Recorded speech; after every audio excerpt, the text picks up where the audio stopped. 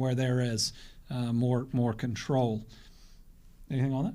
No, and just to remind you that the governor had said he's going to work with industry to create groups so that the industries can help participate in this process. And so that will be work that will fall to other members of the team working with the governor's team going forward. Absolutely. We want to both get what the industries think that they can do.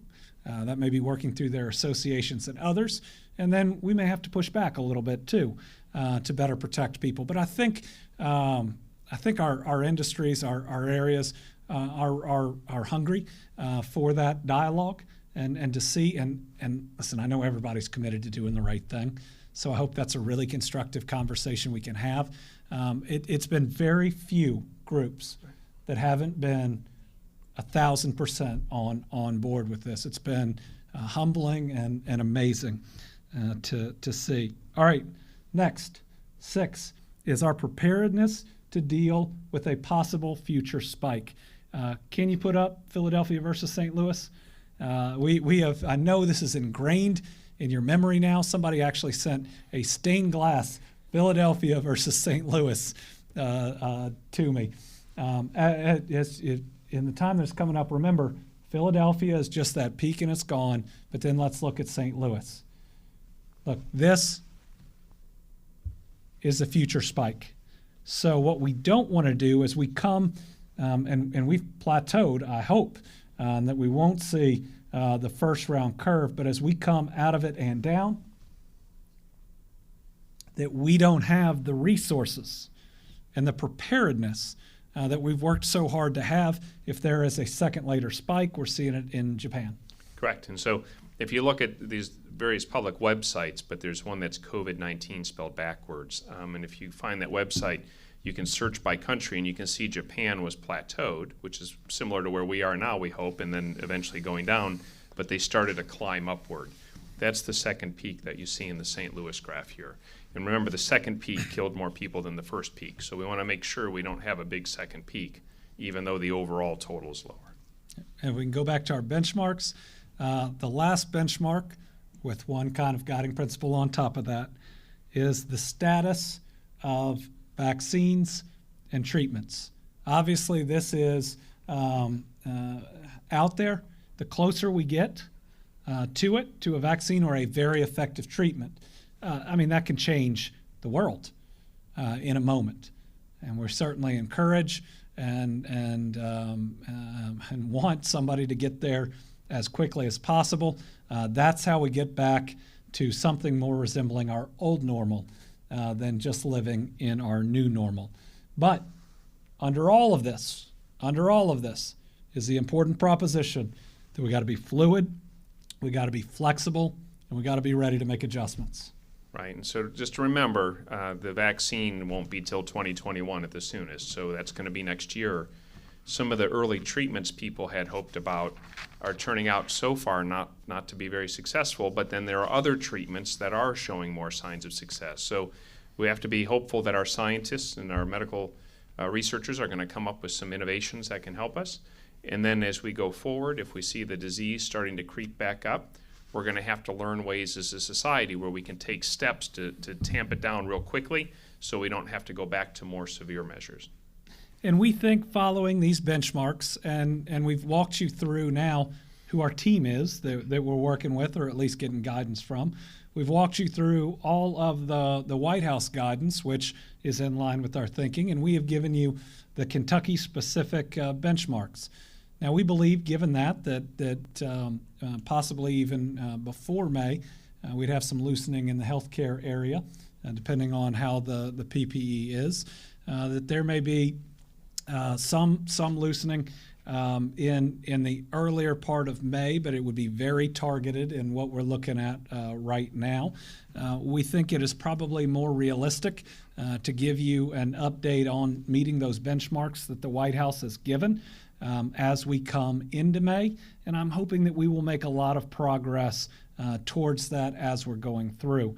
And while I admit that that is not a date certain, I hope it does give you what we're looking at, where we need to be, and again, that I hope we're looking at least until we can do some things, weeks, but that we see the ability to really start opening up in some small ways, maybe leading up to May, and some other small ways in May, and then have a lot more optimism as we get towards the end of it. My comment about healthcare specifically, just for a minute. Thank you. You've done a wonderful job following our requests that if you have minor illness to stay away from in-person services and use telemedicine or the telephone. So thank you. I do want to say, if you think you're having a heart attack, you think you're having a stroke, you think you have appendicitis, please contact your physician or seek medical care. All along we have said that, and I think people's concern, rightfully, to avoid the coronavirus has had some perhaps stay away when they should have sought care. So use good judgment, and if need be, contact your physician for guidance on the phone.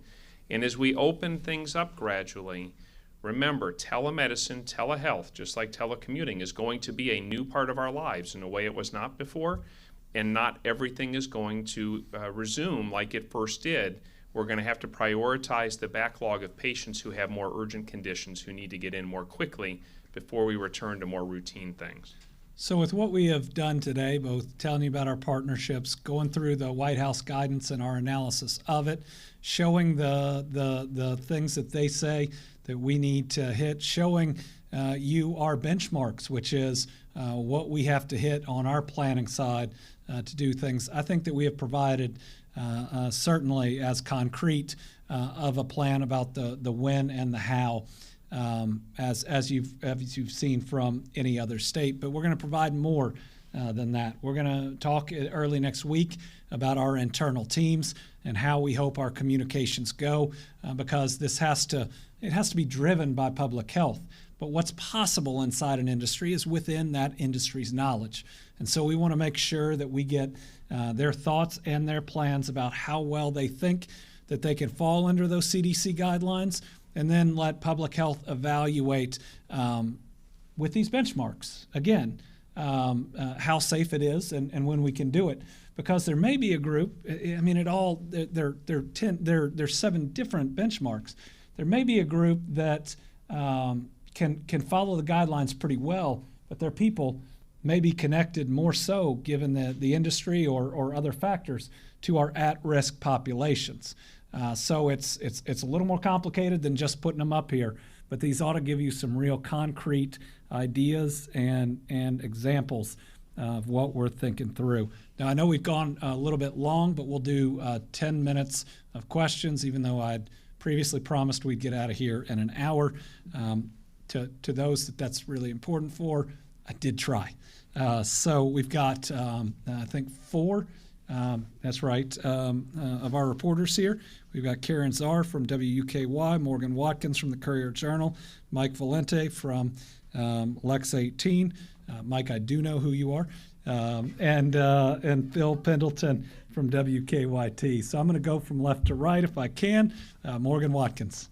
So you mentioned, I just wanted to clarify that we might see some loosening specifically of restrictions on healthcare before May, but in terms of loosening restrictions on things like businesses or the broader things, can you talk a little bit about that? Yeah, the question was about clarifying some of our timing. We hope on the healthcare side that there are some things that we can do potentially even before May, because we got folks coming into the ER that are sicker than they would normally be because of the inability to see some of their providers, provided we have enough PPE, and that's critically important. We want to make sure that we can get people healthier, and that's part of it. I will say, I don't think we're ever going to have the same normal with the success of telehealth. We have seen I don't want to call it an explosion, that doesn't sound positive, but we have seen some really, really positive work with telehealth, and I think that's going to be pretty important going forward, just generally. What we see with other businesses and industry is we hope as we move into May that we'll be able to make some steps even in early May. With a lot of the broader industries, we're going to need more of a back and forth. We're going to get our testing where it needs to be and our contact tracing. So it's going to be a work with us as we meet the prerequisites, which, again, under the White House plan, you got to meet those prerequisites first.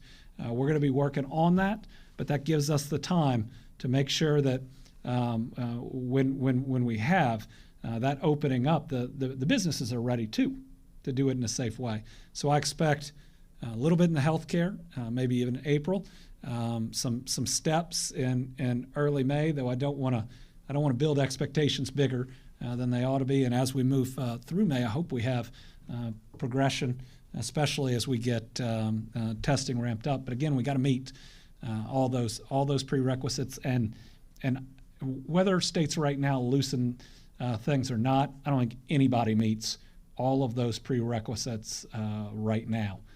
So, I mean, just one, let's point out again, is 14 days of declining results. So we haven't seen that yet, but that's something that everybody can watch, and it'll give us a good idea. Karen. Governor, in looking at these benchmarks, and I know you'd like to go in increments, but do you see in-class learning possible the rest of this year? Question is about in-class learning for the rest of the year. You must have noticed phase one, even in the White House's recommendations. I want to wait to speak to the superintendents on Monday before I make a recommendation there. I think that the White House guidance is pretty telling on that. One question that came in, we received a couple of questions and concerns about Ridgewood Terrace, a nursing facility in Hopkins County, number of cases and quality of care there. Hopkins County has been hit so very hard, and while there are probably a number of causes on it, it shows again what any mass gathering, anyone can do. So long-term care facilities have been one of our major concerns from the beginning. State communicates daily with these facilities through the state. This facility in Hopkins County has 31 positive cases and 4 deaths. And it may be 5 by the end of today, but that would be announced tomorrow. Ridgewood has asked CHFS for assistance. A response team has been deployed to the facility, represented by volunteer medical students, we talked about that yesterday, of UK's College of Medicine, who are supported by certified nursing assistants. Registered nurses will soon arrive to offer more support. Mike. How many people would you need to hire to do the contact tracing? That's a great question. You're not going to ask me for the answer, I hope. No, so the question is, how many people do we need to hire to do contact tracing? And the answer is a whole bunch. And we're looking at models of that right now about where and how they'd be hired. But across the state, I would say that number is over 100, certainly across the state. I mean, this is going to be, until we work out of this, something critically important. And I think a number of dollars from the CARES Act that we're getting to address this virus is going to go into additional staffing. We're working on models right now. We'll come back with what we think is a firm number based on what we need, but also the resources that we have. Phil. You got the field hospitals, I guess, nearly ready, but based on what you've Ready. said, are you thinking now you may not even need those, or what's the status of that? So the question is, with the field hospitals ready, I believe both, if they had to, could take patients today. That's a credit to UK, and that's a credit to the National Guard and emergency management and public health for the one in Louisville. Do we think we will need them? Again, we are in a pandemic that we have never seen before. We have seen spikes in other states where very quickly folks could be overwhelmed. I'm now thinking that is less likely than the nursing home or skilled nursing facility that has just a real immediate need. And what do? Right? Do you potentially sit on the phone for 12 hours? Where's the options, Dr. Stack? So that, again, I want to emphasize, I think we've tried to be very careful this whole hour tonight about normal going forward is not normal going into this. And so when we start lifting restrictions, I want to be very clear, there will be more disease. More people will get infected. That will run the risk of people getting very ill and some people dying. There's a counterbalancing need with people's need to go on with life and people's need to be kept safe. We've recognized that all along. Those field hospitals, we hope we never have to use them. But the fact that this disease will still be with us until we find a vaccine or a way to cure it quickly so people don't suffer harm means we're going to need facilities like that available should this take off in a way we hope we don't ever see. Morgan. phased reopening, that at least for right now, you're really relying a lot on the White House plan as kind of a blueprint for what steps to take and when. So the question is, in what we're doing right now, are we relying a lot on the White House plan as a blueprint? I would say that those benchmarks that we had written before, and the White House's plan came with pretty much the same ones, and that's because they're being driven by public health.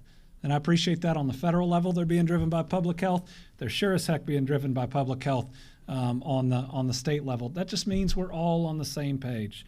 And I look beyond any of the political back and forth when you actually get down into the meat of the guidance and the recommendations. We're all on the same page for what and when it's possible. And I'd say don't just listen to the good stuff, that what makes good TV or good print. Actually look down into the plans, and you'll see just about everybody agrees on the steps we ought to take. Karen. Dr. Stack, a lot of people have asked us, what is considered a good supply of PPE? Because we don't understand potentially, like, per day what would be needed. So let's say we got nothing in, right, from this point on. How long does the PPE that we have, would that last? Right, so I'm working with the healthcare community for us to try to come up with this. So remember, before this all happened, so if you went to just January of 2020, a lot of these hospitals worked on 3 to 7 day just-in-time supply chains. They ordered stuff, it was continuously coming in. They didn't keep lots of inventory on hand. Now we have to live in a world, so we never had to catalog it this way at this scale. Now we live in a world where they're going to have to keep on hand what they need for their 3 to 7 days of operations, and I anticipate there'll be a need for them to keep a separate supply on hand in case there's a surge. But we're in dialogue with them, I'm in dialogue with them to try to come up with something and benefit, like we will with every other industry, for what they think is sustainable and reasonable, and we'll try to find something we can all mutually agree on. But right now I don't know, but when we come up with that, we'll be happy to share it. And I think this country has learned that the ability to domestically produce / manufacture PPE and to store it is an issue of national security. I don't think it was considered that before, but it sure as heck is now. And we got to make sure going forward that we have what we need on hand, because it now seems like things that only happen every 100 years happen a lot faster than that. Mike? I have another question for you, Dr. Stack. We've heard a lot about hydroxychloroquine, but today the NIH is saying that remdesivir is showing a lot of promise. What are your thoughts on remdesivir versus other antiviral therapies? And also, do doctors have broad discretion to diagnose or provide remdesivir to their patients? So I'm grateful for that question. So I think one of the things... Can you repeat it? Oh, yes, I apologize. The question is about various treatments. There was enthusiasm, and the example was used with chloroquine or hydroxychloroquine, perhaps not being shown to be as helpful, and now remdesivir, which is an antiviral, and excitement and enthusiasm about that. I would have to broaden this. I would say we follow what the research community and science community does, and of course, if we find things that are proven, we will share that and disseminate that. The Department of Public Health is not in the business, though, of doing fundamental research and therapeutic development. That's the Food and Drug Administration and the research scientists. We will recommend things when we feel the level of confidence that they work justifies recommending it. I think you heard the science, the medical community hesitant to endorse some of those other treatments early on because the evidence was not yet there. And I think we're finding some of those treatments aren't in fact going to be supported by evidence. Hopefully remdesivir works better. Hopefully immunotherapy works better. Hopefully we come up with even more treatments going forward. But it's too early to endorse any of them. They're all still currently in research stages. Last one, Phil. Based on what you said about the vaccine next year, should Kentuckians be prepared for basically some kind of restriction being in place for the next year? Well, the question is with where the vaccine is, and I don't think any of us really know, except that we really hope, and we really do hope, should we expect to be in any type of position like this next year? I'm going to give my thoughts, and then we'll turn it over to somebody who knows a lot better than I do. I think that if there is not a vaccine by this time next year, first of all, the world will already be very different. We'll still be engaging, if there's not one, in social distancing, not to the extreme that we are right now. We won't be in full healthy at home. though I hope we're always healthier when we're home after this. But the way we work is going to be different. What we do in public is going to be very different. The way we socialize is going to be very different. And so just with a new normal, you would not see first, I think, the same spread because we'd be in a different place. But I also think it would be turning the key to stopping an increase in cases would be a little easier, even though it certainly lags in time. Significant additional testing capacity, ability to trace contacts and immediately quarantine. That's something that none of us have lived through, but it would be very different than what we've lived through right now. I think while if there's not a vaccine next year, we'll still be dealing with this. The way we deal with it will be vastly different, and the disruption to our lives will be significantly less. I'll just say I'm grateful to work for a governor who does most of my work for me, and I don't need to add anything further. I'm glad to have a commissioner of public health that has been patient with me and has helped teach and guide me. All right, folks, I know we went long, but I know that you've been anxious to see what's going to guide us and how we're going to go. I think with this, we've provided you with more information and transparency, which has always been my goal than just about anywhere else. I will always answer your questions and answer them honestly. We are going to work hard to reopen our economy. Nobody wants to eventually move to a period of time where we're not announcing deaths every day at 5 than me. Let's just make sure that we do it smart, we do it safely, and that's what everybody out there wants, including our business communities and others. You have sacrificed so much. You have not just flattened a curve, you're going to create something that we can't even describe probably as a curve by the end of it. What you have done is special, and I believe it's going to be historic. So let's make sure that we are resilient as we are working to slowly move out of this, that we don't let our guard down, that we don't start focusing on the next game until we win this game. Lives are depending on it, and I know you're up to the challenge. Finally, remember, even with all this information out there today, we lost Kentuckians today. Their families are going to be mourning, and let's make sure that we give them the respect. Our flags are still flying at half staff because we've lost over 100 Kentuckians. Let's make sure that we light our houses up green, ring the bells at 10 o'clock tomorrow. We're going to end with a little video, a little inspiration for all of us. We need to keep our spirits up to make sure that we win this fight. We're going to get through this. We're going to get through it together.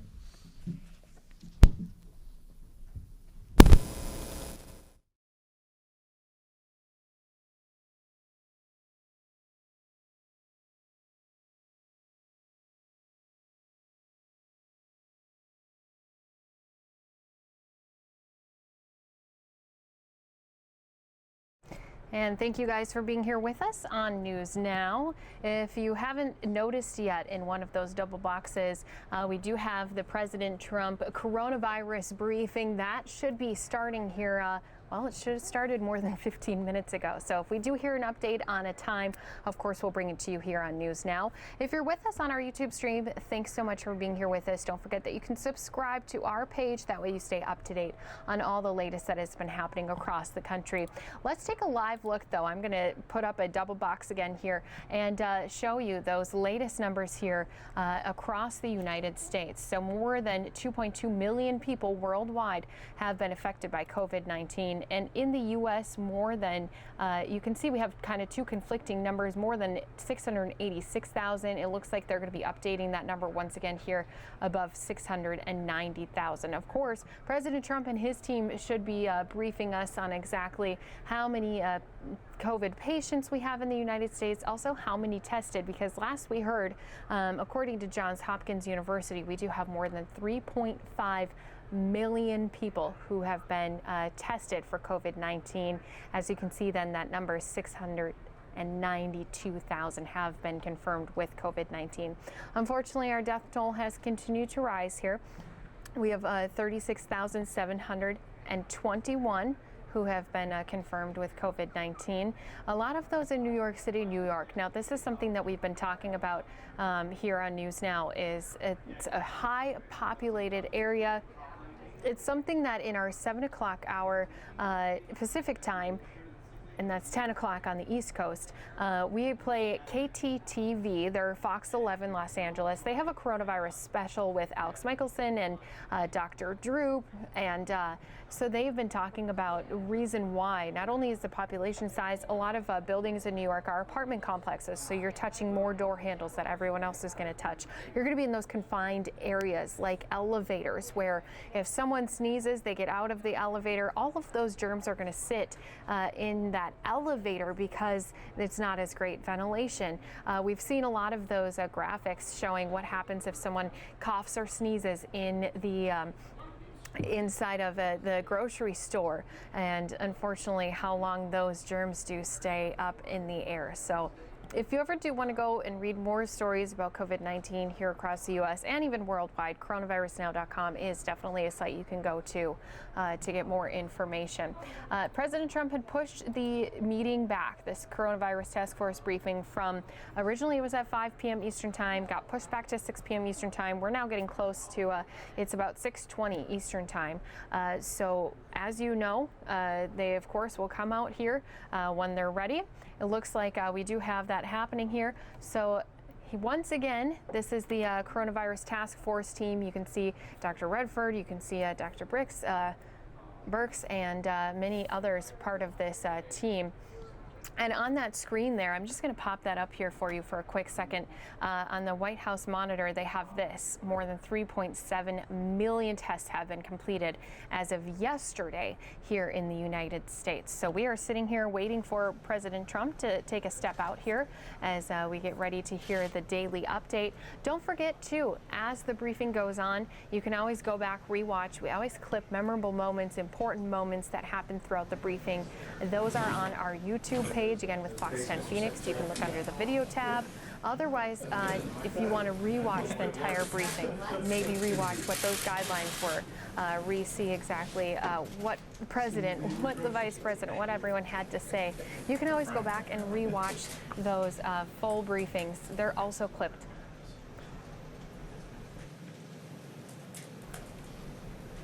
So just one last reminder, if you're with us on the YouTube side, things are getting underway here.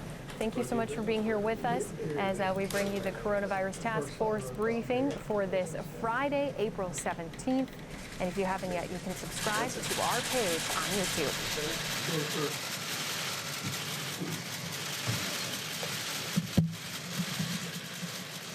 Thank you.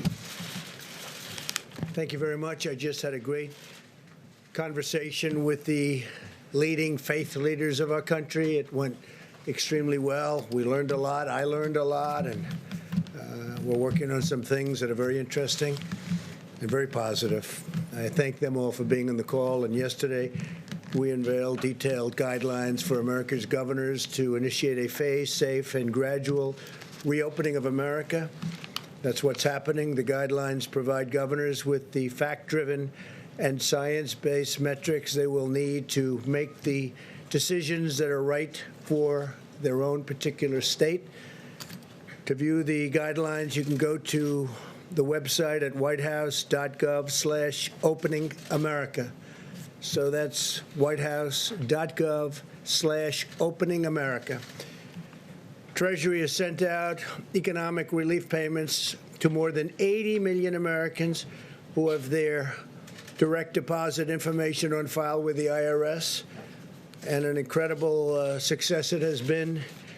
If you have not received your check, please visit irs.gov, get my payment. How about that one?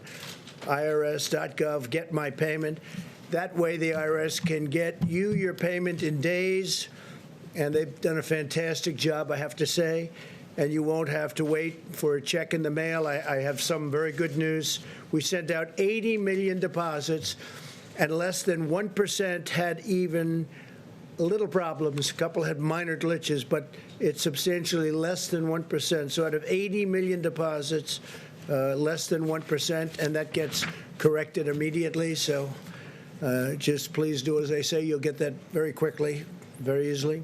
Today I'm also announcing that Secretary Perdue, who happens to be right next to me, handsome man, and the Department of Agriculture will be implementing a $19 billion relief program for our great farmers and ranchers as they cope with the fallout of the global pandemic. Very honored to be doing this. Our farmers, ranchers, we have, these are great people, great Americans. Never complain. They never complain. They just do what they have to do. The program will include direct payments to farmers as well as mass purchases of dairy, meat, and agricultural produce to get that food to the people in need. The USDA will receive another $14 billion in July that will have funding to continue helping, and this will help our farmers and our ranchers, and it's money well deserved. So not only were they targeted at one point by China, and that was over a period of time, and you saw that happening, and they never complained, but that worked out very well. $12 billion they got, and $16 billion they got, and now it's $19 billion. And I'm just going to ask Secretary Perdue to explain exactly how we're going to handle it. Thank you. Well, Mr. President, you may remember earlier this year, you tweeted a message to our farmers and ranchers that no matter the circumstances, you pledged to stand behind them. And while none of us could ever have anticipated this type of pandemic that we're currently in, I think today's announcement is proof that you have our farmers' backs and that you will continue to do what it takes to support them, and they are very grateful. We've heard a lot recently, all of you, about our food supply chain. I think America now knows that more than ever that the wholesome food that our families depend upon and starts with America's farmers and ranchers.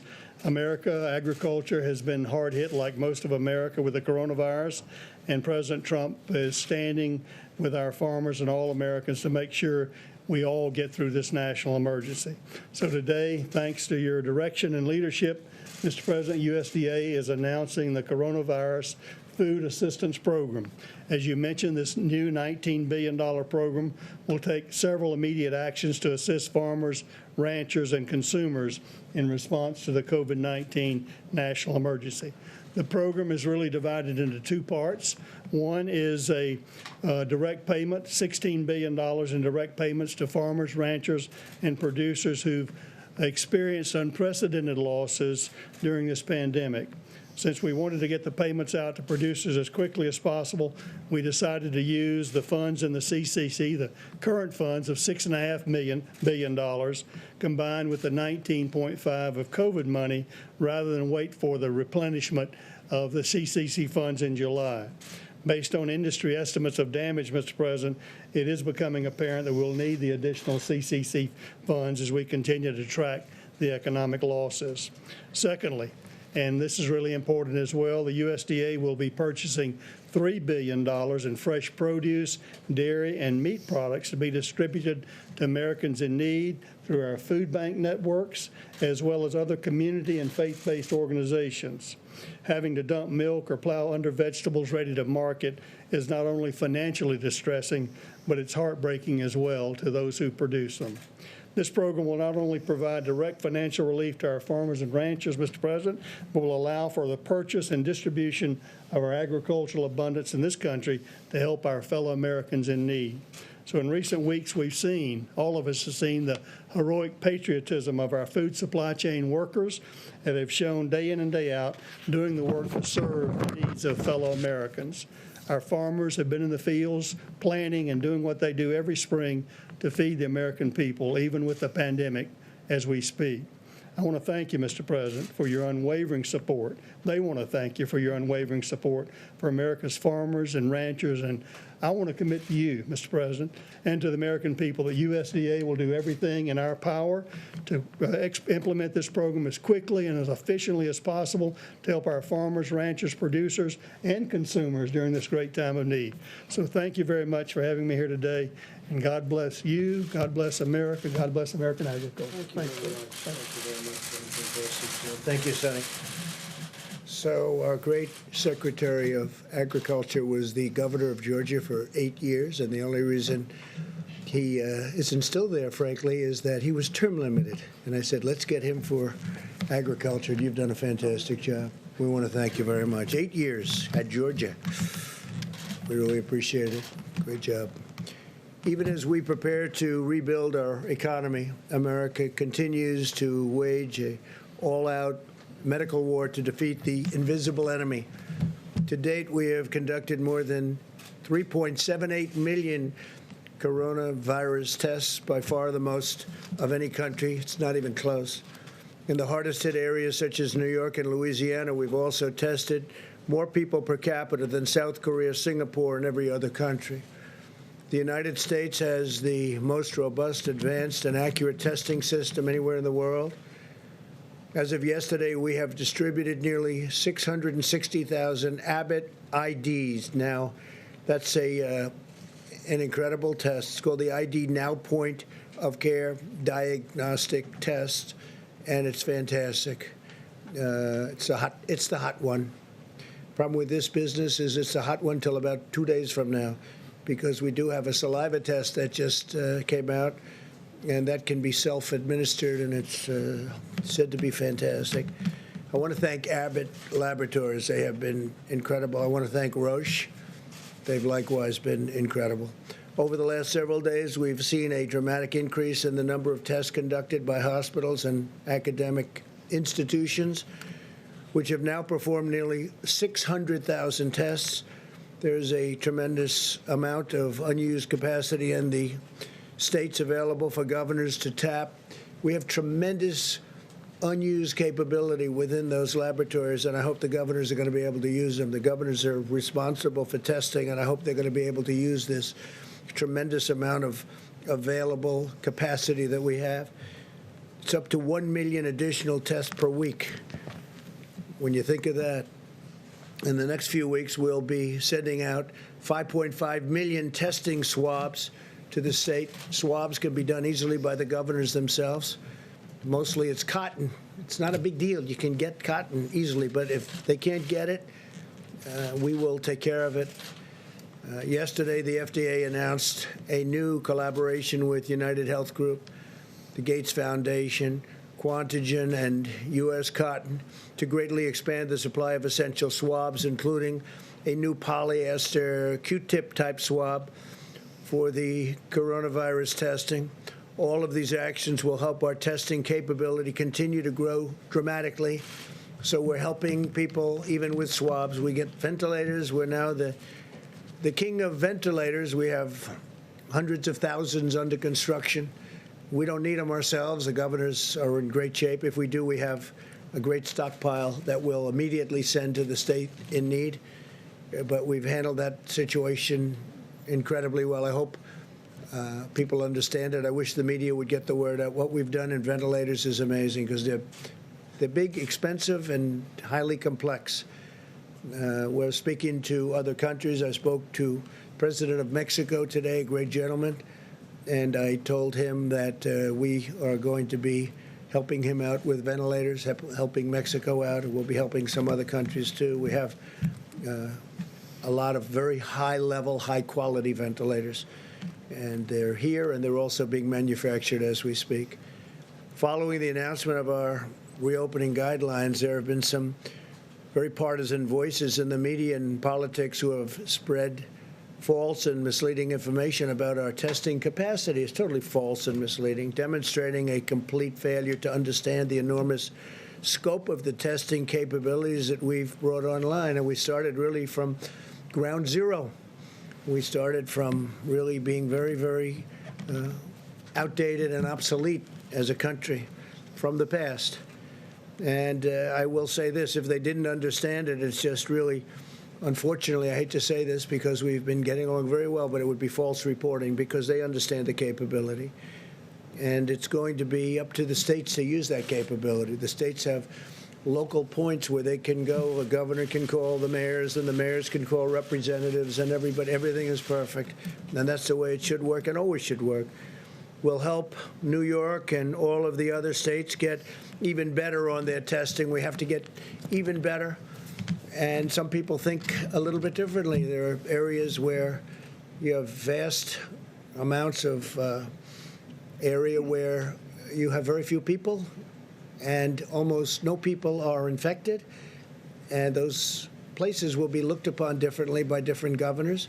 And I think you're going to have a lot of news coming out about that over the next few days. I think certain states are going to come online, and they're going to start the early stages of the puzzle that we're putting together. And it's going to be together sooner rather than later. A lot of really incredible things are happening.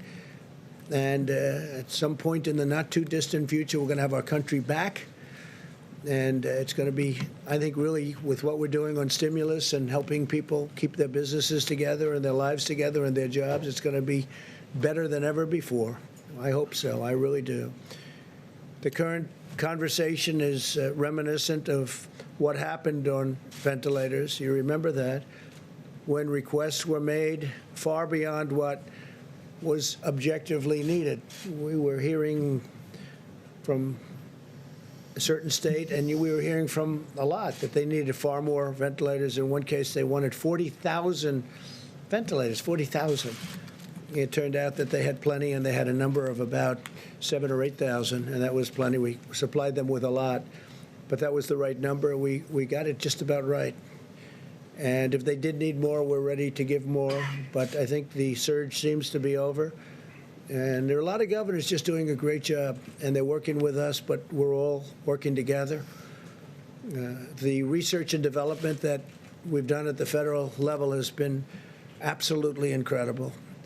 The media will be accepting of these figures when they get to see the end result. I think they're going to see it, and I think they're already seeing it. That includes not only ventilators, but beds. We built, in most cases, far more than they even needed.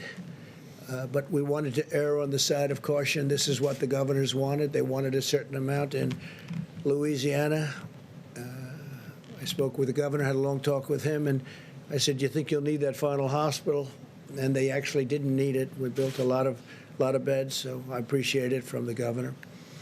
And we saved building a hospital. In New York, we did, I think, just a spectacular job at the Javits Center. And even sending the ship up we brought it into COVID, but they didn't really need it. It didn't get much use, but it was there and ready. It wasn't supposed to be used for that purpose. We changed it into that purpose. And it was there, ready, willing, and able. Same with Javits. But they didn't quite need the rooms that the beds that we produced. So we produced almost 2,900 beds, and I think I'd rather tell you that we were over-prepared than we were under-prepared. And that was a good faith effort by New York, I have to say that. A very good faith effort, but it's nice that we didn't need that instead of needing it. It was not very occupied, but it was ready to go. Still there should something happen, but I think they have it under very good control. As you'll hear from our experts today, we've already built sufficient testing capacity nationwide for states to begin their reopenings. And I think you'll be hearing a lot about reopenings in the coming weeks and months. Most excitingly, in the coming weeks, I think you're going to see some very, very dramatic steps taken, and very safely. We're putting safety first. We may be opening, but we're putting safety first. And when you look at the numbers, when you look at the possible number of deaths at 2.2 million people, and it could have very well been that. It could have been more. Frankly, I've been looking at numbers where it could have been higher than that. 2.2 million people dying. If you figure we lost 500,000, maybe 600,000 in the Civil War, 2.2 million people. A minimum, if we did nothing, would have been 1.6. If you cut that in half, you're talking about 800,000, 900,000, a million people dying. But we did a lot of work, and the people of this country were incredible, I have to say. And I think we're heading to the other category, and that would be if we did work and if it was successful. They had between 100,000 and 220,000 to 240,000 on the upside. And I think we'll be substantially, hopefully, below the 100 number. And I think right now we're heading at probably around 60, maybe 65,000. And one is too many. I always say it, one is too many. It's a horrible thing that happened to our country.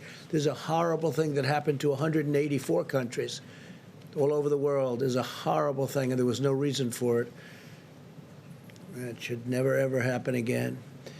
In a few minutes, you'll be hearing from Dr. Redfield, Dr. Fauci, Dr. Birx, and Admiral Guar to explain these facts in really great detail.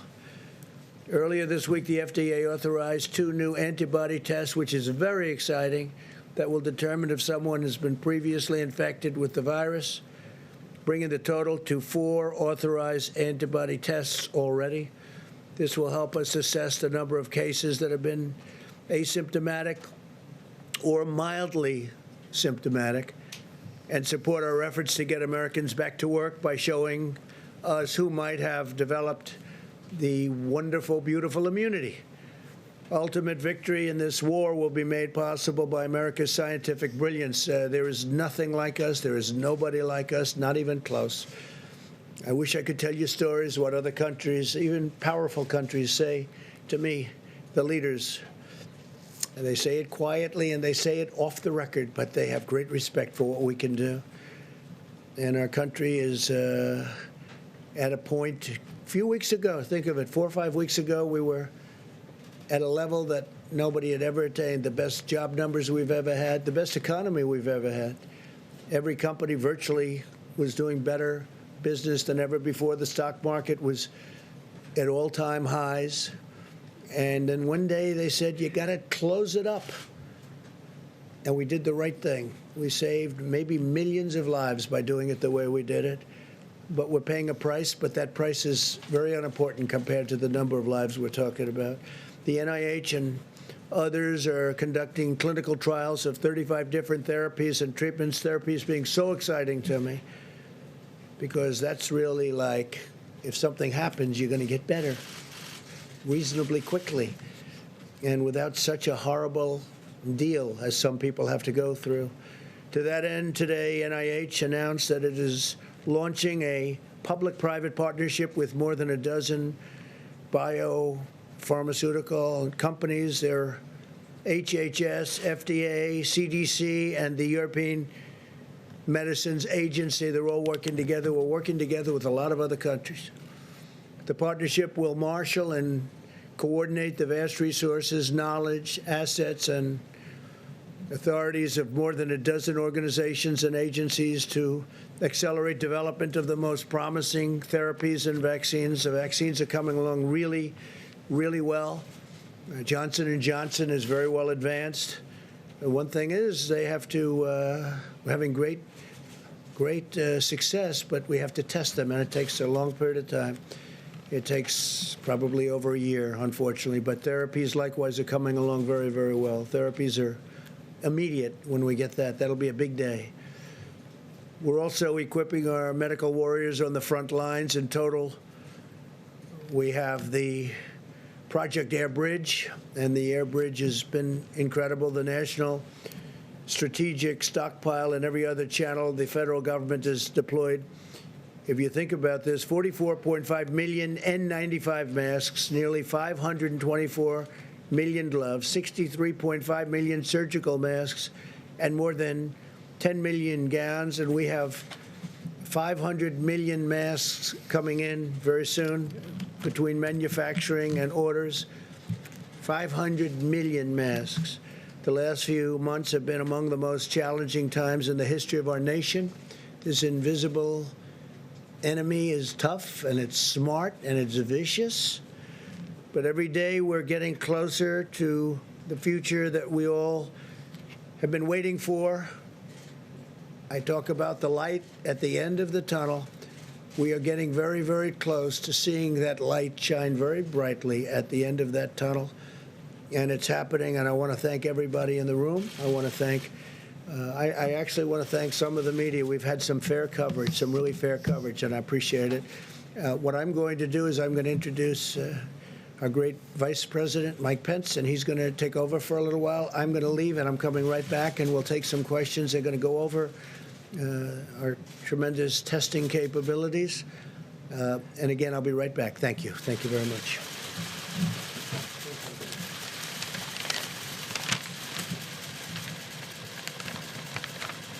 Thank you, Mr. President, and good afternoon, all. Today, as the President just reflected, it remains a challenging time in the life of our nation. But because of the extraordinary efforts of the American people, because of the strong partnership the federal government has forged with states across the country, we're making progress, America. Despite the tragic loss of more than 36,000 Americans, according to our best data reporting this morning, we continue to see new cases low and steady on the West Coast, and we continue to see cases and hospitalizations declining in the greater New York City area, in New Orleans and Detroit, and elsewhere. This is a tribute, first and foremost, to our health care doctors, nurses, all of those working on the front lines, but it's also a great tribute to the American people who have put into practice the social distancing, the guidelines, the guidance of state and local officials. And we hope that every American is encouraged by the steady progress that we are making. We're continuing to bring, at the President's direction, the full resources of the federal government to bear. Today, the President approved a major disaster declaration for American Samoa, and now all 50 states and all territories are under major disaster declarations for the first time in American history. At this present moment, 33,000 National Guardsmen are on duty. 5,500 active duty military personnel have been deployed to 9 states, including 716 medical professionals, doctors, and nurses who deployed out to 14 different hospitals today. Among those were 10 hospitals in New York City, and military personnel were also serving today in hospitals in Connecticut, Texas, Louisiana, and New Jersey. Yesterday, as the President reflected, we unveiled the President's guidelines for opening up America again. There were 2 parts at the beginning of those guidelines. First, the criteria that we hope will guide governors in their decisions about reopening their states on either a statewide level or a county level. And then also we outlined what we believe would be the most important state responsibilities to have in place before moving into a reopening plan. For Phase 1, the President's guidelines, you'll recall, advised that states that have a downward trajectory in cases over a 14-day period of time and ensure that they have proper capacity in their health care facilities could move to Phase 1 with the easing of some of the social distancing and the criteria that have been in place. But for states that meet the criteria, we outlined specific responsibilities, protecting workers in critical industries, particularly protecting the most vulnerable, those who live and work in senior care facilities. And we also encourage states to have a plan for testing symptomatic individuals and ensuring testing to our most vulnerable populations. As the President has made clear, governors will decide the time and manner that their states reopen, and we will look to support them in that effort. But as we assured the American people yesterday, at the President's direction, our administration will continue to work with governors across the country to ensure that they have the equipment and the supplies and the testing resources to reopen safely and responsibly. On the subject of supplies, today we issued a letter to our nation's governors summarizing all the medical equipment and supplies that have been distributed to their state from FEMA between the 1st of this month and April 14th through Project Air Bridge and through the Commercial Supply Network. We'll be speaking with our nation's governors on Monday and detailing that information at that time. As of April 16th, as the President reflected briefly, FEMA has coordinated the delivery of millions of pieces of medical equipment, including 44 million N95 respirators, 63 million surgical masks, more than 10,000 ventilators, and of course deployed more than 8,600 federal medical station beds. On the subject of testing resources, we're going to take some time to speak about our administration's approach in partnership with states to continue to expand testing across the country at this briefing. But from the very outset of this epidemic, President Trump made efforts to essentially reinvent testing in America. The traditional testing in this country that takes place at CDC or at state labs was designed for basically the kind of diagnostic testing that is routinely required. But the President early on in this effort brought together the leading commercial labs in America. We forged a public and private partnership. And 6 weeks ago, we had performed some 25,000 tests. And at this day, we have performed 3.7 million tests. We believe that labs and hospitals are now performing more than 120,000 tests a day. And we've actually stood up a team from Walter Reed under the direction of Dr. Deborah Birx that is working around the clock to identify additional testing capacity across the country. We believe that states could actually more than double the amount of daily testing that is happening today by simply activating all of the labs. And Dr. Birx will detail some of those resources today, and we'll be going over those very specifically with governors on Monday. We've also been promoting the development of new and innovative tests. We all know about the 15-minute Abbott test, but the FDA is currently working on an antibody test that literally could add 20 million new tests to our supply even before the end of April. I want to assure the American people that we're going to continue to work with your governors and with your state health officials to scale testing in the days ahead. But as you'll hear from all of our experts tonight, our best scientists and health experts assess that states today have enough tests to implement the criteria of phase 1 if they choose to do so. Let me say that again. Given the guidance in the President's new guidelines for opening up America again, states that meet the criteria for going into phase 1 and then are preparing the testing that is contemplated by going to phase 1, our best scientists and health experts assess that today we have a sufficient amount of testing to meet the requirements of a phase 1 reopening if state governors should choose to do that.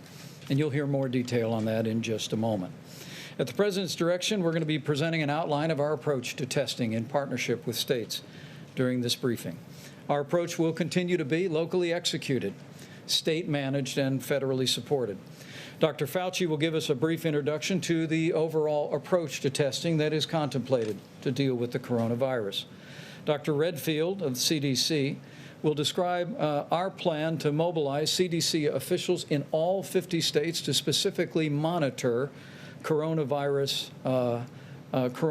incidents that occur in every state in the union. Of course, Dr. Deborah Birx will describe not only our tests, but also the current capability and the capability that we could expand to very readily. And Admiral Giroir of the U.S. Public Health Service will summarize our approach. But I want to assure the American people that at the President's direction, we are going to continue to work every single day to make sure that our states and communities have the testing they need to reopen at the time and manner of their choosing. And we're going to work every day to make sure our states have the resources and the supplies to reopen their states and reopen America in a safe and responsible way. With that, Dr. Fauci.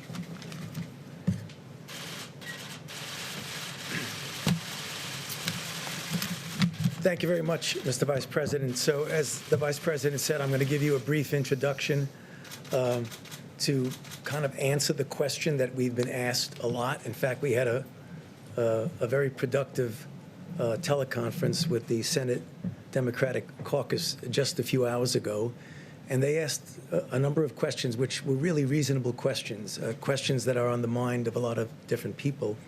And one of them was the question that was just posed a moment ago, is are there enough tests to allow us to be able to go through this first phase in a way that is protective of the health and the safety of the American people?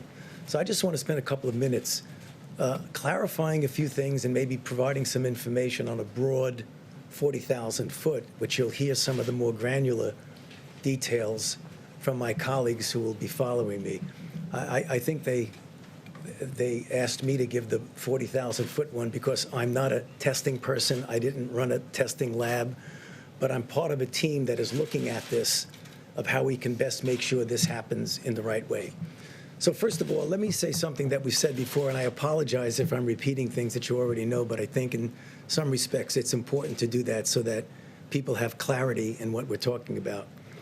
There are two general types of tests, even though within each general type there are different subgroups. One of them is to actually test for the infection. Is a person infected? The other, and I'll get back to that in a second, the other is to test, as was just mentioned, if someone has been infected. Usually someone has been infected who has recovered, and as I'll get to in a moment, that you could assume, although we need to do some more work on that, that person is actually protected against subsequent exposure and infection with an identical organism. So what are some of the pluses and minuses of each? Because the pluses and minuses are really going to impact how we best use the test and how the test actually should be used. So let's take the test for whether or not you're infected. The test of whether or not you're infected is a test that right now is called a nucleic acid test. It's not an easy test to do. There are some that are more rapid. There are some that have a high throughput. There are different groups within that. The good news about that is that it's a sensitive and specific test, so that if you're infected, you know you're infected, so that, as I'll get to in a moment, if you need to do something with that, get that person, put them in care, take care of them, get them out of circulation. That's important. The part about that I think is often misunderstood is that if you get a test today, like I did today, it's negative. If you get a test today, that does not mean that tomorrow or the next day or the next day or the next day, as you get exposed, perhaps from someone who may not even know they're infected, that means that I'm negative, which means if you take that to its extreme, in order to be really sure, you would almost have to test somebody either every day or every other day or every week or what it is to be absolutely certain. That's an issue. Now, the problem that I talk about when I try and compare this to other situations with what testing means to you, as I think most people know, have been involved in HIV/AIDS for 38 years, 39 years, from the very first week of HIV. So that's what I do. If you get a test for HIV and you are negative and you do not practice any risk behaviors, you can be guaranteed that next month, 6 months, 1 year from now, you will be negative if you don't have a risk behavior. So there's a big difference there about what testing actually means. So the point I think you're getting is that although there is clearly a place for needing to test somebody for a given reason, a test means you're negative now. Now, the other test is an antibody test, a test that tells you, in fact, that you've been infected. That's really good. You're going to hear a bit about that from my colleagues in a moment, because that will give you a broader view of two things. One, what the penetrance of the infection had been. And number two, you can make an assumption, though we still need to prove that. I mean, we are assuming that if you're infected and you have antibody, you're protected. And I think that's a reasonable assumption based on our experience with other viruses. But what we want to make sure that we know, and these are some of the challenges, what is the titer that is protective? How long is the protection? Is it 1 month? Is it 3 months? Is it 6 months? It's a year. So we need to be humble and modest that we don't know everything about it, but it really is an important test. The other thing is the difference between testing and monitoring out there, what's out there.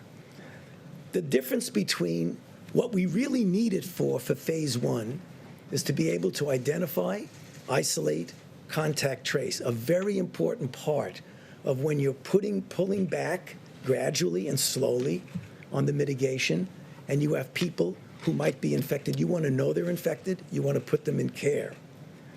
That is something that we absolutely need to do. But there are other ways. I want to make sure people understand that not to underestimate the importance of testing.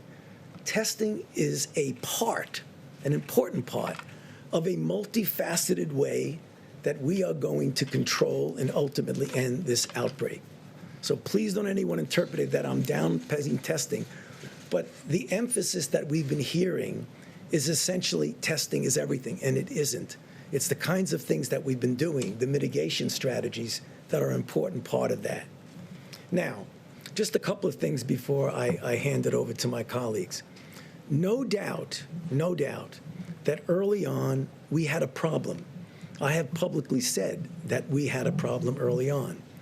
There was a problem that had to be corrected, and it was corrected. It was a problem that was a technical problem from within that was corrected, and it was an issue of embracing the way we have now and should have the private sector, who clearly has the capability of making and providing tests at the level that we will need them for any of the things that I've just spoken about. So, having said that, right now, I totally understand, and I'm not alone, my colleagues understand, that although we say there are X number of tests out there, and you're going to hear from Admiral Giroir about that, the fact is there have been and still are situations that are correctable and will be corrected, and some of which have been corrected. I know I get on the phone a lot with my colleagues because, believe it or not, some long time ago, I was where they are in the hospitals, in the emergency room, looking at very sick individuals that you need to take care of. And I know what it means when someone tells you, hey, you have what you need, and you look around and you say, well, maybe you think I have what I need, but I don't really have what I need. So we have to figure out, how do we close that gap? And there are a lot of things that I think we've learned and that we are correcting and going to correct. Namely, you have a situation where tests are needed and appropriate, and either people have found there's no tests, or there's no reagents, or there's no swabs, or a person needed a test and were told that there was a restriction, they couldn't get a test. These are all the things that I'm telling you, you already know because you've heard them. So right now, or there's a delay of 5 to 7 days, and what does that mean if you want to get somebody out of circulation? We understand that that existed, but upon careful examination, what you are going to hear, that many of those have been already corrected and other of those will be corrected. Because what I think people don't appreciate through no fault of their own is that there are two issues. There's supply and demand. And if you have a supply that can meet the demand, but the supply is not connected to demand, then supply-demand falls apart. What do I mean by that? I mean there is existing capacity that we have that for one reason or other maybe has not been fully communicated as to the availability of that existing capacity, and you're going to hear about that now. There's production capacity that gets better and better and better. And that's what we're talking about, because for what we need now, we believe that with better communications, we'll be able to make that happen. So I know there's going to be a lot of questions about that. I don't want to go on too long, but let me just finish by saying, given what I've just said and what I believe what you're going to hear, that for what we need in the first phase, if these things are done correctly, what I believe they can, we will have and there will be enough tests to allow us to take this country safely through phase one. Thank you. Thank you, Dr. Redfield. Thank you, Mr. Vice President. I want to make a few comments here. First, I want to talk a little bit about CDC has developed multiple systems to monitor disease outbreaks. I think many of you are familiar, for example, how we monitor for foodborne illness or how we monitor for antibiotic resistance in hospitals. But we've also developed a system to monitor for upper respiratory tract disease. If I can get the first slide there. This is an example because when we talk about what we know about this current pandemic, the reality is we know a lot because we've developed these monitoring systems. up on the slide is a system that we've developed initially for flu. And what it does, as you can see, there's a multiple different flu seasons, and they track them over the course of a year. I want you to look at the red line, and that happens to be this year's respiratory season. And you see there's a peak there up over the 50-52 week. And that peak was when we actually had a peak of influenza B. This year was a little different because after that, viral syndrome came down, and you can see it, that actually we had another peak. And that's when influenza A was active through our country. And you can see influenza A started to drop, but then you saw a third peak. That peak was, you were looking at the coronavirus 19. So we have systems all the way down to the county level that we can see where there's respiratory tract illness. And so it's not just taking a test, it's monitoring these systems that have been developed over decades. And we have multiple ones. We have another one that is monitored in emergency rooms, looking at syndrome diagnosis. And they show the same thing. So we're well equipped to monitor to see when respiratory tract viral disease will come, and becomes a very good surrogate for when you can begin to understand that we need to start looking more etiologically about what's going on. You can see now in week 15, we're really coming down to the baseline background in terms of our flu surveillance system from the overall coronavirus situation right now. The second thing I wanted to say is that CDC continues to enhance the state's public health capacity to accelerate their ability, as Tony talked about. It's critical as we open America again, to diagnose individuals that present with influenza-like illness or coronavirus-like illness, to diagnose them, to be able to isolate them, and to be able to contact trace around them, and then diagnose the contacts and those that are coronavirus positive to go back and do their contacts. This is the traditional public health approach, which was started in this outbreak in January and February and was quite successful. When, as I mentioned before, through February 27th, this country only had 14 cases. We did that isolation and that contact tracing, and it was very successful. But then when the virus more exploded, got beyond the public health capacity. But right now, CDC is enhancing that public health capacity. And if I can get the second slide, I want to show you that this is just showing, as we sit here today, that CDC has embedded in these health departments in all of these states across this country more than 500 individuals. We also have an additional almost 100 individuals that are working on more than 20 coronavirus outbreaks that are going through all these states. And finally, at the direction of the president, we've been asked to further enhance this deployment in each of the states, as the vice president said, so that there's additional public health personnel to help accelerate the state's ability to basically move forward aggressively, and we assist them so they can operationalize the president's guidelines to open up America again. So I just wanted to make those points for you today. Great job. Thank you. Dr. Birx? Thank you, Mr. Vice President, and thank you, Dr. Fauci and Dr. Redfield, for all of that clarity. If we can have the next slide. I'm going to go back to what Dr. Fauci was talking about, just to emphasize those points about the two types of tests, and I'm going to talk about a third one. So first, we all know about sampling in the front of your nose. To all of the labs out there and to the providers, you don't have to use the nasal pharyngeal swab anymore. You can do front of nose sampling. And again, as Dr. Fauci talked about, that is sampling for the virus itself that replicates in your nose and, as we know, throughout some of the respiratory tissues. The second test is, of course, then your immune response to that infection that's in your nose. And so that's the antibody test. And so those are the two tests we want to talk about. But I want to come back to something that both Dr. Fauci and Dr. Redfield said. and we covered yesterday.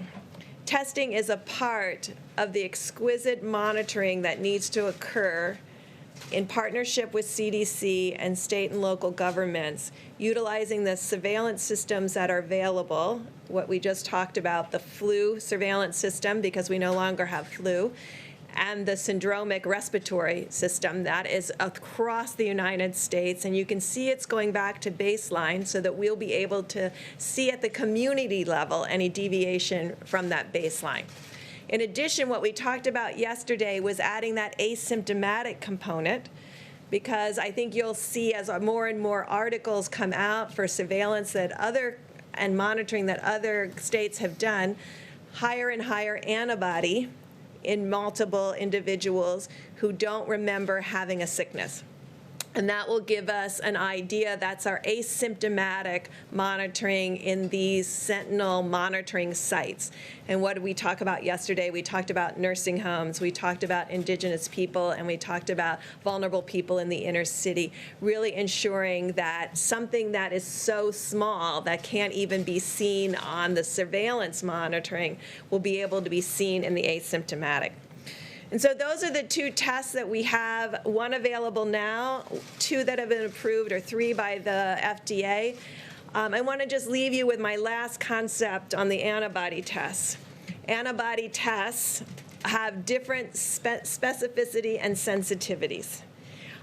The FDA, their FDA has been very cautious about the antibody test, because I know you see reports every day of countries that have ordered the antibody test and found that they were 50, 60, 70% faulty. So we're taking that very seriously, because you never want to tell someone that they have an antibody and potential immunity when they don't. And so those tests perform better when there's a high prevalence or high incidence of disease. So we want to work with mayors around the United States as those antibody tests become available to really see what it is in first responders and healthcare workers in the highest prevalence states, so that we can know about the quality and the real life, real field experience of those assays. Because things can look very good in the lab, and then when you take them into the field, sometimes they're not as good. I've learned this lesson repeatedly in working around the globe. The next slide. So this is what we have asked commercial and diagnostic companies to be working on. Because when you talk about multi-millions worth of tests, the way we do this in the United States today for strep, for influenza, and for malaria is we test for the antigen. Now, we don't know right now if you shed antigen in the front of your nose. And so that is the question that scientists and companies are working on right now, because that becomes a simpler test. Now, the flu test, I think many of you will look it up tonight. You will see that outside of the flu season, because of the specificity of the test, it doesn't work so well. So these are tests we're working on today that would be like a screening test, because if you're positive on it, it's a good test. But it may miss that you actually have the flu. So then you would move into what we call the nucleic acid test. So we're trying to build an algorithm of tests that bring the full talent of the science of the United States into the reality of the clinic. And so bench to clinic. And so this is what we're working on for the future. Next slide. So as I promised both the senators and the governors, this is the United States' current platform capacity. Designated as high and low throughput. And what do I mean by that? We've talked about the high throughput platforms of Roche and Abbott and others. And then we've talked about the Gene Expert and other machines that may be moderate to lower throughput.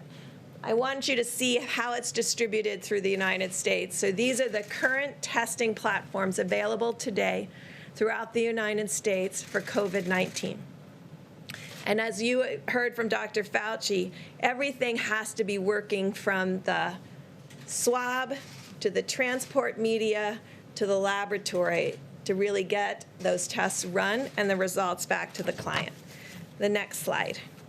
So then we've looked at all of the testing capacity from those platforms, and this gives you an idea of what that capacity is. The darkest red that you can see, like in Texas and New York, those are states that have lots of different platforms, as you saw on the prior slide, and the ability, if you just add up the platforms and the potential for test, of over 1 million tests per month. And so this is what we're working with each of those states on unlocking that full potential. And how are we doing that? Well, we're calling on the American Society of Microbiologists. They work closely with 300 lab directors around the country. We talked with them this morning. And the Walter Reed team, who developed the entire HIV testing program for the military 35 years ago, I've called them back into service, and they're calling lab by lab to find out what are the technical difficulties to bring up all the platforms that exist in your lab. Is it swabs? Is it transport media? Is it extraction? And I just really want to thank them. They've already worked through over 70 plus of those laboratories to really understand, and the American Society of Microbiologists and the academic societies of the laboratories are working together to ensure that all of this potential can be unlocked. Next slide, please. We talked a little bit yesterday about New Orleans, and the president talked about how many tests New Orleans has done during its outbreak, which you can see now is waning. They've done throughout the last month 27 tests per 1,000 New Orleans and Louisianians. So 27 per 1,000. So that is a good mark, and that's what Italy has done, about 20 per 1,000. So in evaluating an outbreak, and really to get control of this outbreak, they did about 27 tests per 1,000. So using that as a measure, next slide, we then looked at across all the states of the United States of America and looked for states that had 30 or more, ability to do 30 or more tests per 1,000 of their inhabitants in each state. And you can see that across the country, except for Oregon and Maine and Montana. I worked overseas way too long. Thank you all. So those are the 3 states that we're working on building capacity in. So this is just to give you a perspective of how seriously we're taking the testing issue. As we've described, we've measured every single platform in every single state. We know exactly where they are by geography, by address, by zip code, what their capacity is, what their cumulative capacity is, what their roadblocks are on not ability to run all their full capacity. And we're addressing those because each one of those is different, and you have to address each of them one by one with the governors, with the state and local labs, and with all of the hospitals. I have not come across one laboratory or one laboratory director or one society that doesn't want to contribute to solving this issue of testing and ensuring that this testing is available for everyone. There is a strong, just as all the Americans have social distanced in behind everyone, we don't often talk about the laboratories, we'll talk about the nurses and doctors on the front line. Behind all of them are the laboratory technicians and laboratory directors who are coming in every day and putting things together to ensure that every single person that needs to be diagnosed is diagnosed. And hopefully you can see from these these slides, that really there is capacity out there. It is our job working with the states and having the state in the leadership role and the laboratory directors in the leadership role to provide support to ensure that all the potential for testing in the United States is brought to bear. I just want to end with, these are nucleic acid tests. There will never be the ability on a nucleic acid test to do 300 million tests a day or to test everybody before they go to work or to school. But there might be with the antigen test. And so that's why there's a role for nucleic acid tests, there's a role for antibody tests, and there's a role for the future development of these other key tests to bring the full ability to the United States. And so when we finish this, we'll be talking to all Americans because there's other tests that other Americans should have. And I think this has really brought to light the importance of diagnosis. And we'll talk to you further about hepatitis C and TB and other things that we can do to ensure every American is healthy, because I think this has really raised the awareness among all Americans about how you do tests for different kinds and different parts of your disease state, and what is long-lasting immunity and what may be long-lasting immunity, and what is a nucleic acid test and what an antigen test is. And with that, Admiral Giroir. Great. And let me amplify one point as the Admiral steps forward to conclude his remarks about our approach and the efforts we put underway. Governors across the country have been working very closely with us to roll out the level of testing that we have today. And all the information we presented to you is going to be reviewed in the days ahead with all of our governors. Our objective is to connect every one of America's governors and state health officials and to all of the labs that are currently able to do coronavirus. But as Dr. Birx, Dr. Fauci both described, we believe today that we have the capacity in the United States to do a sufficient amount of testing for states to move into phase 1 at the time and manner that they deem to be appropriate. With that, I'll allow Admiral Giroir to complete our briefing on testing, and we expect the President to return. Thank you, Mr. Vice President, and thank you to all my really great colleagues.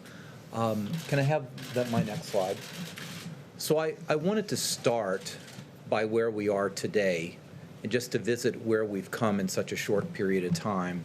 As everyone on the stage has said before, our testing right now is well over 3.78 million tests that have been completed. And if you are impressed by bar graphs, that's over 1.2 million tests reported just in the last week. Ambassador Birx talked to me a little earlier, and she said, you know, we only do about 2 million molecular tests a year for HIV, something that's been developed for 35 years. We're now doing twice that number of tests in a month for a disease that has never been known before, that there's never been a test developed before, and that's sort of where we are and where we've ramped up. I also want to give you a little idea. The lighter blue or lighter gray is our ID Now tests. So we talk about them a lot because they are a point-of-care test that can be between 5 and 15 minutes. And they have a very specific role, but they're not for everybody.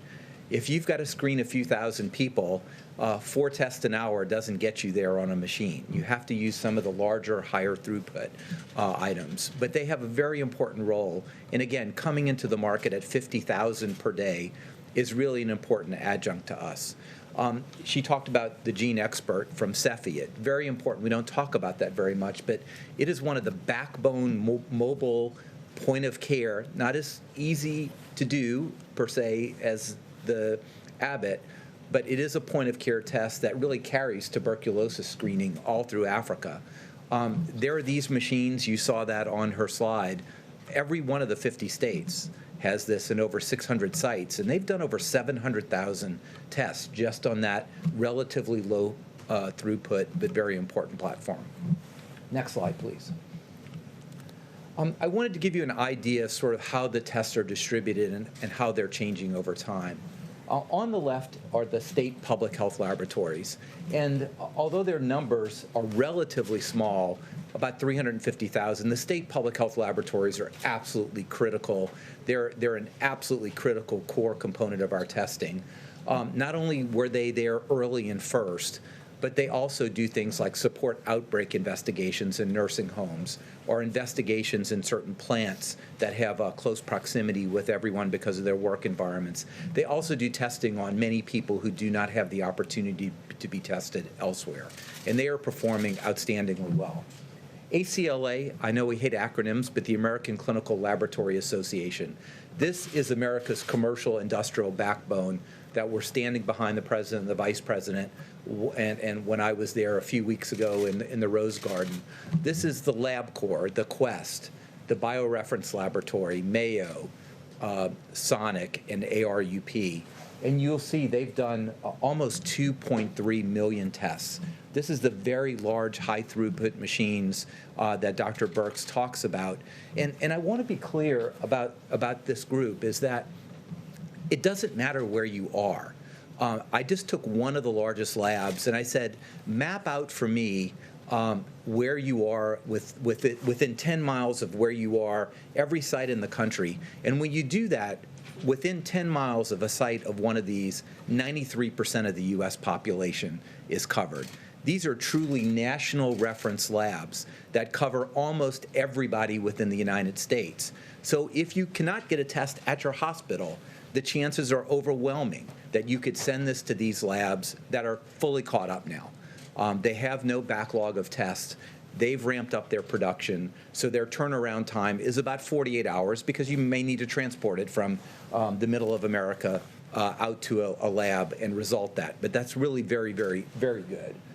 The American Hospital Association, also academic labs. As the Vice President and the President have said, as more and more labs come online, they're increasing the amount of testing that are done just at the hospitals or at academic medical centers, now almost at 600,000 tests. And again, matching the other slide I had, the Abbott point-of-care test, just to give you a distribution.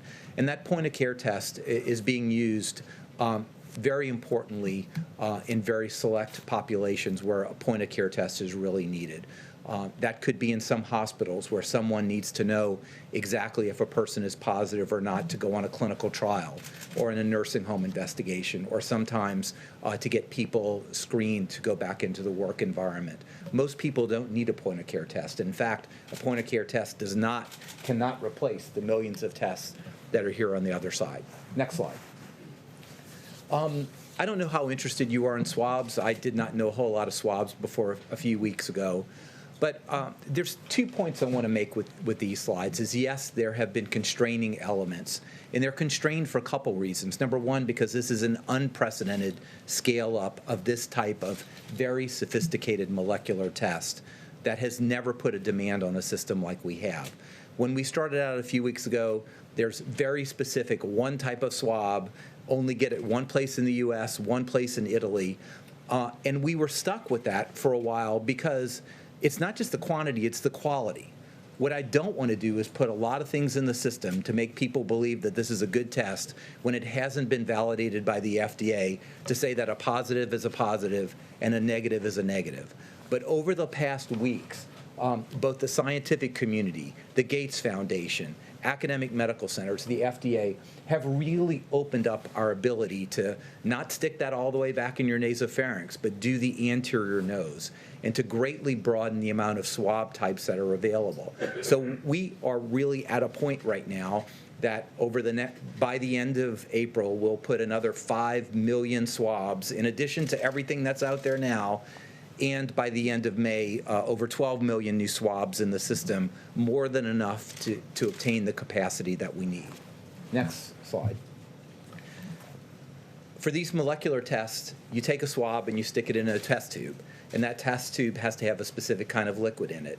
And when we started, it was viral transport media, a very special kind of media. The CDC has a make-your-own recipe. If you're interested in cooking, you could probably do that. But it has a lot of ingredients that go in there, but still very limiting. We've worked with many, many different laboratories. We've worked with the FDA. So now PBS, phosphate buffered saline, a kind of just laboratory-grade salt water, can be used for this. This greatly opens the ability to expand the test to support all the capability that Dr. Birx talks about. And again, by the end of April, we will have put well over 5 million new tubes of either viral transport media or saline into the system. I am going to get to a conclusion here, but this was going to be more of a technical briefing. Next slide. So let's talk about the fact that the science tells us that we have and will continue to have enough tests to safely go into phase 1. So let me be very granular about this. We've already heard that it is beyond the possibility to test everyone in this country every day. It's not possible. but it's also a bad strategy, because testing a person now just means they're negative now. Dr. Fauci could be positive tomorrow because it's brewing in his system right now and we don't know it, or that he contacts that. That's not the way we go about things. The way we go about things, as Dr. Redfield said, just think of the weather radar. Okay, if the weather radar is clear, you're not going to have a thunderstorm or tornado. When something pops up, that's when you've got to go to where the action is or know that your warning system is up. So sort of think of that in the background, and I'll go specifically about that. So that's monitoring. Let me talk about how much testing we need just for overall testing. I'm just going to give you a number. I'm not saying that this is the number that's there, but let's just take a number that we are going to enter phase 1 when there are 200,000 new cases per month in the United States. Don't get hung up on that. It's going to be much less than that, but let's just say 200,000 cases. So how many tests do we need? Well, we need to test those 200,000 people to make the diagnosis, right? Everybody nod your head about that. We have to do that. Now, what's a safe number over that? You know, if everybody I test has the disease, I'm not testing enough, right? But if I test 100 people to have one person with the disease, that's probably over-testing. So we kind of assume that a safe number that really gives us a good idea is if about 1 out of 10 people are positive, then we know we're oversampling the population enough that we're getting all the positives. So if there's 200,000 cases, I need about 2 million tests, okay? Now, to go to Dr. Redfield's point, each one of those that are positive have contacts that need to be traced. And on average, the CDC tells me that for every positive, there are about 5 contacts that really need to be traced. So let's assume that those 200,000 people have 5 contacts. So now we have an extra million tests. So 2 million tests out there to detect the 200,000 cases, an extra million out there to trace those contacts. So we're up to about 3 million cases. If you want to put a fudge factor, say that's 4 million tests, okay? Those are generally done at the main hospital labs, the commercial labs, state and regional labs. All this can be done, as well as some of the labs talked about by Dr. Birx. Next slide. The second group of testing fits exactly perfectly with the influenza-like surveillance system that Dr. Redfield talked about. This is the monitoring. This is sort of the radar, the weather radar that it would be out there, that we're not testing people who are symptomatic.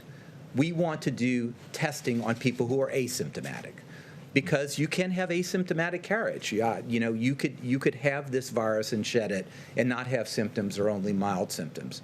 So what is the strategy here? The strategy here, this is an unprecedented strategy, okay? This is really unprecedented. But we're going to do between 300,000 and 500,000 tests per week in the most vulnerable populations that we know that the virus could circulate. And what are they? Number one, nursing home and long-term care facilities.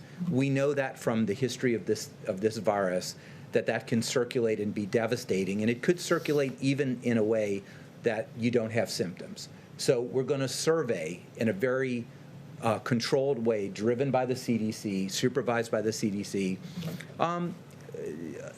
surveys over, we may not get to everyone, but surveying in the areas to cover in a selective way the 15,000 or so nursing homes. Secondly, we want to work in vulnerable members in cities. And this is the way we think about that is community health centers. I'm a huge fan of community health centers that are led by HRSA.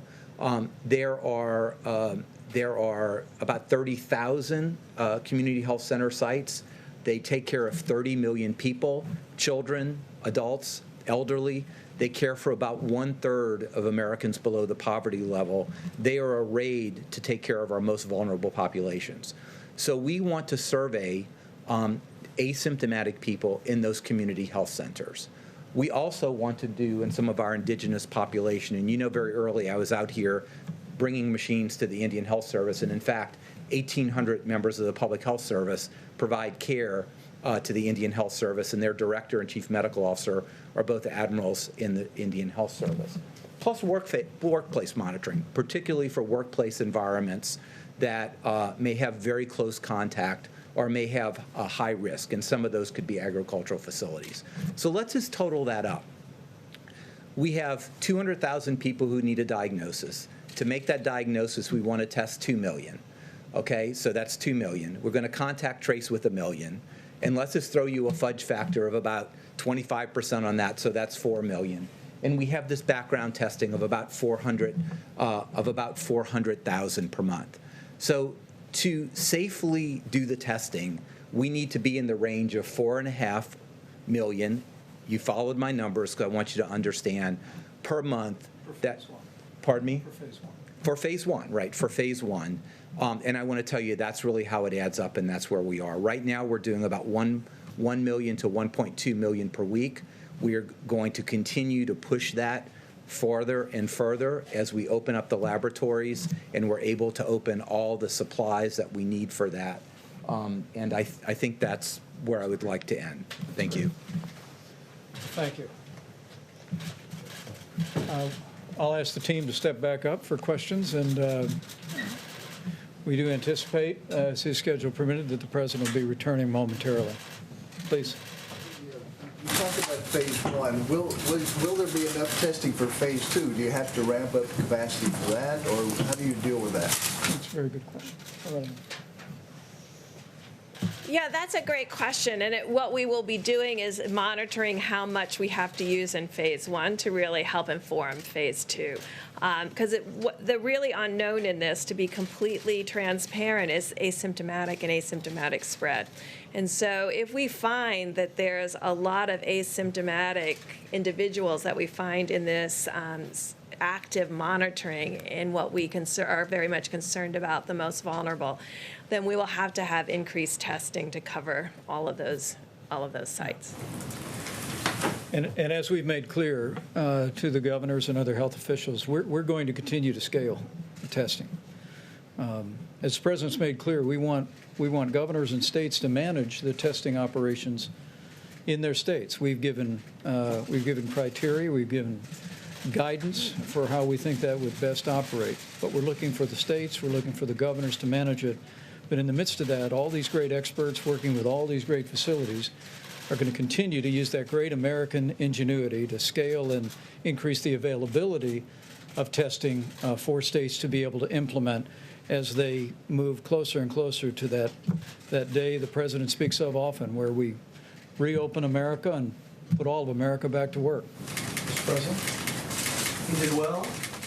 They all did well, I think. I'll bet they did. Please, go ahead. Mr. President, thank you. Earlier today, Jay Inslee said that your tweets encouraging liberation. Jay Inslee said your tweets encouraging liberation in Michigan, Minnesota, Virginia were fomenting rebellion. Wondering how that squares with the sober and methodical guidance that you issued yesterday. Well, I think we do have a sobering guidance, but I think some things are too tough.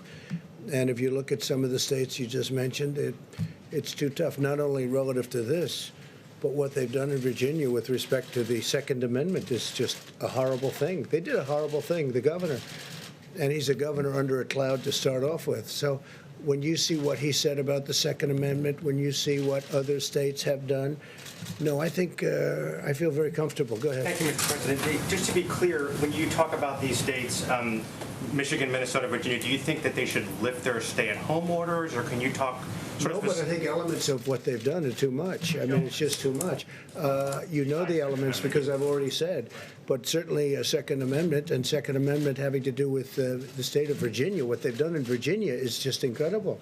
Okay, please. Sir, are you concerned, though, that people coming out in protest are going to spread COVID to other people? They're congregating in ways that health experts have said they should not. No, these are people expressing their views. I see where they are, and I see the way they're working. They seem to be very responsible people to me. But it's, they've been treated a little bit rough. Please, thanks, Mr. President. I'm curious about some more of the dynamics we might see as the country begins reopening, as you put it, kind of like a puzzle. So as you've mentioned, we have states where we're already seeing their curves begin to flatten, but then there are others like Florida or more rural parts of the country where they aren't projected to peak for weeks or even months.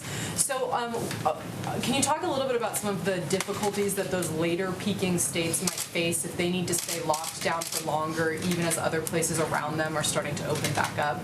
Well, we're seeing great numbers in almost every state. We're seeing big drops. We're really seeing, in terms of beds, the numbers we have to look at are the beds being occupied, people going, which is essentially people going in. That means that you have fewer people that are sick, fewer people that feel they have to go to a hospital, and those numbers are dropping really precipitously.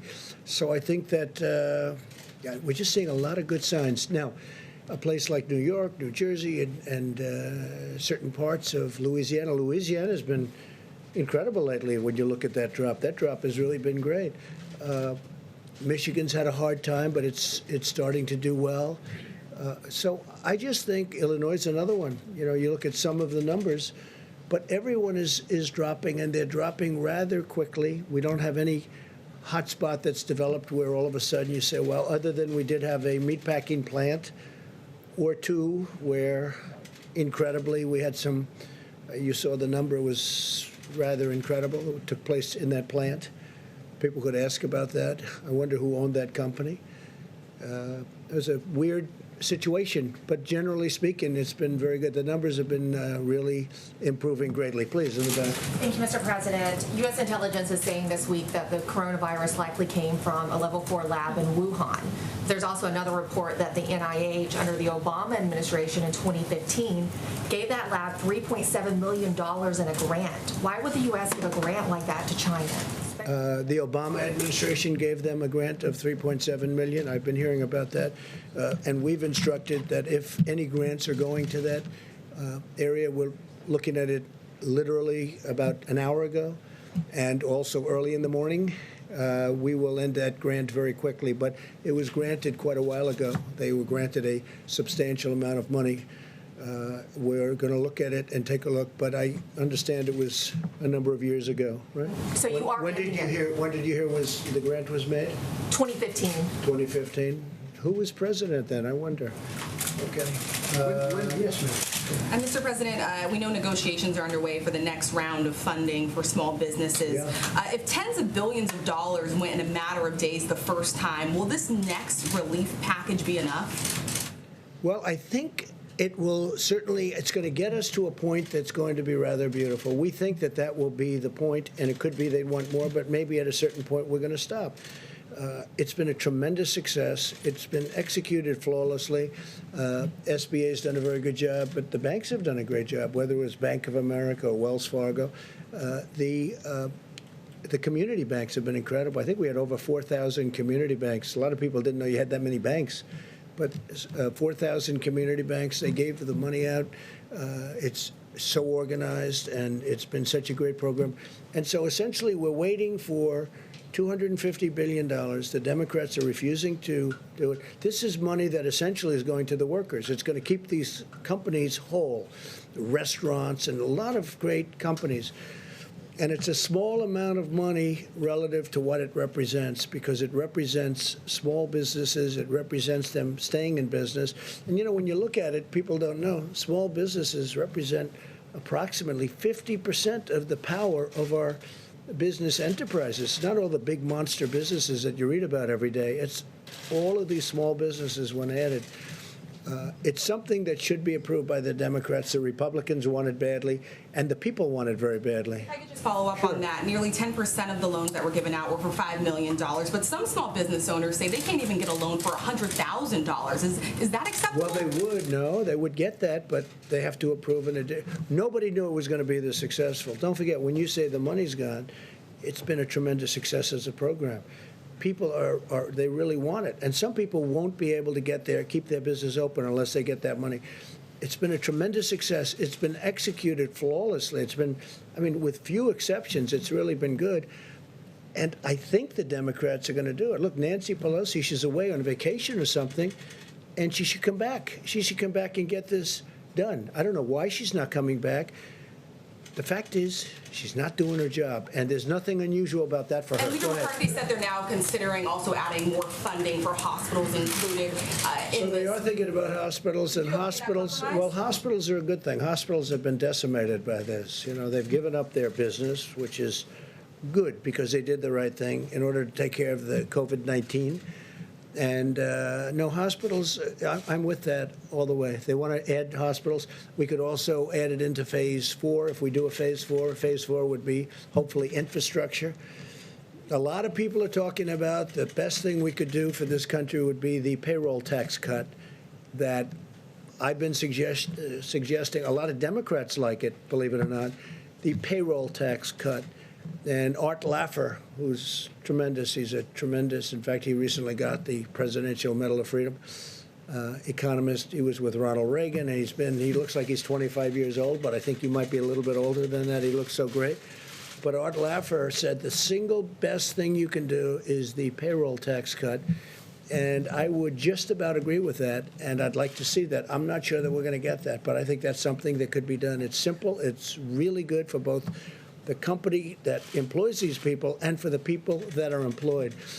So we're going to see whether that happens or not. The payroll, I put it out there, the payroll tax cut would be a tremendous incentive for this country. Steve? China now says its coronavirus death toll in Wuhan is 50% higher, up to about 4,000. Does that sound like a credible number to you? Well, you know, when I listen to the press every night saying we have the most, we don't have the most in the world deaths. The most in the world has to be China.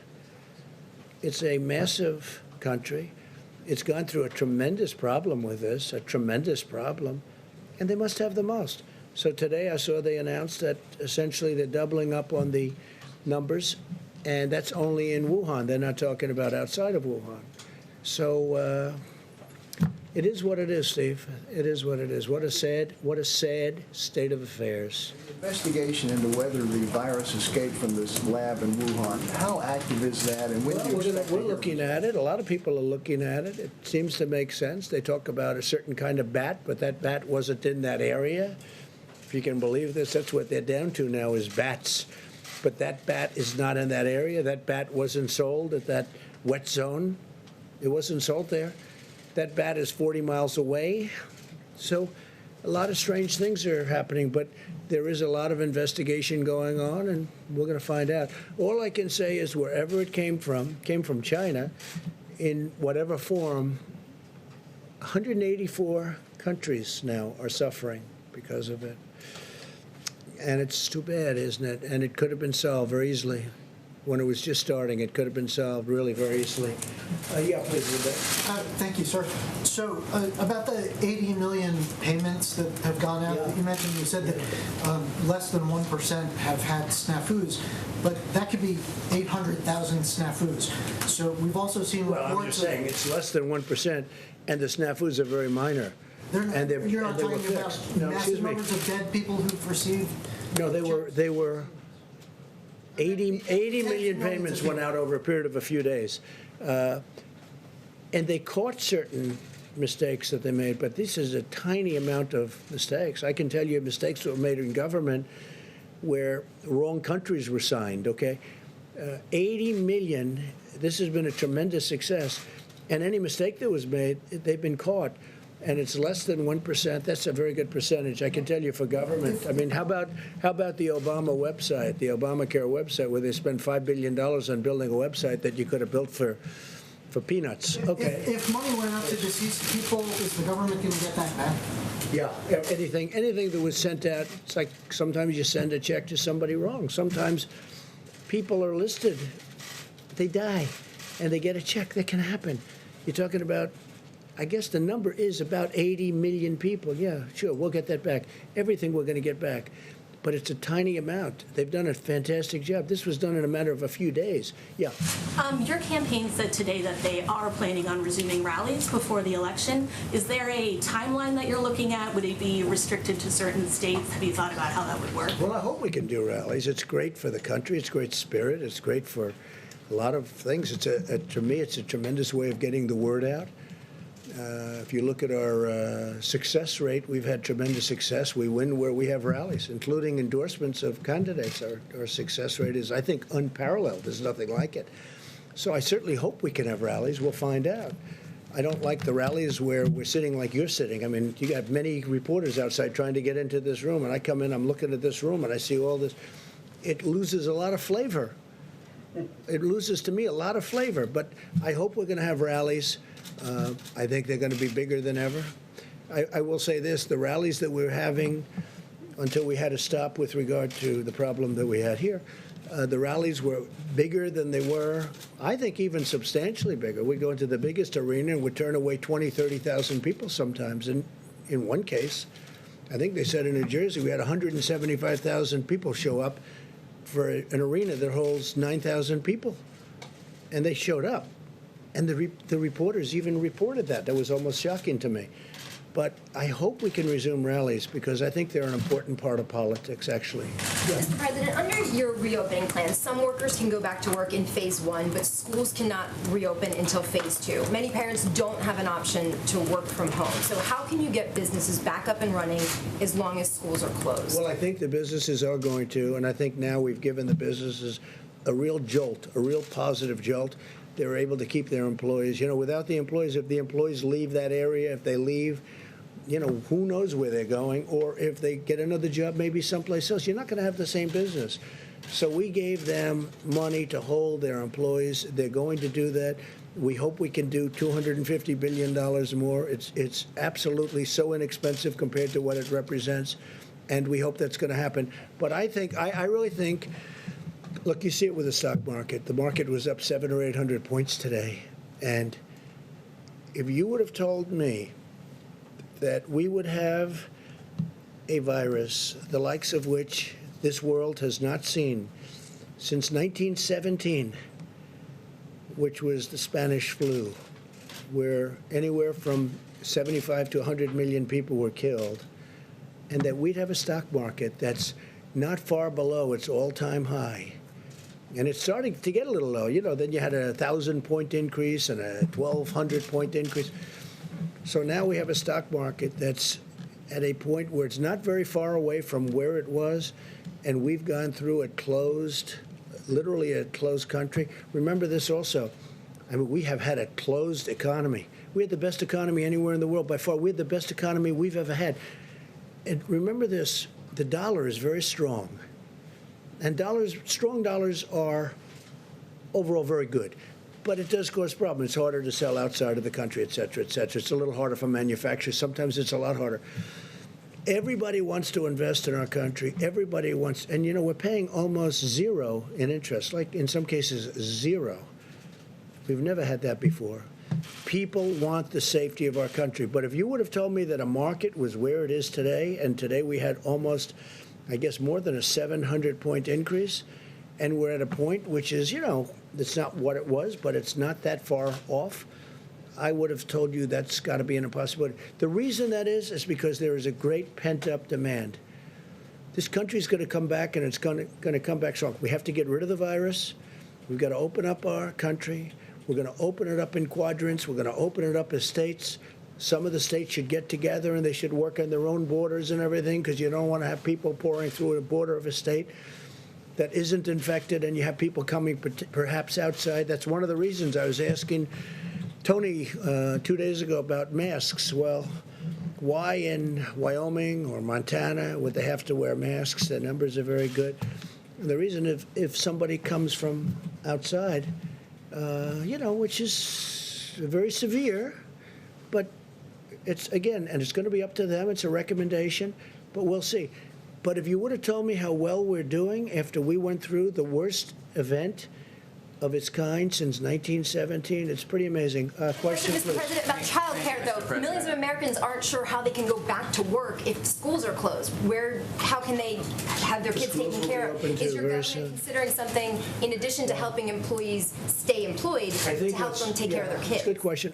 I think the schools are going to be open soon. I think a lot of governors are already talking about schools being opened. And we do have to take care of our seniors because we've learned a lot about this disease. We've learned, call it a disease. We've learned a lot about this plague. And we have to take care of our seniors. We're going to take care of a lot of people. But I think the schools are going to be open sooner rather than later. And I understand, and I've spoken, some governors are already thinking about getting the schools open. I have a young boy who goes to school. I'd like to see him go to school. as good as home is, it's very nice, but we'd like to see him go to school. Please. Thank you, Mr. President. I agree with that point. I would like to know about some of these areas that you would like to open up, some of these quadrants. You singled out Virginia, Michigan. They don't have a decline in cases yet. Yet you tweeted out today that you'd like to liberate them. Well, they're going to have soon, but they're very, what they've done is very powerful in terms of, I think, you could get the same result out of doing a little bit less. What they've done to some people is very unfair. In Virginia, I'm going above and beyond what we're talking about with this horrible plague. They want to take their guns away, okay? They want to take their guns away. That's the Second Amendment. That's Virginia. You have a governor who really, I guess he should be under siege. He seems not to be. If he were a Republican, he'd be under siege. But he seems to have escaped something that was pretty bad, including what he said about birth, including what he said about many different things. But he wants to take, if you take a look at what's going on in Virginia, they want to take away Second Amendment rights, and that's what they want to do. So when you talk about liberate, or if you talk about a liberation, you could certainly look at Virginia as one. Go ahead. Anybody else? Mr. President. Which states are ready to reopen in your mind, and how soon? Well, I don't want to go. I want to leave the governors make that decision. We're watching very closely. If we see something happening bad that we think is wrong, we're going to come down very strong on that. Very, very strong. The federal government has a lot to say. We have a lot to say beyond what anyone understands. And we think, and I've gotten to know many of the governors, many Democrats too. It's Republicans, and I knew the Republicans. I knew some of the Democrats, but I got to know a lot of them. I think it's going to be in the hands of a lot of good people.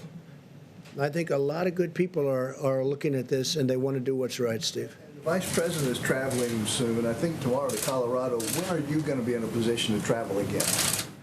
Well, they'd rather not have me travel. I think I've been in the White House, I don't know, for months. I don't know what it is, but it's for months. Other than I did leave to say goodbye to our beautiful ship, right? The Comfort, as it left Virginia, where it got out of dry dock. It got out of maintenance very early. It was supposed to be there for 4 weeks. It was there for a few days. Literally, we got it up to New York. I mean, they didn't need it like. Well, I wouldn't say we hoped. I'm glad they didn't need it. They didn't need it. That was a good thing. They didn't need the convention center, 2,500 beds, or depending on your definition, 2,900. We ultimately converted it to COVID. The Army Corps of Engineers and FEMA, the job they did was incredible. But that's a sign that they're making progress in New York. If you look at that, we built it. It was ready. It's there now. It's ready. We converted it to COVID. It wasn't supposed to be for that, at the request of, frankly, our side. Then ultimately we converted it, but there is much less demand. That's such a good thing. I mean, I'm not complaining about that. I think it's that means New York's making progress. Is it important to you that Vice President is going tomorrow? He's going to Colorado? Air Force. I think he's going to the Air Force to make the commencement, right? Yes, sir. Oh, I think it's great. I think it's great. If he's going to make the commencement, I hear they're going to have a very spread out crowd. Yes, sir. They're going to be... I will say they are going to be socially very good. They're going to be very far apart. That'll be very interesting. I think I'm going to watch that one. No, they're going to be, they're going to have a good spread, a good distance apart. I spoke to Mike about it. No, I think making the commencement speech, I'm doing it at West Point, which I look forward to. I did it last year at Air Force. I did it at Annapolis. I did it at the Coast Guard Academy. And I'm doing it at West Point, and I assume they've got it, and I understand they'll have distancing. They'll have some big distance, and so it'll be very different than it ever looked. Do I like the look? No, I don't. And eventually, next year, they'll have a commencement which will be like it's been, like when people like this, our great admiral, who's done such a great job, when he graduated from where he graduated, me too, we're nice and tight. And that's going to happen again. I don't want people to think that this is going to be like this forever, but for a period of time, we're going to have to keep it that way. That includes baseball games and football games and other things. But eventually, as this virus goes away, it's going to be better and better. Director, it's going to be better and better, and we're going to get our lives back to the way they were. One thing that bothers me, a couple of restaurateurs called, and they said, sir, I barely made a living with 150 seats. Now, if I do what they want me to do, I'll be down to 25 seats.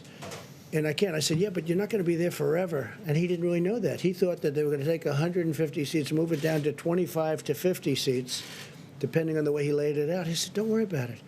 Eventually, you're going to be back to the scene that you used to have, which was, look, I could tell you about, and I'm not going to do it because I didn't want to bring it up, but I could tell you about events that took place. And I said things like, you'll never do that again, or you'll never do this again, or I don't even want to mention the events. I don't want to mention what you're supposed to be doing. Because, and you know, one of them was so horrible. I said, a certain industry will be out of business, never happen again. 2 weeks later, it was like nothing ever happened. Hopefully, we get rid of this. We have tremendous talent up here and all over, including governors, including local governments, state governments. I look forward to the time, to me, when we can really normalize. But normalizing is being back to where we were. Yeah, please, go ahead. Mr. President, some of your allies are calling for China to be stripped as host of the 2022 Olympics. Wondering what you make of that. Is that something that you would consider, or? So I just made a deal with China where they're going to put in $250 billion of product. They're going to be buying 50 from 40 to 50 billion in farm. I want to see what's happening with China. I want to see how they're doing on it. Are they fulfilling the deal, the transaction? We have a lot of discussions going on with China. Let me just put it this way. I'm not happy, okay? I'm not happy. And I spoke to them, and this could have been shut down a long time ago. They knew it, and we couldn't get in, and in all fairness, World Health couldn't get in, and that's why I wish they took a different stance. They took a very pathetic stance and a very weak stance, but they say they couldn't get in. But ultimately, they got in. They got in much sooner than anybody, but they didn't report what was happening. They didn't report what was happening inside of China. No, I'm not happy with China. Yeah, please. Mr. President, I wanted to ask Dr. Fauci, could you address these suggestions or concerns that this virus was somehow man-made, possibly came out of a laboratory in China? You studied this virus. What are the prospects of that? There was a study recently that we can make available to you where a group of highly qualified evolutionary virologists looked at the sequences there and the sequences in bats as they evolve, and the mutations that it took to get to the point where it is now is totally consistent with a jump of a species from an animal to a human. So, I mean, the paper will be available. I don't have the authors right now, but we can make that available too. Follow up, sir, on the protests that we've seen of people wanting the economies to open. Does that concern you, though, as a health expert, when you see folks congregate, and are you worried if that's encouraged? Well, I mean, I'm looking at it from a public health standpoint. I certainly could understand the frustration of people. But my main role in the task force is to make recommendations to protect the health and the safety of the American people. And I would hope that people understand that that's the reason why we're doing what we're doing, and hopefully we'll put an end to this. Thank you. And I will say this, I'm very, very satisfied with the decision we made, listening to experts, listening to my gut, the feeling of the Vice President, and really many others. When we put it all together, look, if we didn't do what we did at the time, we could have lost more than 2 million people. I really believe that. I could show you charts of other places that gave it a shot, and they're not doing well. And I would show it to you right now. I don't want to embarrass anybody, but they gave that a shot. It's an automatic. I mean, everybody would say, let's do that, until they sit down and start thinking. And we could have lost more than 2 million people. We could have lost more than 2 million. It could have been much more than that, by the way. We have one that says from 1.6 to 2.2, but it could have really been more than that. But I looked at one country in particular, that is using the herd mentality, not working out very well. Now, with all of that being said, we have to get back to work. We'll be crossing lines very soon in many cases. In some cases, we're well on the way down. In other cases, we're right at the top and heading down. We're heading in the right direction. I saw some numbers from New Jersey, which was having a very tough time at starting. He's doing a terrific job, the governor, Phil Murphy, starting to get some really good signs. I looked at some of the New York numbers. They're starting to get, they've been devastated, obviously, but some really good things are starting to happen. So if we would have done something different, first of all, it would not have been sustainable. You would have had people, they would have been furious at you and me and everybody up here. It would not have been sustainable. Because you look at some of the hospitals, as an example, a certain hospital right near where I grew up in Queens, and you had body bags all over the floor of that hospital. You know the one I'm talking about. All over the floor of the hospital. Now multiply that times 12 or 15, because that's the kind of numbers you're talking about, 12 or 15. And it would not have been, there would have been an insurrection. Nobody would have understood that. Whereas right now, nobody can be blamed, and there is no blame. We're all in a situation that was caused, that should have been solved long ago. It could have been solved probably very easily. Look, this is a tough enemy, but probably very easily if a certain country did what they should have done. And we're just starting to learn those facts. But what we did was the right thing. What we did was the right thing. With that being said, we want to get back, and we're going to be opening up states. They're being opened by very capable people. It's also point of sale, as they say in a different business. It's the point they'll be able to look at that, where the testing is taking place. We're going to help them with the testing. We've developed some tremendous tests over the last little while, and we're going to work with the states, and we're going to help them. But they know every inch of land in their states. I watched the governor of Arkansas, Asa. You saw that. I thought he was terrific. I watched the governor of Oklahoma over the weekend being interviewed. He was terrific. They've done it a little bit differently, and they've done it tight, and they've done it strong, and they were very prepared, and they have more beds than they needed, and that's a good thing. But I've seen some very, very good things, and I think you're going to have some very positive events taking place over a very short period of time. And I think with that, we'll see you tomorrow. But really, this has been a situation where a lot of great people have been involved and a lot of great decisions have been made. Thank you all very much. Thank you. So there will be a briefing.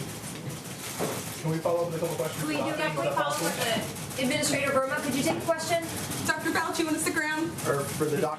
All right, everybody, I'm going to take you out to Los Angeles. Mayor Eric Garcetti briefing next here on News Now and on coronavirusnow.com. But again, everyone, thank you so much for being here. If you happen to miss the briefing, I will make sure I clip it on YouTube, and you can watch it as many times as you would like.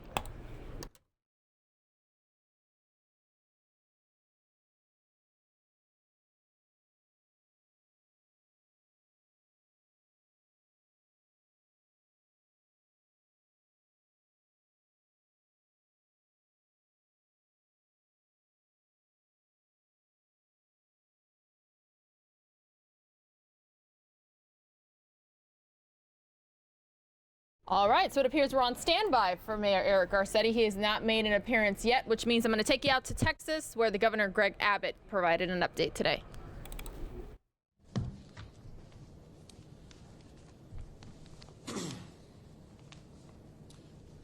During the past few months, the coronavirus pandemic has gripped the entire globe.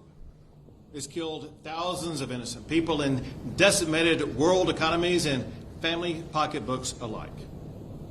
For the first time in American history, a federal disaster has been declared for all 50 states. Almost 700,000 Americans have been infected with COVID-19. More than 35,000 of them have tragically lost their lives. Economic damage has hit even more Americans than the coronavirus itself. More than 22 million Americans have filed for unemployment. More than 1 million Texans have filed unemployment claims. Businesses have shuttered. Paychecks have disappeared.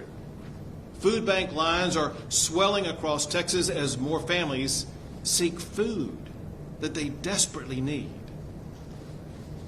Well, in typical Texas fashion, you have come together to support one another. You have made personal sacrifices to ensure that our state slows the spread of COVID-19. You helped to reduce the number of Texans who needed hospital care. You truly helped to save lives. Now, Texas needs you to continue those efforts. But I want you to know that we are especially grateful for the doctors, the nurses, the first responders, and all medical personnel who have been battling on the front line against this invisible enemy. We're also thankful to the unsung heroes serving as childcare staff, grocery clerks, food service providers, and the folks who clean our hospitals. And we're grateful for President Trump, Vice President Pence, and the entire Trump administration for being available to me and my fellow governors 24/7 throughout this entire pandemic. I also want to recognize the members of the Texas House and Texas Senate for their ongoing leadership in their districts. And I want to recognize all of our local leaders for their continued partnership as we collectively respond to the coronavirus in Texas. Because of the efforts by everyone to slow the spread, we're now beginning to see glimmers that the worst of COVID-19 may soon be behind us. The number of infections and hospitalizations is beginning to level off. We have a steady supply of PPE like face masks. We have plenty of hospital rooms and ventilators to treat our fellow Texans. And the deaths, while far too high, will not come close to the early dire predictions. And I'll add this. Texas has the second most recoveries from COVID-19 of all states in America.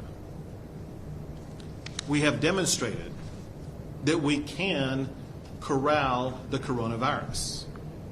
We continue increasing our testing capabilities to help us identify and care for Texans who have COVID-19. New strategies are being used by private businesses and the public sector to contain the coronavirus. Things like checking temperature, distancing practices, and better sanitation standards. We've shown that we can both continue our efforts to contain the coronavirus while also adopting safe standards that will allow us to begin the process of reopening business in Texas. So today I'm issuing an executive order that outlines how we go about opening the Texas economy, helping you return to work using the safest standards to contain the coronavirus. Now, in opening Texas, we must be guided by data and by doctors. We must put health and safety first. We must prioritize protecting our most vulnerable populations. We will be getting input from medical professionals as well as business and community leaders to determine the safe and sure way to reopen business in Texas without spurring the spread of the coronavirus. To guide this effort, I have formed a statewide strike force to open Texas. The team includes Lieutenant Governor Dan Patrick, Speaker of the House Dennis Bonnen, Attorney General Kim Paxton, and Comptroller Glenn Hager. They are joined by a team of nationally recognized medical advisors who will inform us about the best healthcare standards to prevent the spread of COVID-19. Those advisors include the Commissioner for State Health Services, Dr. John Hellerstedt. They also include Dr. Mark McClellan. He served both as FDA Commissioner and Medicaid and Medicare Administrator for the United States of America. It also includes an infectious disease specialist and Director of Testing and Tracing of COVID-19 at the University of Texas Dell Medical School, Dr. Parker Hudson. And they include Dr. John Zerwas, the Executive Vice Chancellor for Health Affairs at the University of Texas System. They will work together to develop a medical architecture to comprehensively test and trace COVID-19 that will enable Texas to gradually and safely begin the process of returning to work and returning to other activities while we wait for the immunizations that will end the threat of COVID-19. Our medical team will work with an advisory committee of successful business and community leaders who will share information and innovative ideas to help businesses strategically reopen while also containing the spread of the coronavirus. They include entrepreneurs like Kendra Scott and Mattress Mac Jim McInville, world-renowned tech leaders like Michael Dell and Robert Smith, economic development leaders like Ross Perot and Bob Rowland, small business leaders like Arcelia Acosta and Massey Villarreal, economic experts like Richard Fisher, the former president and CEO of the Federal Reserve in Dallas, dining and entertainment trailblazers like Tillman Fertitta and Ballas Miller of Bill Miller's Restaurants in San Antonio, Texas. Nonprofit organizations, leaders like Nancy Kinder and Kirk Watson, the founding dean of the University of Houston Hobby School of Public Affairs. This team will collaborate with working groups to open up Texas while keeping our communities safe. They will be led by a chairman who has successfully run businesses and knows his way around the Capitol, James Huffines. He will preside over a full-time staff spearheaded by Mike Toomey, a proven chief operating officer who knows how to quickly deliver results. I want you to know that I've already begun working with this team about next steps for Texas. James Huffines and the full-time staff have been working around the clock, and the team of advisors has already finished their first meeting, and they have begun the process of making recommendations. As a result of our combined efforts, I'm issuing executive orders today that will begin the process of opening Texas. Now understand this. Opening Texas must occur in stages. Obviously, not all businesses can open all at once on May the 1st. Some businesses, if fully open without better distancing standards, would be more likely to set us back rather than to propel us forward. A more strategic approach is required to ensure that we don't reopen only to have to shut down once again. First, will be openings announced today that include activities that should pose minimal or no threat to expanding COVID-19. Second, additional openings will be announced on April the 27th after further input from the advisors and the medical staff. Third, even more openings will be announced in May when it is determined that the infection rate continues to decline, that hospital capacity remains available, and when testing capacities are sufficient to detect and contain outbreaks of COVID-19. The first executive order today establishes the governor's strike force to open Texas. It sets out the organization and the duties of the strike force. They will gather information and make recommendations about ways that businesses can reopen, as well as the safe practices those businesses should use. My next executive order focuses on doctors, nurses, hospitals, and medical staff. Many doctors and nurses have been sidelined because of the need to postpone non-essential medical procedures. That was done to free up hospital capacity and the PPE needed to treat COVID-19 patients. Well, today, Texas has plenty of hospital capacity. We have a solid supply chain of PPE, and many of our doctors and nurses have patients who desperately need medical treatment. It is time to allow those doctors and nurses to return to work. However, it must be done in ways to ensure that we will be able to treat COVID-19 patients. Adequate supplies of hospital beds and PPE must be maintained to ensure that all COVID-19 needs are met.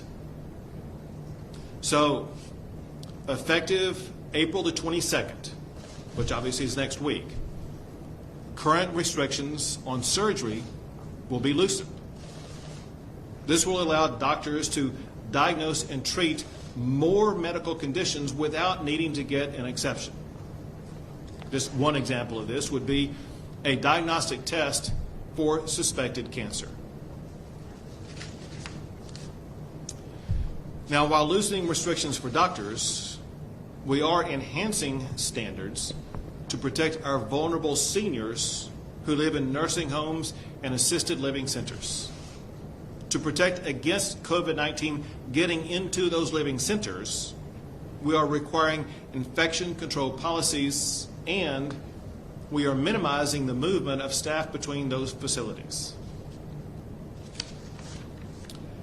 Next is my executive order about the retail sector in Texas. Retailers are such an important part of our economy. They provide you with products that you need and want, and they create so many jobs. During our battle with COVID-19 over the past month and a half, we've seen some retailers sell products without customers going into stores, and hence reducing exposure to the coronavirus. You simply order the product and you pick it up or have it delivered to you. Because we've seen that this model works while also containing COVID-19, we believe that all stores in Texas should be able to operate retail to go beginning next Friday, 1 week from today. This temporary plan allows you to be able to access more retailers while also minimizing contact with others. It also sets standards on retailers that ensure safe practices intended to reduce exposure to COVID-19. To learn what those standards are, go to dshs.texas.gov/coronavirus. Next, your physical and mental health are important, especially at times like these. Going to parks is an effective way to address those needs. So, state parks will be reopened beginning this coming Monday. Now, in order to reduce possible transmission of COVID-19 in state parks, visitors must wear face coverings or masks. Also, visitors must maintain a distance of at least 6 feet from people who are not members of the same household. And for now, visitors cannot gather in groups larger than 5.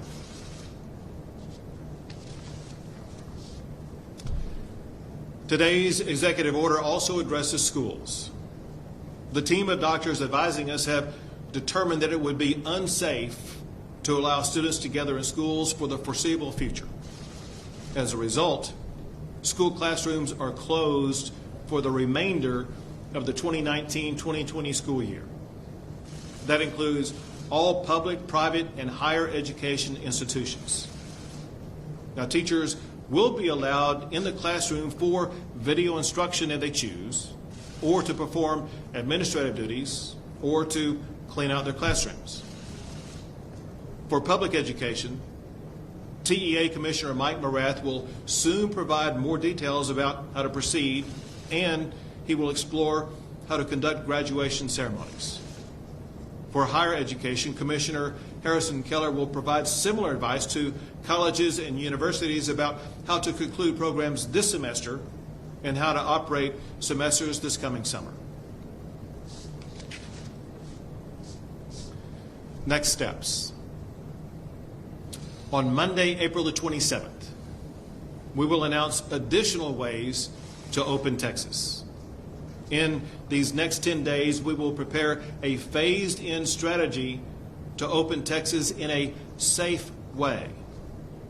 It will require comprehensive testing and assurances of hospital readiness for COVID-19 patients. It will focus on containing the risk of resurgence of COVID-19 and protecting our most vulnerable Texans. On April the 27th, revised plans will be announced. The new plans will be based on how well contained COVID-19 is in the state of Texas. The plans will consider standards to protect our vulnerable residents while allowing others to increase their interactions. They will outline which practices are safe for employers to use. They will consider the possibility of opening more venues like restaurants, movie theaters, and other gathering places that can provide safe distancing practices. They will also consider expanding elective surgeries. We will consider, in fact, all strategies that may open up Texas while also keeping us protected from the expansion of COVID-19. Let me close with this. Texans are battling a colossal challenge, an invisible enemy that has tested our lives and tested our livelihoods. Part of the Texas brand, however, is our ability to overcome challenges. We've overcome far more challenges than we can possibly count. Together, we can bend the curve. Together, we can overcome this pandemic. We can get folks back to work. We can adopt safe strategies that prevent the spread of COVID-19. And step by step, we will open Texas. Next, I'll turn it over to James Huffines. Well, thank you, Governor. These are indeed unprecedented times, but as Texans have proved time and time again, we are a resilient state. And with your leadership, I know we will make it through this together. I am honored to join you and all of the outstanding members of this task force to serve the people of Texas and to help lead our state through this challenge. As the governor said, this team exists to inform him on the best strategies to revitalize the Texas economy and get Texas back to work while protecting, and I'll repeat, while protecting the health and safety of all Texans. And we have already begun working around the clock to accomplish this mission.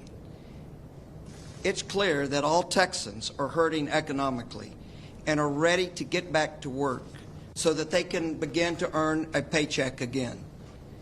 But I want to reiterate what the governor said. His main point is that slowing the spread of this virus and keeping Texans safe remains our top priority. Every recommendation, every action by the governor will be informed and based on hard data and the expertise of our chief medical advisors. Everything we do will be medically sound. These nationally recognized advisors are leading experts in their fields, and we will rely on their knowledge and expertise every step of the way. Joining them will be leaders from all sectors of the economy, as well as the public sector leaders. They are experts in their fields, ranging from infrastructure to energy to education and economic development. They are already working on innovative solutions to keep Texas businesses reopened while containing the virus. We have a great challenge ahead of us, but the governor has assembled a team that is up to this task. This is not something that can be achieved overnight. It will be a gradual process to reopen Texas, while at the same time keeping all Texans safe. But I assure you, this team will work night and day to restore Texans' livelihoods and to keep the Texas economy the greatest in the nation. Thank you, Governor. Thank you, James. And now, Dr. Hellerstedt. Thank you, Governor Abbott. This is an incredible plan to move forward, looking at the data from the public health and the medical side, as well as looking at the advice of folks who have great experience in business and economics. We can do it. I think we see around us the evidence that we have slowed the progression of COVID-19. We may not be quite over the hump, but we should take great satisfaction and be very encouraged by the progress that we've made so far. COVID-19 did not explode. COVID-19 did not meet the worst predictions that were out there, and it's because of the actions of Texans. So we have the will and the ability to take the steps that are necessary to contain COVID-19. And as we go forward and open Texas, we will require that same discipline in order to be successful while being safe at the same time. Thank you, Governor. Thank you. Now, Lieutenant Governor Dan Patrick. Thank you, Governor. The great orator once said, it's not the beginning of the end, but the end of the beginning. We may not quite be at the end of the beginning yet, but we are sure making progress because of 29 million Texans who have joined. That's really the task force, the strike force, Governor, is the 29 million Texans all together in this. And so I welcome Mr. Huffines to the team, and we're going to continue to work hard. I want to thank our senators, and I know the Speaker will thank his House members. Every day we're on the ground working with our businesses to help reopen and answer those questions, and we're going to be bringing a lot of recommendations to you and look forward to working with you on that. I just want to tell Texans that we have this great opportunity to lead the country and in essence lead the world with the 10th largest economy to really open up our economy. But as we go through these phases, as the Governor, Dr. Hellestead, said, it's really important we not let our guard down. We still have to focus on the social distancing issues.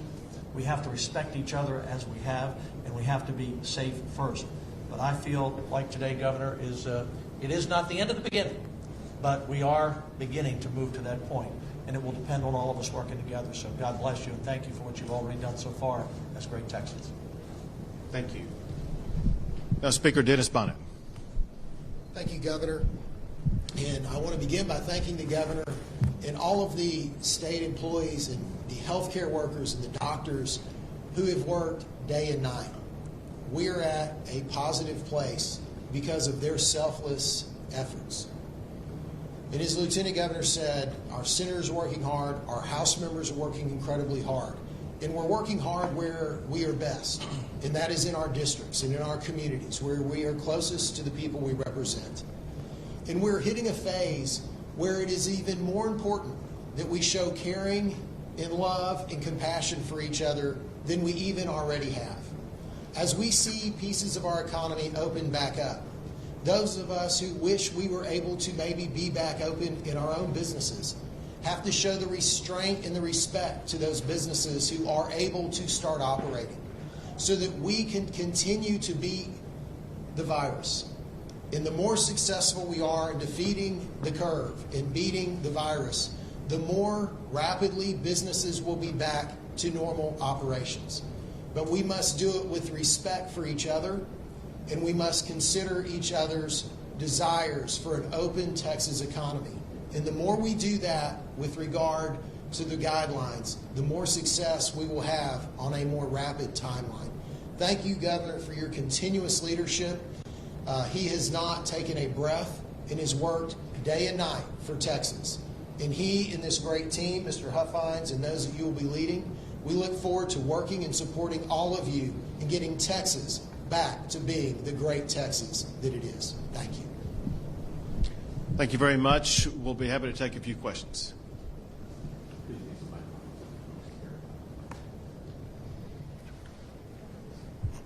Governor, you mentioned testing. Obviously, that remains a concern for a lot of people who look at that number and see how small of a fraction of the overall population it is. Can you tell us what specific strategies and specific benchmarks you may have going forward as you reopen the Texas economy, specifically when it comes to testing? Sure. So a core component of the ability for Texas to open up our businesses and open up more of our socializing is going to be tied to the increased testing that we will be conducting. I was on a telephone conference with the President, the Vice President, and Dr. Birx yesterday where we were talking about these strategies. So through that phone conference, through multiple conversations that I've had with the Vice President, through information that I have from our supply chain team, we know the visibility that we have for a dramatic increase in the amount of testing we will be able to do.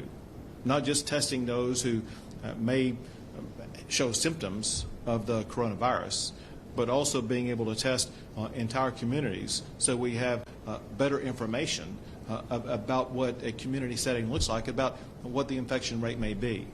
Also, testing strategies where we can identify those who test positive and make sure that they are taken care of in ways that they don't spread that virus to others. We know that until there's an immunization or therapeutic drugs that will be able to treat the coronavirus, this can still spread. As a result, people will have to maintain distancing strategies. We will also need to deploy this testing regime across the entire state of Texas to make sure that we continue to contain the coronavirus. Is there a specific number of testing, expanded testing capacity that people can look forward to, whether it's on a daily or weekly basis?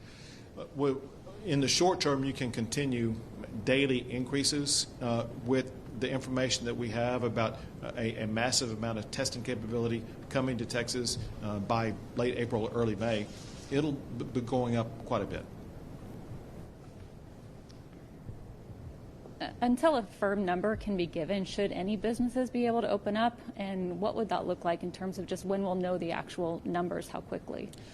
Well, just decisions like what you ask about the ability for businesses to open up will be driven by two things. One is what our medical team advises, and two is what the data shows.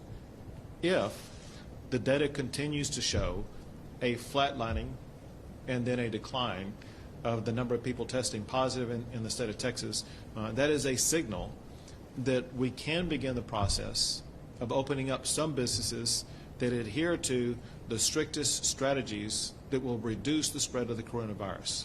That would mean limiting the number of people within a certain business. It will mean following sanitation and safe standards. It could be wearing masks, it could be hand sanitizing, it could be making sure that you're maintaining distance from other employees as well as from customers. Hence, because we've been going for more than a month now with strategies showing that businesses have been able to provide food and other supplies and products by delivery to cars, by delivery to homes, in ways that contain the spread of the coronavirus, we can at this time safely conclude that such businesses can be expanded throughout the entire retail sector as long as the retail sector is adhering to the same safe practices that we see stores like H-E-B, Home Depot, and others utilizing, with this exception. With the expansion now of retail to go, it will not allow people to go into these retail stores. It will simply allow them to be able to pick up items at a drive-through situation or delivery to their home. With the announcements coming on April the 27th, one thing that our team will be working on collaboratively but expeditiously is to evaluate what other types of businesses can reopen and what are the best standards and practices for those businesses to follow. As you know, there's a number of legal battles playing out over some of the executive orders you've issued. One of them relates to the ban on most abortions due to the order you put outlawing non-essential surgeries. The new action that you're taking today on surgeries, does that affect the effective ban on most abortions? Ultimately, obviously, that will be a decision for courts to make. Let me tell you about today's decision. Today's decision, like all decisions, are based upon data and what doctors recommend. The data that was behind the original order was data forecasting that Texas would have strained hospital capacity, strained PPE capacity, and hence there was a need articulated by doctors that we shut down all procedures except for those that were allowed to make sure that we maintain the hospital beds we needed and maintain the PPE that we needed. It turned out in hindsight that we have a great number of hospital beds that are vacant that appear that will not be needed to treat COVID-19 patients.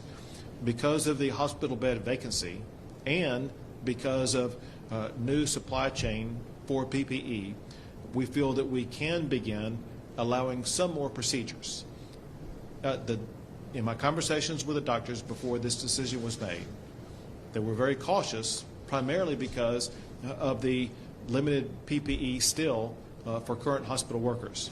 Hence, it has opened up a little bit for more surgical procedures and for diagnostic tests, especially for those who may have serious illness, in ways that we do not think will compromise PPE supply, and in ways that will ensure that there still will remain an adequate number of hospital beds for anybody who may test positive for COVID-19. So should those additional surgeries that you're opening up today, are you allowing them to include abortion? That is not part of this order. The way that the order is written is in terms of what doctors write about the type of treatment that is provided. There's maybe always a chance that businesses may push the envelope. What advice do you have for employees who may be concerned about going back to work in any form or fashion, of whether it's even to go or kind of as the economy starts reopening? I'll cast that advice for both employees and employers. And that is, it's understandable that employees may be concerned about going back to work. They may be concerned about contracting COVID-19. Employees should not be coerced into returning to work. We need to make sure that our employees feel safe and that employers that are beginning, let's say, retail to go, are employing the very best strategies to make sure that they reduce any possible transmission of COVID-19. So those employers have a responsibility that are set out in that website address that I've identified for you to make sure they are practicing safe practices to reduce the transmission of COVID-19. Your previous order, the statewide order telling Texans to stay home except for essential activities, that's, as you know, effective through April 30th. Can you just elaborate on how today's announcements impact that and whether you're going to be making a decision soon or today whether to extend that previous order? So the order to stay at home expires on April the 30th. What I announced today were additional exceptions from that stay-at-home policy. I also articulated that in 10 days on the 27th of April, we will be issuing additional executive orders. And one of the things that we will consider is the elimination of the stay-at-home policy. The guidelines that were presented to governors yesterday by the President talked about in this next phase, if the data lines up, is a possibility of going back to the standard that we had in Texas before the stay-at-home standard, which was encouraging people to stay at home, but allowing people to gather in groups of 10 or less. We would be able to move to that standard if the data shows that we are beginning to continue to reduce the number of people testing positive for COVID-19, showing that we are effective in containing the spread of COVID-19. What about a possible resurgence? We've heard from economists even just the concerns about reopening and kind of a yo-yo effect on the economy if you're opening only to see more cases and kind of being right back where we were to begin with and then having to close down again and reopen. Do you think that that's the smartest move? Well, what the President's advisors have said, what all the medical community says, is that when you begin to reopen an economy with a disease that has no immunization for it, there is the possibility of an increase in spread.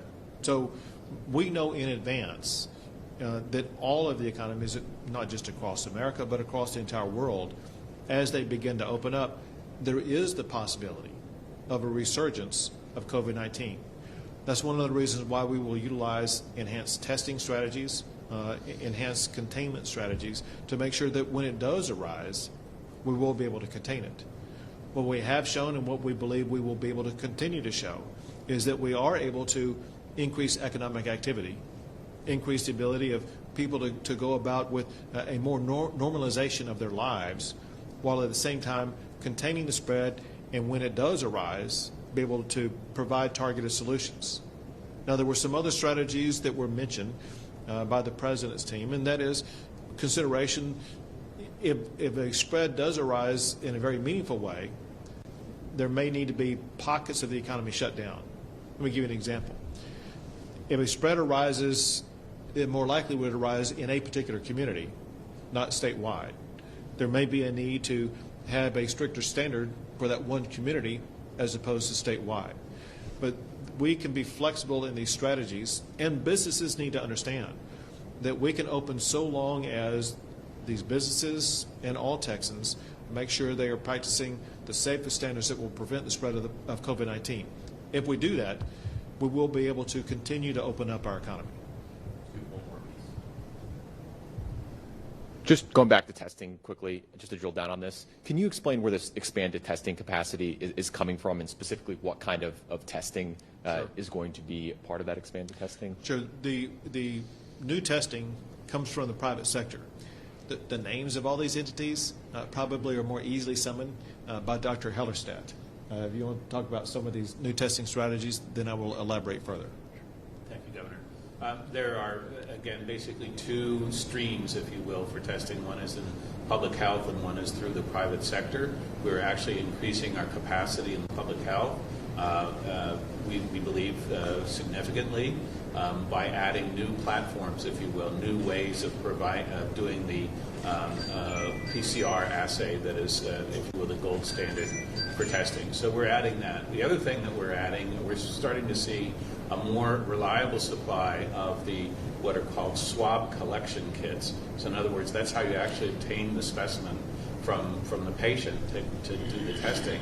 And those have been in very short supply, but we're seeing very encouraging signs that more and more of those testing kits will be on the way, and more testing kits is actually going to enable us to, if you will, maximize the use of the laboratory-based testing that we already have. And then there are new technologies that are coming along every day that add to that capacity.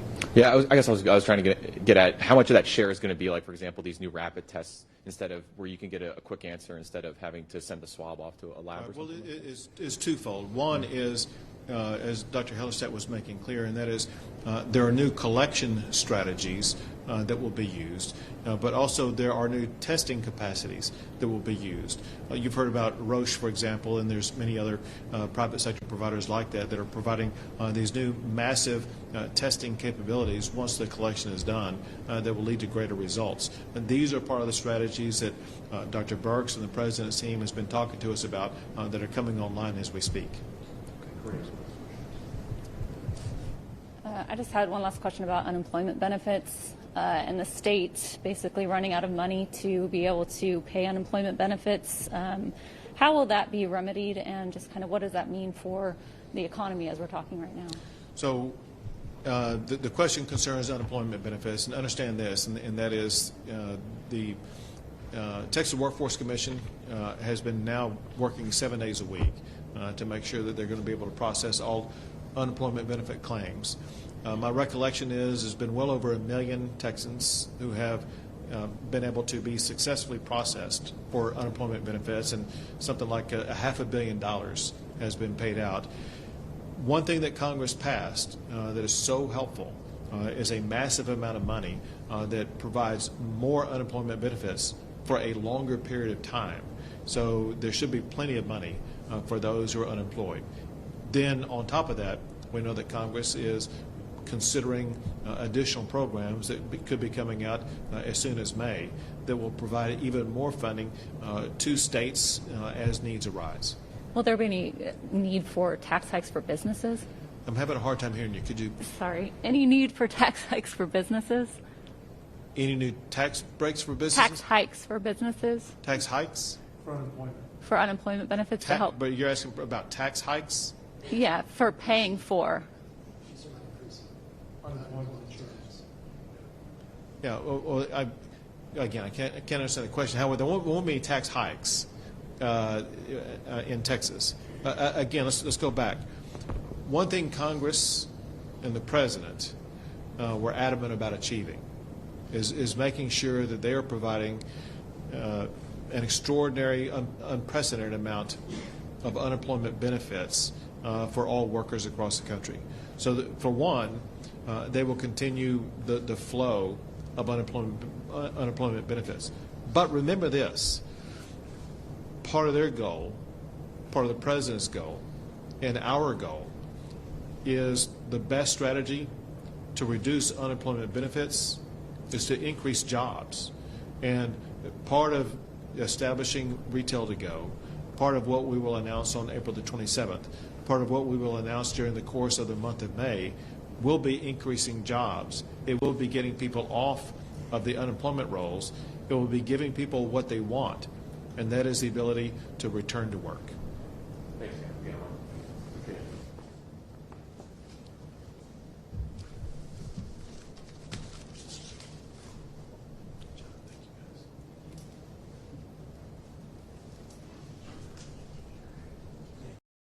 Again, everyone, that was Texas Governor Greg Abbott. We are taking a live look now at Times Square in New York City. Still has not gone dark like the Las Vegas Strip has during the coronavirus days, times, I should say.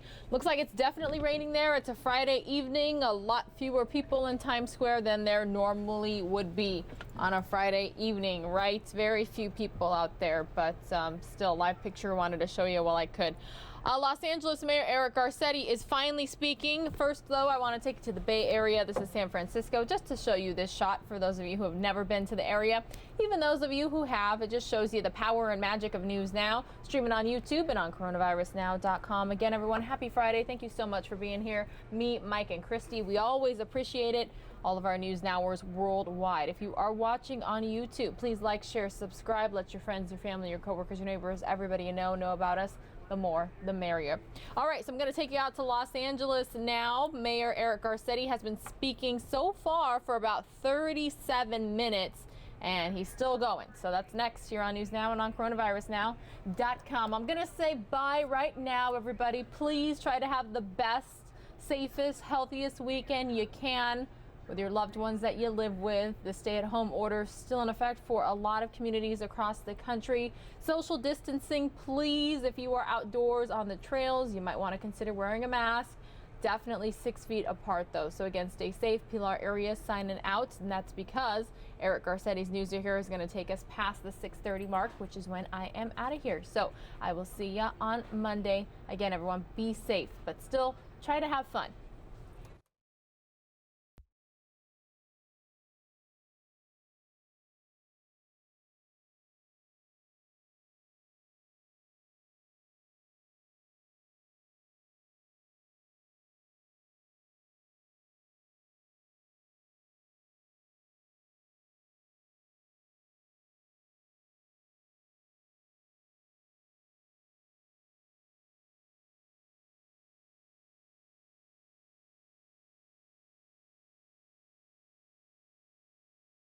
Two, three, check, check, check. Checking 1, 2, 3.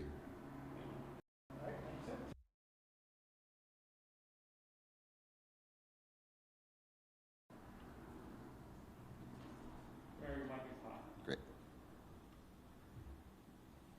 Then I will confess I love KTTV.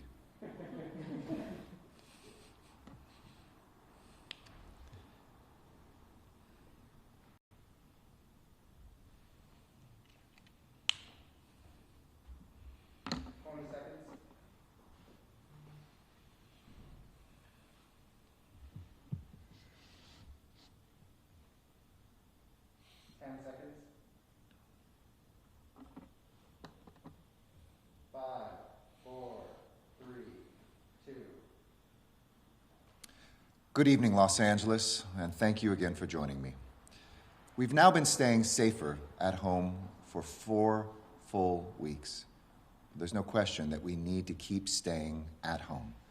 And I want to thank you for the lives you've saved and the lives that you've connected during this crisis with each other. There's no question that this has been a rough ride for everybody, and this was a tough week. We buried more dead this week than we have in any other week during this crisis. And we diagnosed nearly 3,000 more Angelinos just this week alone. But in the midst of tears and facing the tragedy that we have, you have stepped up. You have been incredible first responders. You've shown the heart of the city, and you've shown the guts of Los Angeles. You've shown LA love, and for that, I'm so grateful. There's a lot of news out there that people are starting to fray, and I know that it's been tough on a lot of people. But I want to be clear that while those stories can be found, that's not what we're seeing. 99.9% of Angelenos are doing the right thing. Even across this nation, I believe people want to save lives, that this isn't about politics or partisanship. This is about people, and this is about perseverance. Keep showing your courage. You know, I said at the beginning of this, I wouldn't wait one day longer than necessary to take the actions, the sometimes scary actions to save lives. But I also want to reassure you as well that we won't open things up one day earlier than we need to, but we won't wait one day longer than we need to either. We will continue to be guided by health professionals, by science, by doctors, not playing any games with your life or your lives, but we will do what is right for the life of Los Angeles, now and in the future. So let's turn to today's data. Today's data snapshot is going to offer comparison where we were a week ago as well. And after that, we'll move, as I usually do, into some announcements and updates. Over the past 24 hours, we've lost 4,591 Americans. To put that in perspective, that's more in a single day than we lost in the entire Iraq War. We're experiencing more deaths than 9/11 every day in America right now. In Los Angeles County, we had 567 new confirmed positive COVID-19 cases today, bringing our total to 11,391. This is a 5% increase since yesterday. 1 week ago today, there were 475 new cases on Friday, and a total of 8,430 cases. In the city of Los Angeles, those numbers are 241 new cases, bringing the total to over 5,000 for the first time, 5,093, also a 5% increase. And a week ago, there were just 200 new cases and a total of 3,787 cases. And today, we learned of 40 new deaths countywide, while lower than yesterday, an unthinkable number just a week or two ago. It brings the total of our fallen angels to 495 people, which is a 9% increase since yesterday. We'll continue with the numbers, but I want you to say one thing we can't quantify as a loss. It's incalculable. And we know that for everybody out there suffering, that this is not about numbers. This is about the lives of a loved one, and our hearts ache alongside you. And I want to thank again this city and all of Los Angeles for your response to this crisis and the way that it has saved lives. Today, our deaths are doubling every 7 to 8 days, and we're making progress. We really are. That said, the last 4 days have seen the highest number of deaths reported since the beginning of this pandemic, so we've still got a way to go. The data point I haven't previously discussed is our mortality rate. That's the number of people who die from the positive cases that are diagnosed. Today, that figure stands at 4.3% in Los Angeles County. Now, that can change because if we learn that more people were positive, even more than took tests, that number may go down. But at 4.3%, I want to compare that to our seasonal flu mortality rate of just 0.1%. Today, it stands 43 times higher, more deadly than our seasonal flu. And as we come to learn more about COVID, as testing helps us get a more complete picture, we expect that that number may shift a little bit. But if you're listening to scientists, you know how dangerous this still is and why that number is so important for determining our decisions personally and as a city collectively. Our strategy continues to be guided by physical distancing, aggressive testing, and precautionary measures to stop the spread. And you're quarantining and isolating when you know that you have symptoms or, of course, are positive. So as we head into the weekend, and I know it's a nice weekend it looks like outside, please keep this figure in mind because COVID-19 doesn't care how nice the weather is. It poses a risk to every one of us, and it kills. Making sure our hospitals remain below their capacity is part of how we are saving lives too. As we see in places from northern Italy to our tragic pictures in New York City, when there aren't enough resources, enough beds, enough medical personnel, enough personal protective equipment, people can die. But there's good news here still. In Los Angeles County, our general emergency hospitals have 1,551 beds available, including 1,309 acute care beds and 242 ICU beds. And we have an inventory that we have grown and now have available of 1,119 available ventilators. And we need folks who are infected, even if you are asymptomatic. If you are feeling a little bad, but you're like, I got this, we need you to get tested. We need you to get tested not only because it's important for you to know whether that cough you have or that fever you have, even if mild, is COVID-19 versus something else, but we need to know because if you don't know, you might not be isolated from people you love or when you go out because you think you're okay. And that kills people. That kills people you love, that kills your neighbors, that kills your housemates, that kills your family. So please do get tested, even if you have mild symptoms. Last week, a week ago, we had 19 testing locations across the city and the county. Now there are 30. And I want to thank everybody in the city who's been working on this, and especially our county partners who have just turned up the volume and gone to so many more cities and neighborhoods to make sure everybody has a testing location near them to either drive through or walk up to. Across our city and county sites last Friday, we had the capacity to test 6,000 people, and we had tested cumulatively about 37,000 at those sites. Today, we have the capacity to test nearly double that in just 1 week, 12,000 people a day. And by the end of today, we will have tested a total of 67,000 people, nearly doubling what we had just a week ago. There's about 145,000 tests a day being done in America. And with a capacity of close to 12,000 in a county that just has 3% of the population, that is something to be very proud of. And I want to thank every volunteer and firefighter, everybody working to procure the tests, every lab technician who's turning those around, and everybody who's going to get a test for making sure that Los Angeles can continue to grow that capacity. Because we're working not just to save lives, but also livelihoods. And when you get a test, that helps us all. So one more time, go to coronavirus.lacity.org/testing. Anybody with any symptoms, any age, anywhere in the county can get a free test. We know how hard this has been and how many people are hurting when it comes to our livelihoods. In fact, USC Dornsife Center for Economic and Social Research showed that fewer than half of Los Angeles County residents, about 45%, still have jobs. At the beginning of March, that was 61%. So you see how dramatically this has hit Los Angeles. And people need to pay their bills, they need to make their rent, and I want you to know that there are resources available that not enough Angelenos are signing up for. If your employer has cut hours or shut down operations in this crisis, you should apply for unemployment benefits from the state immediately. And we know the federal rules have changed too, so folks that are independent contractors can now apply for unemployment as well.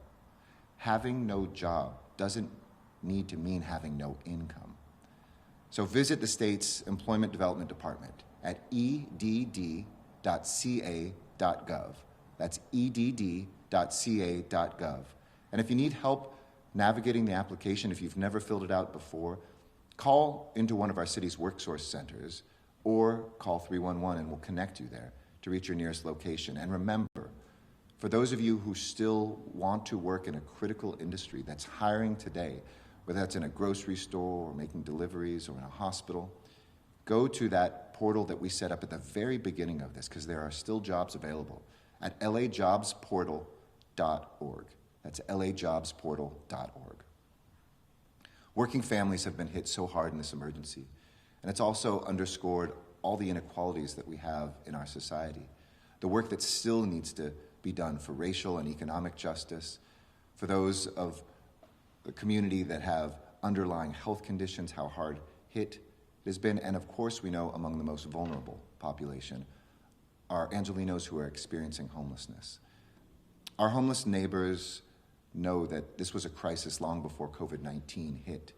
We were already confronting this crisis with record investment, building more shelter beds than any city in the country, over 2,000 of them in an 18-month period. But tonight, I'm enacting some orders to help accelerate the work that we are doing, to extend our affordable housing, to make sure that fewer people stay or become homeless.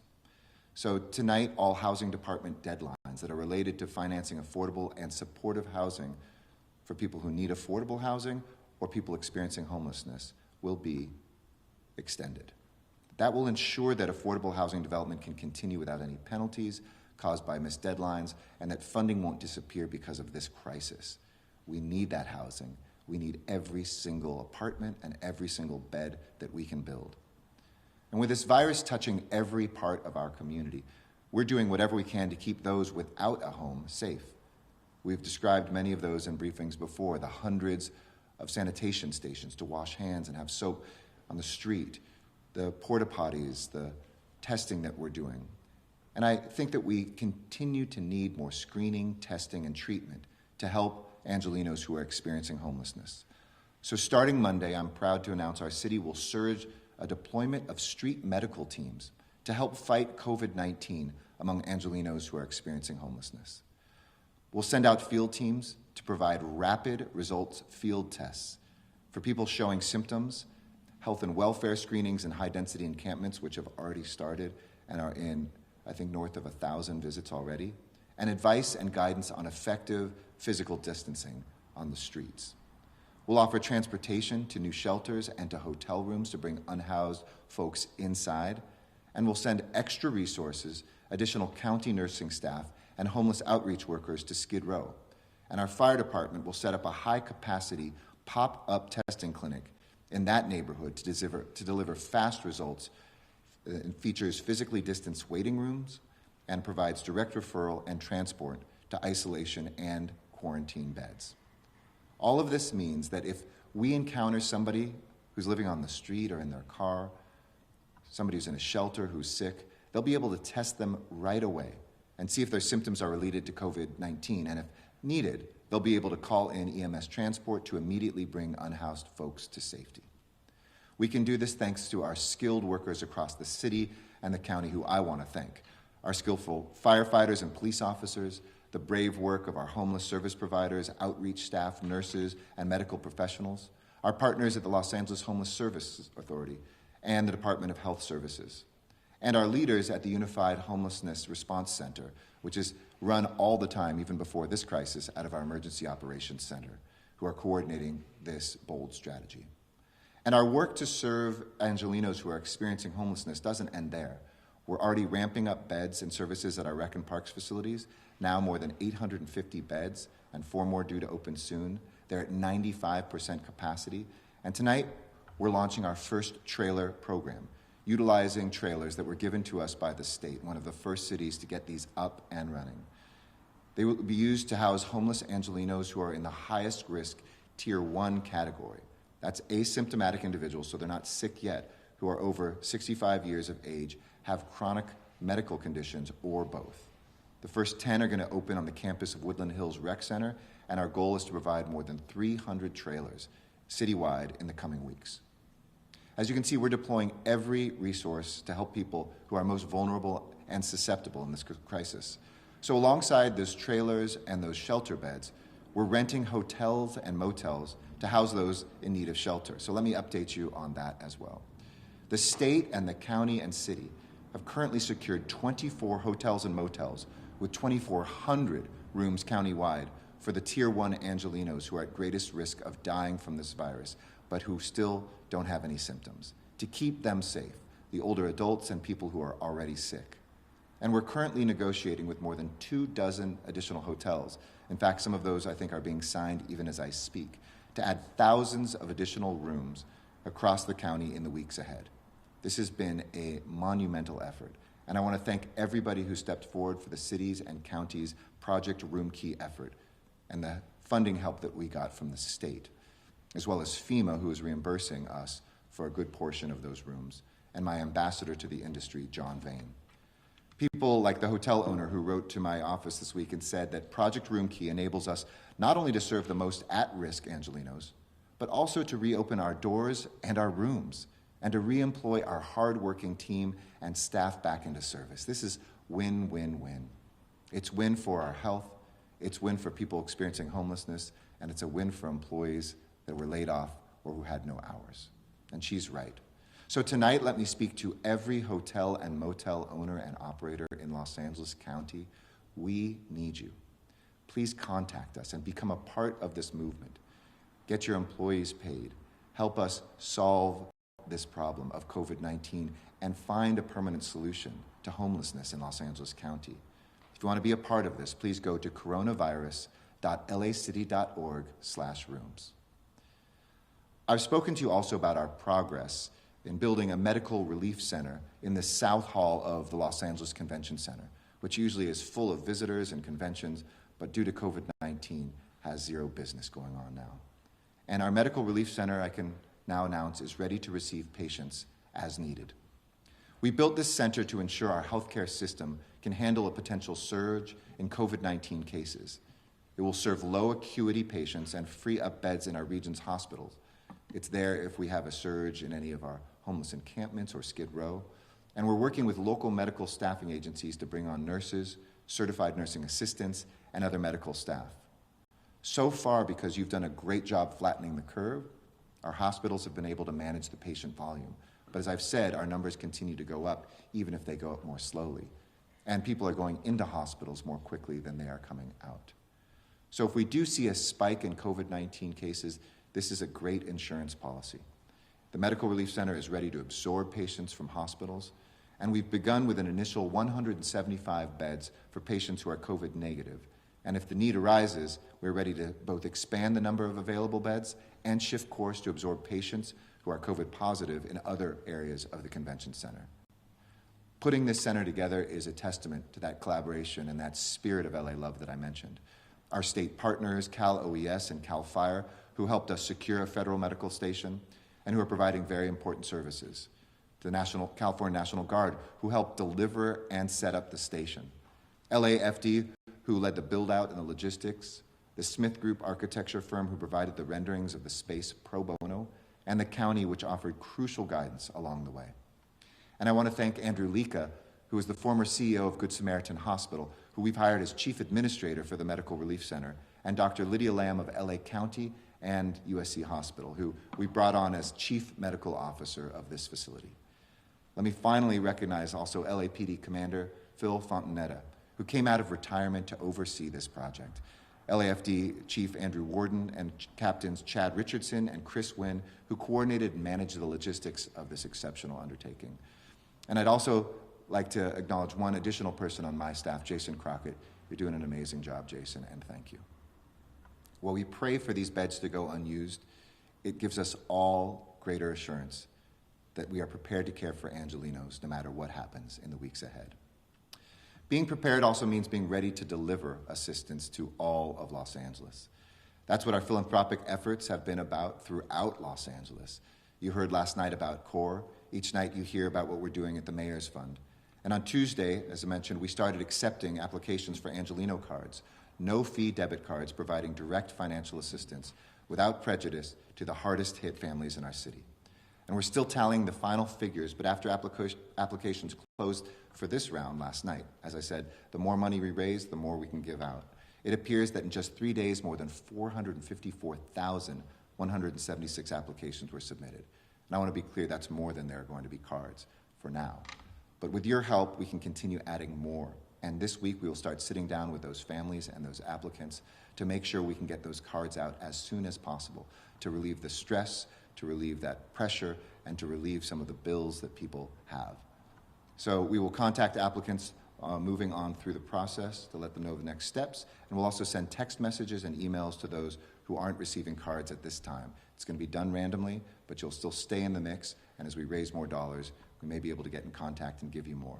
But also, please be aware of scams. This made such huge national news that we had people from all over the country trying to get these cards as well, and no official will ever call you and ask for your information like a social security number or a bank account. If you get a call like that, just hang up. We have more people in need than we have resources right now to help. So please do give. mayorsfundla.org/Angelino. And thank you to so many people who have heard about this, stepped up, and put in more money, even doubling down on earlier donations. We're all in this together, and we're going to get through it together. Finally, let me just say in conclusion, I know how sad this week has been. Many of us have spoken with families of the fallen, with people who themselves were unable to hold their loved ones when they died as a result of COVID-19.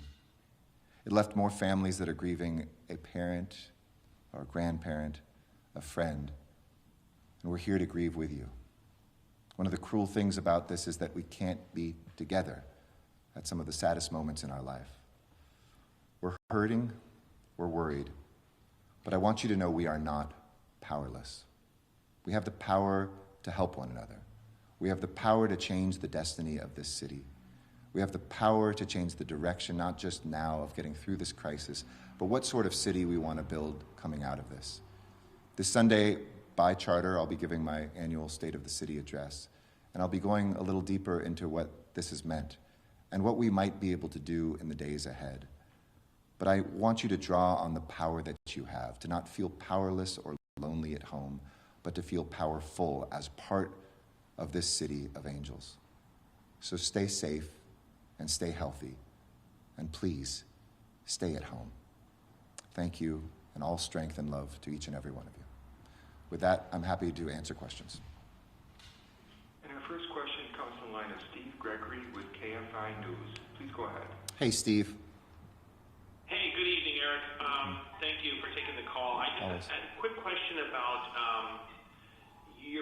your opening statements about, because what we're seeing out in the field is a little different than what you just described about people not staying home. We're seeing aerial traffic now from traffic copters and stuff like that, where there's much more traffic on the freeways and the roads than there were just 2 weeks, 3 weeks ago. And it's really starting to become pretty much an everyday occurrence. More and more people are getting more bold. And I'm just wondering, at what point do you sort of adjust and pivot to make sure that this is either going to be taken care of or you're going to tamp it down a bit? Well, there's two things that we look at. One is the data of the cell phones, not individual cell phones. We don't have that, and nor do I want it, but to the anonymized data of where people are moving, and that stayed pretty constant. There's no question that we see that, and I know you might be speaking about parts of outside even the city. We've noticed one trend, for instance, along PCH, that is one of the few areas where you see beginning and end of the day still yellow, where everything else is green. Occasionally you see red on a freeway. That's usually because of an accident. We see at rush hour still some places that are pretty crowded, but not anywhere close to where it was before. And so we go by the data, but there's no question we won't hesitate if necessary. We saw this week, for instance, at the skate park at Venice Beach, and people were there, so we had to put sand into the skate park to make that unusable for now. When we come out of this, we'll clean that sand out.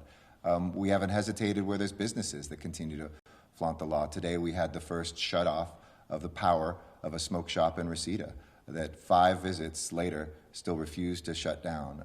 So we do have a good arsenal of tools to use. We're continuing to do enforcement. We appreciate people telling us these things. But I would underscore what you said. For anybody who said, oh, it's been now 4 weeks, I'm getting out of the house more, please don't.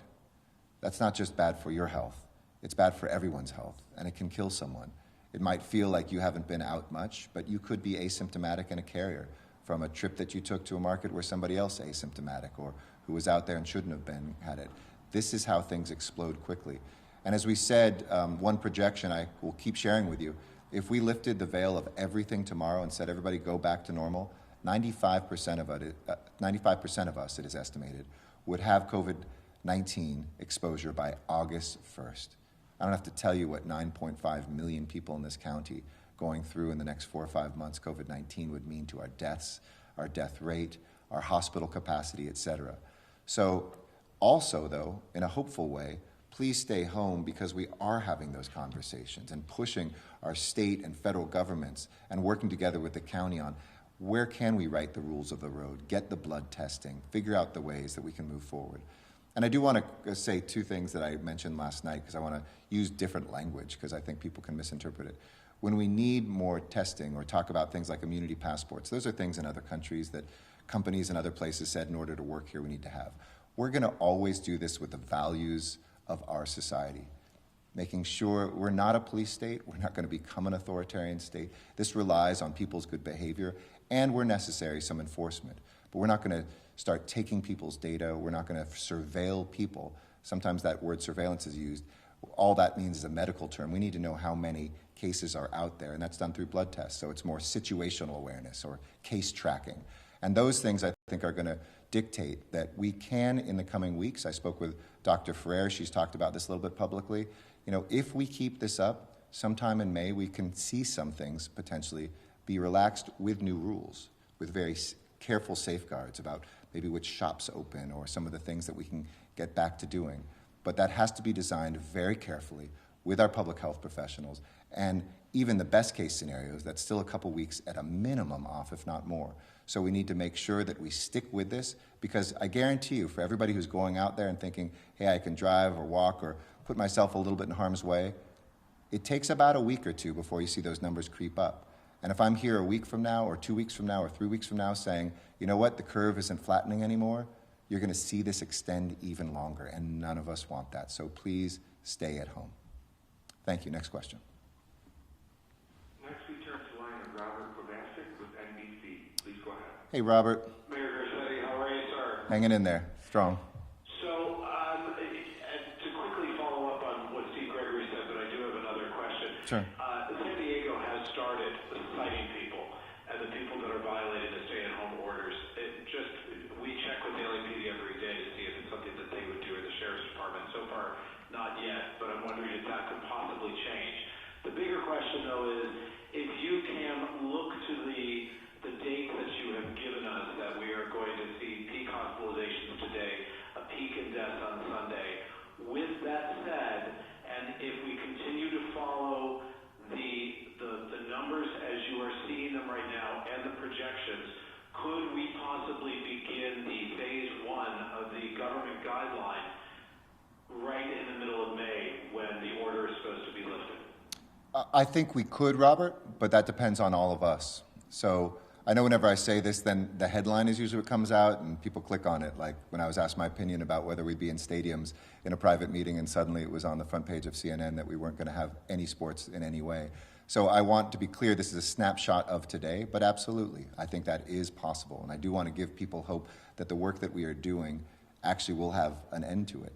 But I want to be clear, too, that's not a flipping on of a light switch. It's not everybody coming out. There are people who are still very vulnerable. There are new rules that we have to write because we're going to have to interact in public spaces and workplaces and potentially schools in a new and different way. But that, I think, is something that is in the realm. We're seeing in Europe, who was a couple weeks ahead of us in terms of infections and cases, some places that have been as successful as us with our physical distancing measures and other, early measures that I'm very proud that we took, beginning to look at that. But the headlines can be deceiving. Somebody said, Germany's opening up. Are we soon? Germany, in certain places, in very limited ways, is opening up. Denmark opened up some schools, but the kids are spaced apart, and it's just starting, and they're experimenting to see what happens. So I think that could be realistic, no question. In terms of citations, that is something we can use. We've certainly cited businesses, and we've referred them even more to criminal proceedings, more than a citation, and with a stronger a little bit of muscle behind that than just giving somebody a ticket. It's not my preference, though. It's not what I want to turn Los Angeles into. And as long as we continue to make steady progress, we're going to tell people you need to stay home. We're willing to do that. If necessary, we will, but we'll do that in conjunction, I think, with the county, with public health, and seeing what's most effective. And as long as I still see the data that this is an exception, not the rule, we'll continue to use public education. We'll continue to let people know that there are consequences, and we won't, unless things get bad, I think, go towards that level. Thank you. Next question. Next, we turn to the line of Elizabeth Chu. Please go ahead. Your line is open. Hi, Liz. Hi, Mayor.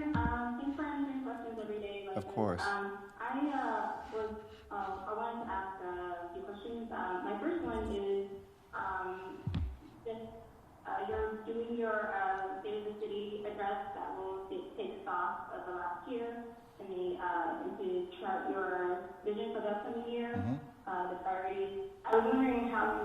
tackling that in this context? And I have two other questions. One is about whether there's a goal for how many tests to be made available per day that you think will allow for widespread testing to be available even to people without symptoms. And also, how much have you raised as part of the Angelina campaign, and how many of the 450,000 might be getting the first wave of Sure. I guess, checks? So I'll work my way backwards, Liz. We don't know because it'll depend on the size of the families. It's 700, 1,100, or 1,500, depending. So part of that will depend. We've raised, I think it was 10 million last time I checked, but it might be even higher. Hopefully we'll get even higher.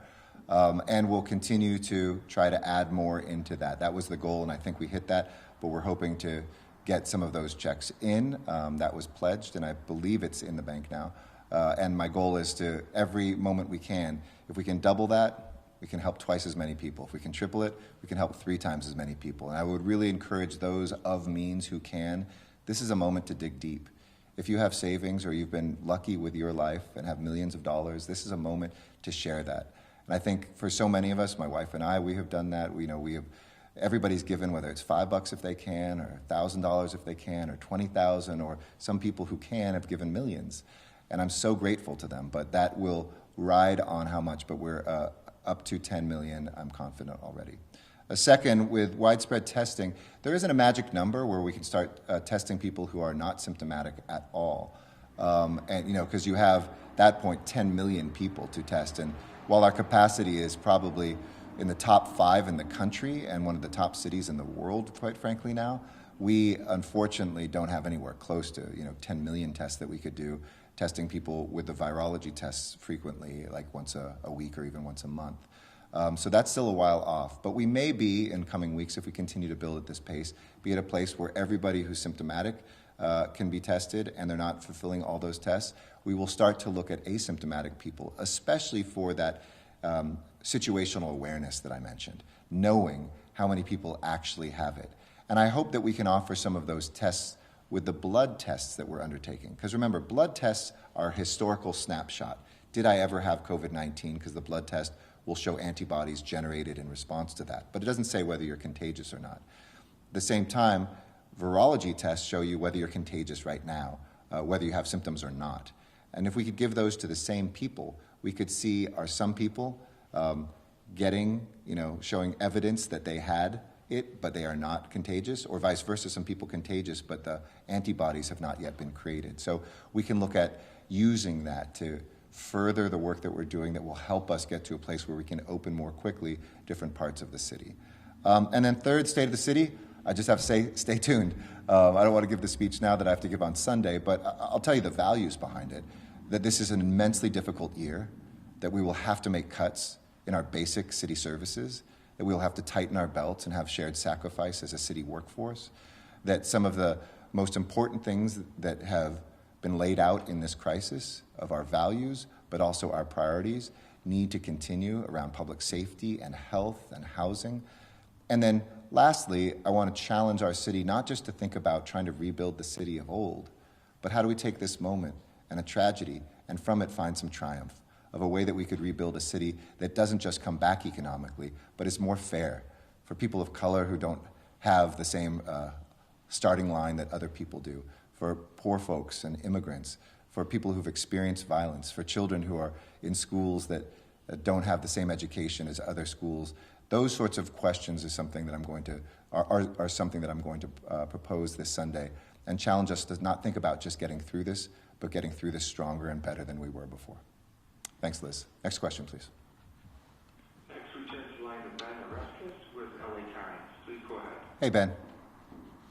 Hello, Mayor. Hope you're feeling better. I am. We have heard, Doug and I have heard from county officials and city officials as well, that how with Project Routine there's been some challenge or struggle to lock down rooms and hotels for homeless people downtown near Skid Row. Yep. Have you determined whether you have the legal power, authority to force hotels to be used as housing for homeless people or anyone during this emergency, even if the owners of these hotels don't want that to happen? Sure. And if your chosen go that route. Why is that? So we have made some good progress. I hope that some of the things that we were talking about earlier in terms of some of the contracts that are under negotiation right now should be announced in the coming week. So that was a priority, and I think we've made some headway in downtown. I do have the authority, though we have the obligation financially in those places as well. I can take property as part of the emergency powers, but we're liable for that, and that can be a long, drawn-out fight that sometimes is more expensive than good negotiations. And I will not take that off the table if that's necessary, and we're coming up short. I think this week, finally, we saw some really good progress, and there's been heroic work by the county, by the state leading up to this. It is not taking a single thing away from them. I'm really glad that we could add John Vane as the person who's sitting down and talking to more hotels and more motels. And it's not just in LA City, of course, it's throughout the county. But I won't hesitate if we dry up and suddenly come to a point where we aren't getting new rooms or we aren't keeping pace with the number of people who are willing to come in, then absolutely, that would be on the table. Next question, please. Next, we turn to the line of Claudia Bashuda with KNX Radio News. Please go ahead. Thank you. Hi. Hey, Claudia. Given that you're talking about furloughs and big cuts, I'm wondering, and I'm taking a page here from my colleague Steve Gregory, who asked this on the county side, but I'm wondering if you would consider, voluntary pay cut yourself, if any of the city council members, others in the city who get higher salaries might be doing something like that, even if it's just as a show of solidarity. Sure. I know it's not going to solve your budget problem, but, to set an example. Yeah, I prefer not to always publicly talk about these things, but since you asked me, I did donate the equivalent of my salary for this month to the Angelino Fund to help Angelinos who don't have that. I think that is a show of courage and a show of solidarity and something I'll continue doing in this crisis. Absolutely. But I don't know about other council members. Next question. And next we turn to the line of Carla Hall with Los Angeles Times. Please go ahead. Hi, Mr. Mayor. Let me actually follow up a little bit on something that Ben just asked. Sure. With the hotel owners that we're hearing are kind of resistant to signing leases, are you at least maybe calling some of those people and trying to persuade them to sign leases? Yes. And then on a related matter, is there any thought of expanding the rec center shelters and just concentrate on putting people in hotels and motels and maybe the trailers that you just mentioned? And I know you haven't had a lot of cases, or many cases, of COVID in the shelters, but once you get one, you end up quarantining the entire shelter and the whole thing gets complicated. Yeah, it's a good point. We don't always. We had one where we didn't need to, and we always go on public health's advice from the county, But no question. I want to make clear there's no one team that if we're working on hotels can't open up shelters or vice versa. If we're opening up shelters, we can't work on hotels. We need to be doing both at the same time. But there's no question that it's not just in congregate shelters where people can get sick. Hotels, we've seen throughout the country, are places where this can spread too. There's shared HVAC systems, et cetera. So they're not perfect, but I do believe them to be better, as long as they have two things. They have the same sort of services there and the same sort of health. In a congregate setting, it's easier to do things like provide food, have nurses check on temperatures, et cetera, than in hotels and motels where people come and go and not everybody's there and you don't always see. But I do think that hotels and motels are absolutely a great solution and one that we put ourselves into. It was originally the state said, hey, we'll do this with counties, and we said, can we help as a city? The county said, absolutely, we welcome you. And other cities are doing that too. In some cities they've opposed, but we don't have to name those tonight. But most of them have stepped up and together with the county said, we realize this is an emergency. And so, yes, I have personally talked to folks. I'm willing to pick up the phone with any hotel or motel owner. But so far, the pace really, I want the story to be not that it's been tough. This has been a really good week in getting hotel rooms. If you told me just a couple weeks ago you get more than 1,000 rooms in a single week, have a couple thousand or a few thousand more ready to sign, that would have been difficult for me to believe. But I really do think that the momentum has started. It's well past the pump being primed. We're getting a lot of interest.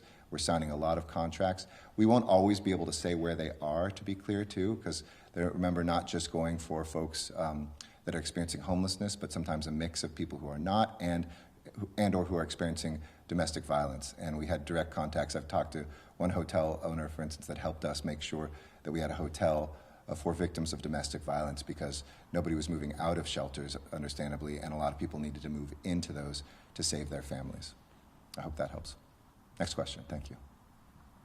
Next, we turn to the line of Kate Nishimura with the Sourcing Journal. Please go ahead. Hey, Kate.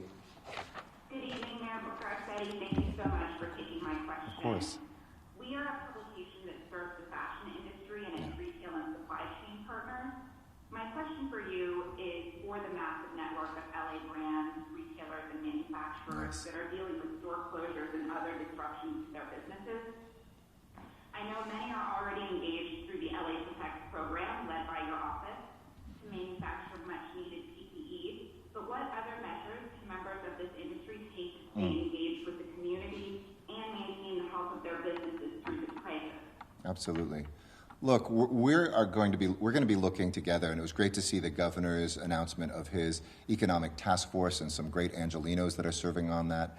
I've been talking with the county in depth and Dr. Ferrer, Chairwoman Barger, about what our efforts need to be here at the local level, because I think that LA can lead in a number of our industries.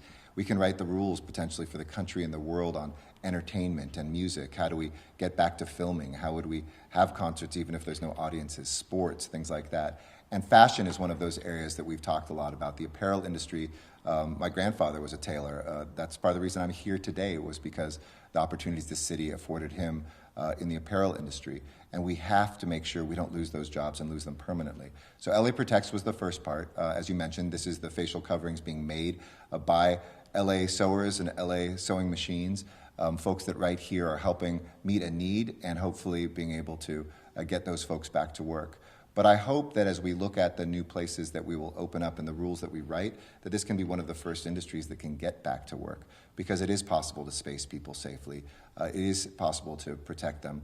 And that will also help us, as Dr. Ferrer said, at a certain point, people need to get some clothes for their kids. We have to look at our retail establishments. And while it'll be very different, we might have temperature checks, we might have people phased to come into stores. Those are the sorts of things that I think we can begin to see the rays of light ahead. In terms of other things, I would say just other PPE is helpful. I know the materials are difficult to obtain for the medical grade, but there are folks out there who need protection, not just facial coverings, but in places where they can be exposed. Folks who drive taxis and rideshare, people who clean hospitals and things like that. So that's another area. All of that can be done if you're interested in a business through LA Protects, and we can connect you with much more than just making face masks, and know that it really is a priority for us to save this industry, to get it back on its feet quickly, and the number of low-wage workers that are there who are really hurting right now. The best way we can help them is to help them get back to work. So thanks so much, Kate. Next question, please. And our final English question comes from the line of Doug Smith with the Los Angeles Times. Hey, Doug. Hello, Mr. Garcetti. I wanted to ask you, you have alluded to the fact that there have been cases at shelters, housing-attested shelters. Are you considering, or have you started doing any preventative surveillance testing at shelters? With testing, we've done some, and we are working with all of our homeless service providers, especially the medical providers, to do proactive testing on the streets, and that includes people who we could test before they go into shelters. There are medical checks before anybody goes in. When there are cases that happen, we have the public health department of the county there, and we follow their advice.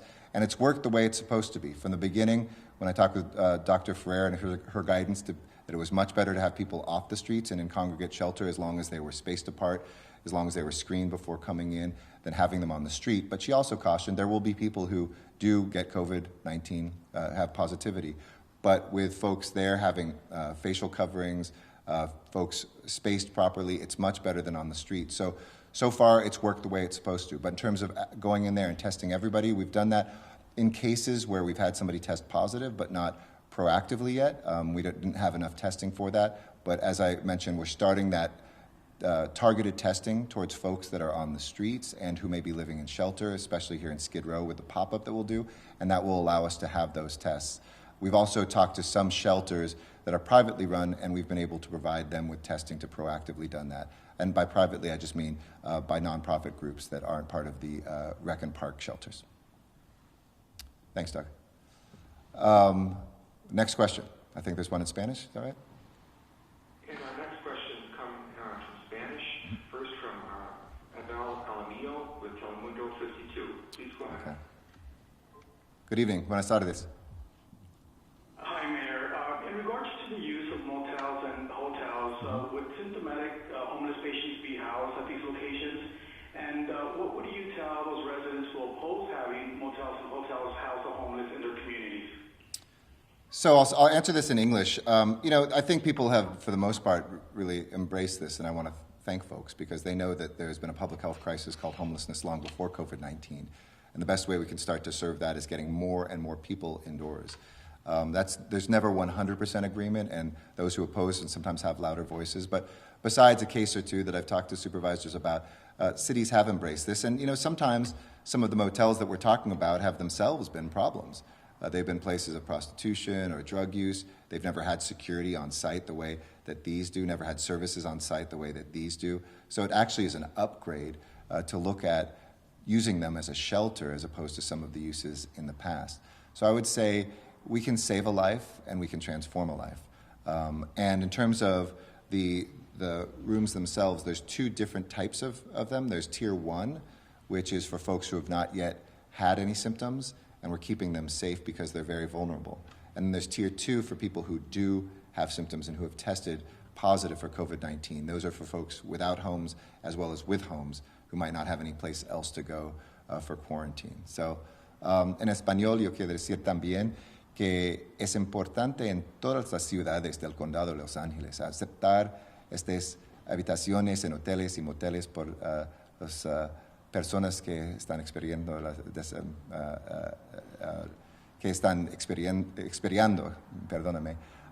indigencia. Los indigentes de Los Ángeles merecen un lugar seguro donde nosotros podemos obtener seguridad, comida y cuidado médico. Y es mejor en nuestras comunidades a tener nuestros hermanos y hermanas de las calles en hoteles y moteles en las calles, en los campamentos donde COVID-19 es una amenaza muy grande.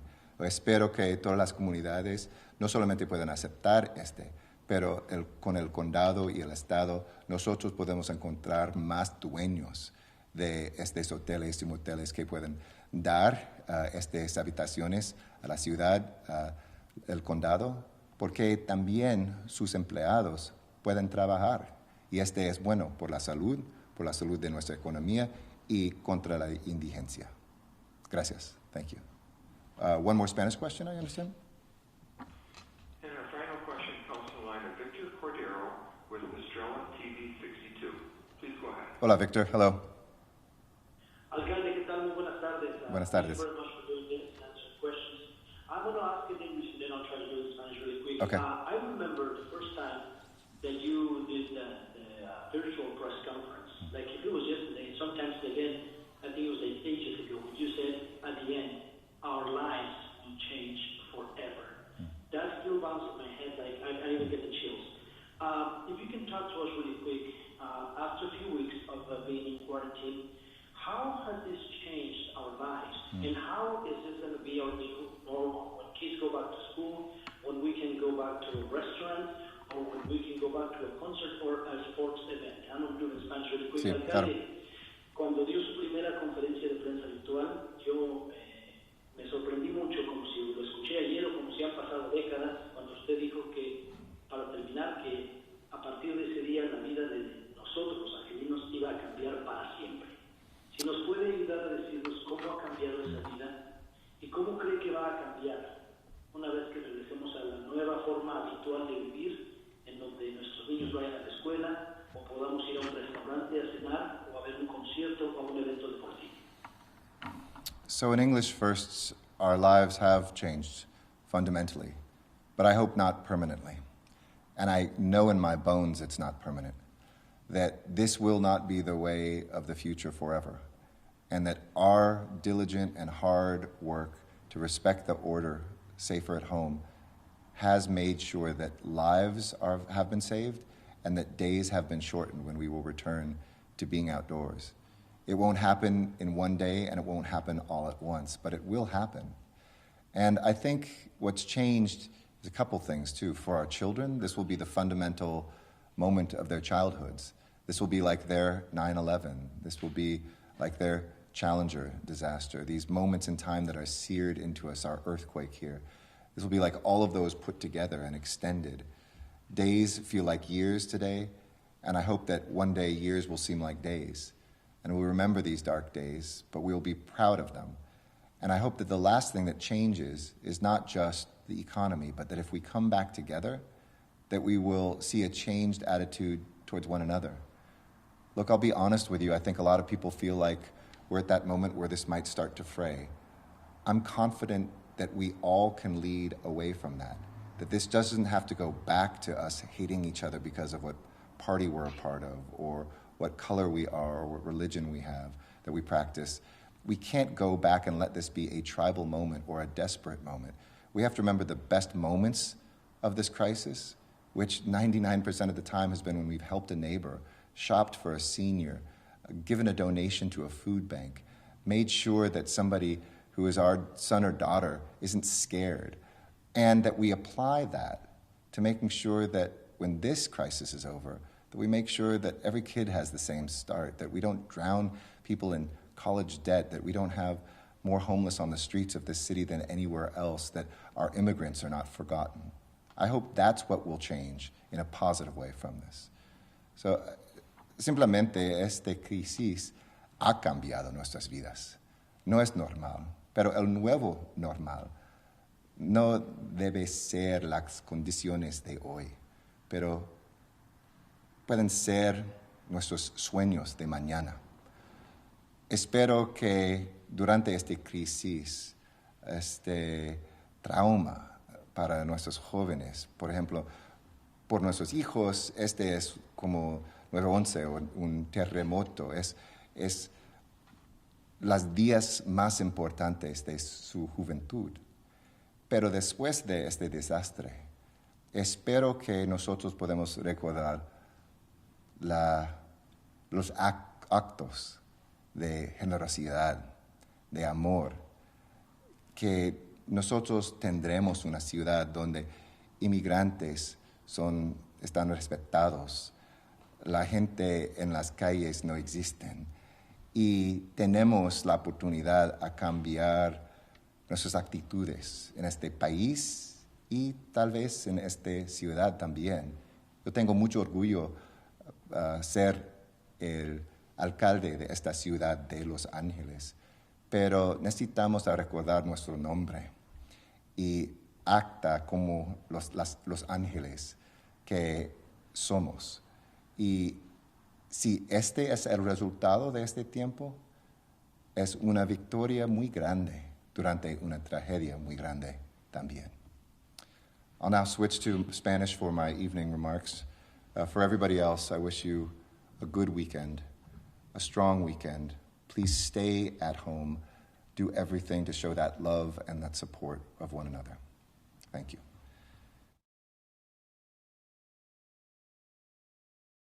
All right, guys, thanks so much for being here with us on News Now. As you can see, as we're taking a live look here at the Johns Hopkins University map, more than 2.2 million coronavirus cases have been confirmed around the world now.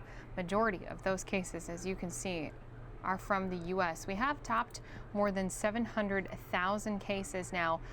Big question will be, are we going to top that million mark by the end of this weekend? So we will be keeping our eyes on those numbers. You can always check in on those numbers with coronavirusnow.com. That's the site where we always go and update the latest news and information. Our stream also will be going into the weekend, so you can check out a lot of great stories that our sister stations have been sending here to us, and a lot of great interviews, everything from how some nurses are creating special isolation pods for their own coworkers to get a little break and their own peace of mind, all the way to what to do with autistic children, what to do with those disappointments that you may have that your kids are facing, especially seniors this year. You've seen those. The seniors definitely missed out on a lot this year. I know I saw John Krasinski. He is one of the actors from The Office. You may also know him from lots of other movies. Most recently, A Quiet Place with his wife, Emily Blunt. But he is hosting a virtual prom for all of those students who missed prom. And he's even going to be the DJ. So I'm sure there will be lots of students who had already bought their dresses, already had picked out how they were going to style their hair. They may even dress up and join in on that fun with him. So again, you can join coronavirusnow.com to get all of those latest stories and the latest news articles as well. That's a great place to go and check out what the top articles are that are happening here across our country, because that site pulls them from all of our different sources, all the way from Associated Press to PBS, Fox News. So everything is going to be right there in one location for you this weekend.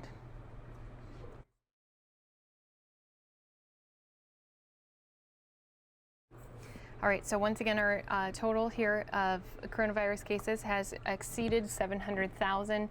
We do have more than 36,800 deaths. More than 58,000, though, have recovered from COVID-19. I know we have played some survivor stories for you earlier, and those are always great to see, because a lot of people like to hear the positive side of things. Speaking of positive, we have tested more than 3.5 million Americans for COVID-19. Now, testing has been a huge thing that a lot of the governors have been focused on. Obviously, the more people in their population they can test, the better numbers, more accurate they can really see to start doing that kind of guidelines that Trump and his team rolled out with yesterday about how to start to reopen their communities.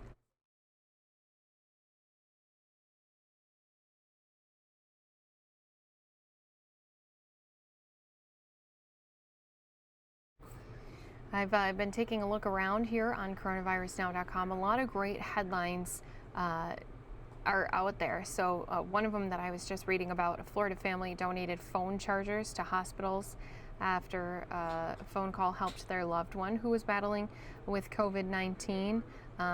Also, there's a lot of great stories on there for you to go and read. So if you do want to ever go back and rewatch items that have happened on our stream, we do not only clip our full streams, but we also clip memorable moments that have happened throughout the day, especially those coronavirus task force briefings. So you can always go back onto our YouTube page with Fox 10 Phoenix. That's a great source for you to go and find the latest on COVID-19 and those clips that many people have been interested in.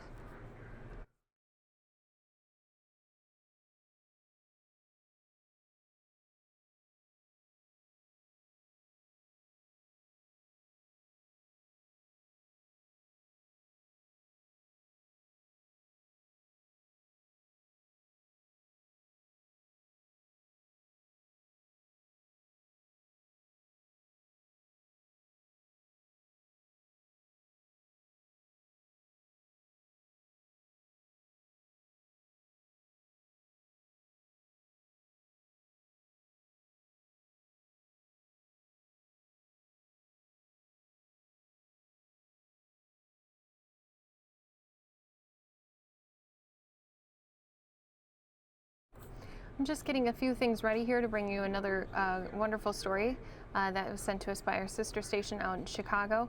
Give me a couple of minutes and then we'll bring it to you before that KTTV Fox 11 Coronavirus Crisis Special Report here coming up at 7 o'clock.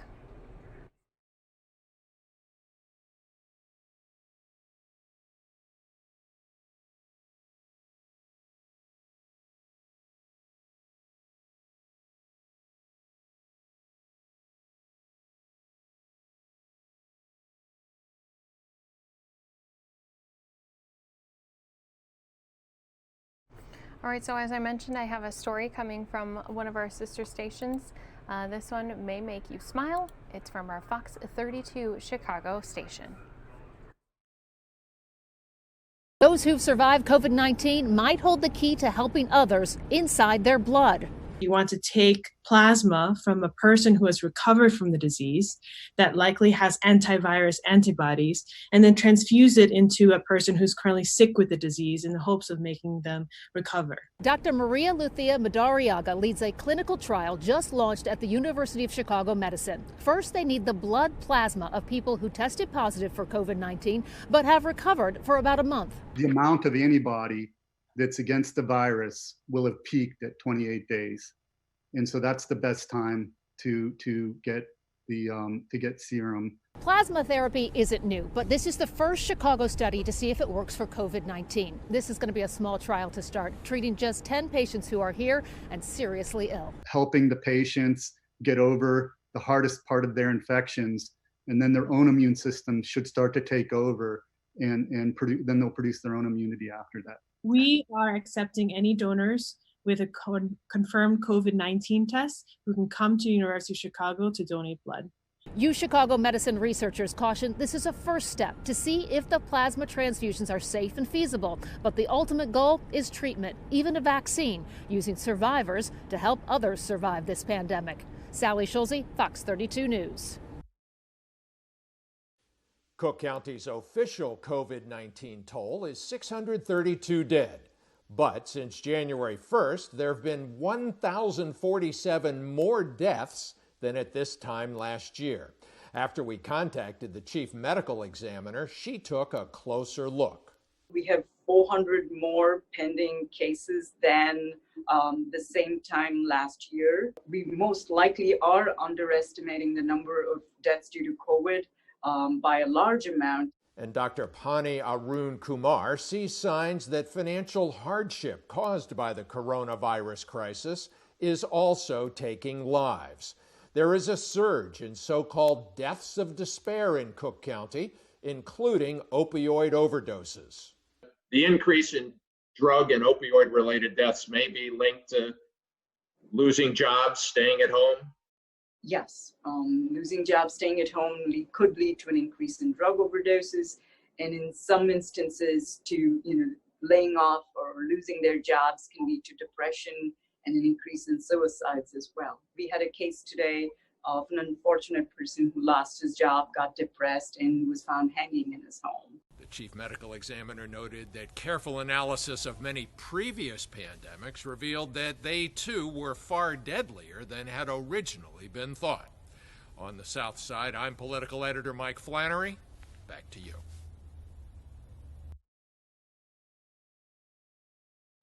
I'm Sally Schulze in Orland Park. Testing for COVID-19 is now more widely available at this urgent care clinic and about 30 others like it.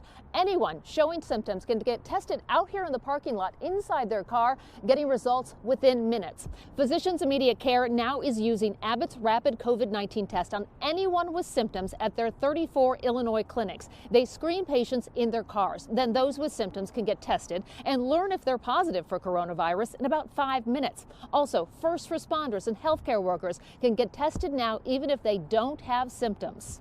It'll be great. So if they had an exposure and they don't have symptoms, a lot of employers are requiring them to have that test before they're allowed to work again. So it's getting them back to work quicker on the job. People are having to wait 7, 8, 9 days for results at home with anxiety, not knowing if they have it or not. Now they can know right away if they're positive or negatives. So far, Physicians Immediate Care says only about 10 to 20% of people tested in the suburbs test positive for COVID-19. But in the city, about 40% test positive, showing Chicago is still certainly the hot spot. In Orland Park, Sally Schulze, Fox 32 News. Right now, the small business market is just getting crushed. Brian Garetta owns S&T Provisions, a small Italian deli in the Mount Greenwood neighborhood that's been in his family for 60 years. While his business is doing okay, other mom-and-pop stores in Mount Greenwood are getting crushed. We all talk about how the small business community is hurting, but I don't think everybody fully appreciates how dire the situation is right now. So Garetta and the local Chamber of Commerce have created the Small Business Mega Lottery. 30 Mount Greenwood businesses have each contributed a $300 gift certificate that's redeemable in 2021. $10 lottery tickets are being sold online. And on April 26, 2 winners will split that gift certificate jackpot. So far, they've sold $100,000 in lottery tickets with a goal of $500,000. Then that money will be split evenly between the 30 businesses. That's going to allow them to stay open past next month and to keep their employees employed. We'll flood it with ink. Businesses like The Plug, a T-shirt screening and uniform shop down the street. Owner Dave Burchett says that even a few $1,000 will help keep his business with 10 employees going. Helps with rent, I'd say that right now. So yeah, it's huge. A lot of us are all trying to figure out ways, to pay our employees and everything. So yeah, it goes a long way. You'd be amazed how much a couple dollars goes. In Mount Greenwood, Dane Placco, Fox 32 News. It's uncertain when we'll see baseball games played once again at Wrigley Field, but in the meantime, the Cubs are lending their home to Lakeview Pantry to help those affected by COVID-19. Wrigley Field will serve as a satellite site for the pantry to help keep up with the demand of food and other social services as well. Mayor Lori Lightfoot and Cubs owners Tom and Laura Ricketts were on site this afternoon to check out the pantry. It'll also serve as a distribution site for residents to pick up food on Tuesdays and Saturdays from noon to 2 p.m., beginning this Saturday, the 18th. One of the things that we've been most concerned about as a city is making sure that our vulnerable populations are fed. And we've been doing all kinds of work across the city, and Lakeview Pantry is an important part of that safety net to make sure that our seniors, our people that have underlying medical conditions, our children, those people who are out of work and are struggling, this is the need that's being filled. And Hotel Zachary will reopen April 30th for healthcare workers to give them a place to stay while they help patients fight COVID-19. Outside of Wrigley Field, Caitlin Sharkey, Fox 32 News.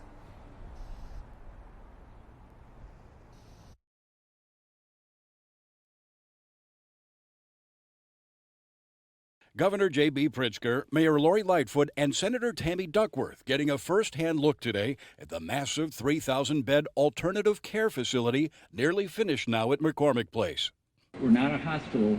We're here to care for COVID-positive patients of low acuity to moderate acuity. All of this built in the last 26 days by hundreds of skilled Chicago tradesmen.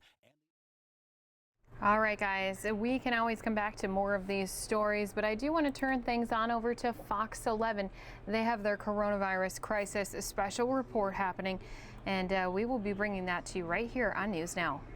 Separating fact from fear. Today, I stand in front of you sobered by the reality of the last few weeks. You've shown the heart of the city, and you've shown the guts of Los Angeles. A weeknight series dedicated to cutting through the hype and getting to the facts. Co-hosted by Alex Michelson and Dr. Drew Pinsky. Let's do it and we'll make a difference. Let's go. You're watching a Fox 11 special report, The Coronavirus Crisis. As California's unemployment rate continues to climb, many are asking how soon will the state reopen for business. Good evening. Welcome to this Fox 11 News Special Report. I'm Alex Michelson. And I'm Dr. Drew Pinsky. Also joining us tonight is Dr. Jen Caudle. She'll be talking about promising new treatments. And business expert and author Toby Mathis here to talk about reopening the economy. When should we do it? The debate over business versus medicine. We'll get into that in a moment. But we begin with a look at our top stories, including the latest numbers from around Southern California. Right now, Los Angeles County, there are now more than 537 new confirmed cases, pushing the total to over 11,495 dead. Riverside County with just over 2,400 cases and 69 deaths. Orange County has crossed over 1,500 cases and 28 deaths. Meanwhile, a new study from USC finding that coronavirus mandated business closures and cutbacks have left more than half of Los Angeles County residents without work. An estimated 1.3 million jobs cut in 1 month. And the coronavirus outbreak dealing a major blow to the concert industry. Taylor Swift announcing that she's canceling all of her live concerts for the rest of the year. That means Swift's concert to open the SoFi Stadium, the multi-billion-dollar SoFi Stadium, off. First time in its history, Comic-Con has been canceled. The event was scheduled for July 23rd through 26th in San Diego. And we're talking talk of easing restrictions here in California, many people still seem eager to get outside, get back to work. Today, Governor Newsom talking about the devastating effect the lockdown is having on California's economy, but still saying the state must reopen slowly and responsibly. I stand in front of you sobered by the reality of the last few weeks. We are now in a pandemic-induced recession here in the state of California. And while the new numbers came outset, it is sobering to be talking about economic growth and economic recovery and unemployment numbers when we just had other numbers that came out today. 95 lives lost last night. That's the highest number that we have recorded since this pandemic began. What do you make of that? Well, look, I still think he should be applauded. The fact that it's any lives lost is, of course, awful, but 95 in a state that has 40 million people, it's because of his good judgment, it's because of his leadership, it's because of an early lockdown that it is only 95. The kinds of numbers that were being predicted at this point were not just in the tens of thousands, they were in the millions. We got to remember that. And so it's awful, any deaths, but he is to be applauded for having taken active early action and it being only 95. Sadly, 95, though. Yeah, Governor Newsom's approval rating's now in the 80% range, which is pretty extraordinary. I had a chance to talk to him today, and I asked him about the possibility that red state governors could open their states sooner. We're seeing a lot of reports about that. So what happens if that happens and then those residents travel here? To be concerned about this. Again, this pandemic, coronavirus, the COVID-19 knows no walls, no jurisdictions, no boundaries. It's a global pandemic. Him saying that he is concerned about that they're trying to have conversations about that, and if somebody comes here to California, they'll be subject to all of our rules. Right. I'm glad he's looking at that. I'm glad he's talking about it. And again, he's spot on in the topics, but he's a little short on details. And I'm certain there's a reason for it. He's probably developing the plans. But here's what we need to know. We need to know when, how you're going to do it. How are you going to do this? So it's one of the most unpleasant part about this entire experience psychologically has been that inability to plan, inability to see the future. And when you tell us, you know, we need to do these things, which we all kind of very well know, we need to know how and when. That is what will relieve us of so much of the stress associated with this. Well, one of the groups we turn to try to figure out the how and when is the University of Washington, and they've just released their latest projections for California. This is the new model. It shows that California actually peaked yesterday with 96 deaths. It also notes that relaxing social distancing could be possible after May 18th. Right now, LA County is supposed to keep all this in place until about May 15th. And please, guys, leave that picture up there for a second. The graph we're looking at here is, again, I believe it is deaths per day. But if you look at that blue bar on the right side of your screen, that is what he is, or that group is advocating, is when we begin what they're calling containment strategy. I'm a little, they're actually now making recommendations based on these models. That is beginning containment sort of towards middle of May in California, which is good. That means we're out there doing testing, letting people return to work, isolating, finding contacts of anybody who shows up positive. Meanwhile, the big issue we talk about almost every night here is the homeless issue. At his briefing today, LA Mayor Eric Garcetti announcing a new push to diagnose homeless people and get them medical treatment to stop the disease from spreading.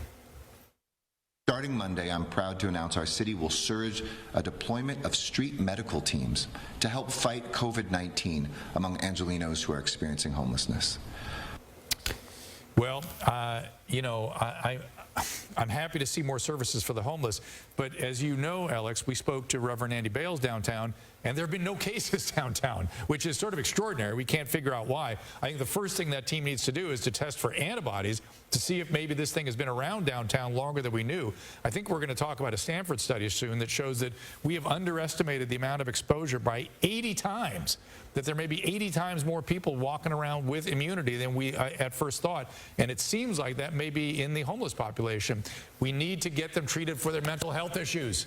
And if they get sick, great that we've got these services going out for them. But if they are on the street, things are not going to get better. Well, we got some promising news on a new coronavirus treatment. The biotech company Gilead is behind the drug remdesivir. The New England Journal of Medicine says the test size was small. So lots of caveats here. Just 53 patients. It was not a double-blind trial. That would have offered more definitive evidence. But out of all the patients who received the drug for 18 days, more than 2/3 showed enough improvement that they no longer needed a ventilator. Dr. Jen Cottle joins us now to talk about that story and more. Dr. Jen is a family physician, associate professor at Rowan University. Doctor, when you hear this, what do you think? Room to be hopeful, or like not that big a deal because the study's not that big? Well, I think that there's definitely room to be hopeful. I think we also have to be cautious, and I would say cautiously optimistic. I mean, you know, the study preliminary results seem to be favorable, but once again, you know, we don't know the end result. We don't know the end of all the different trials and what's eventually going to happen. So we can't say with certainty that this drug is going to be everything that we hope it will be. But I think it's reasonable to be optimistic, just like we are with other drugs that we're testing, and being hopeful. So, you know, I think we have to wait and see, really, is the point. Yeah, we're not really asking the question, is this the drug? But we're looking at response rate, and a 2/3 response rate is extraordinary. And so we have very good reasons to be hopeful from my perspective. I've been using a lot of it. I've seen a lot of it being used to good effect. Well, I understand that, but we don't necessarily know if it's due to the drug or if it's because the patients would have improved on their own anyway. Well, and that's simply what I mean. Is we need more information. Interesting point. You got to remember that, you know, the vast majority of people get well from this virus. Yeah, and Dr. Jen, just another topic now. You were on our show a few weeks ago talking about this issue of African Americans not taking coronavirus serious enough, and the rumors of the African American community thinking that it didn't impact them. In fact, we see that it's being harder hit by coronavirus. Your thoughts on that, and what could potentially be done to fix that? Sure. So just to be clear, it's not that I've never thought the African American community was taking it seriously enough. I felt and still feel that sometimes the myths that African Americans could not get coronavirus were doing us harm, and certainly still are if they exist. What I will say about the racial disparities, that's what we're seeing kind of come to light. You know, the idea of health disparities in race, this is not new. This is the concept that there is African Americans make up a small percentage of the population, but make up a large percentage of those who are not only contracting coronavirus, but also dying from it. In other words, that's not balanced. And that's what we are seeing.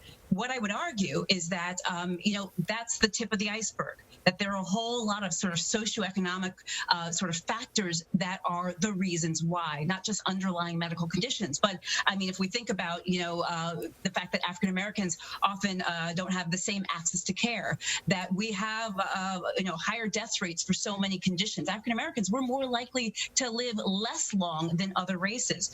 Systemic racism. I know I'm going off a list, but it's really true. There are structural inequities in housing and education, even being able to grocery shop and get healthy meals, you know, and historical problems, Tuskegee. Right. I'm throwing a lot of stuff in there, but I'm doing it for a reason, because I don't think that you can look at this higher number of African Americans being affected and dying without looking at all the potential things that are probably and will definitely playing into that. Yeah, Governor Newsom of California has said that crises exacerbate inequalities, and that may be what we're seeing here, or inequities.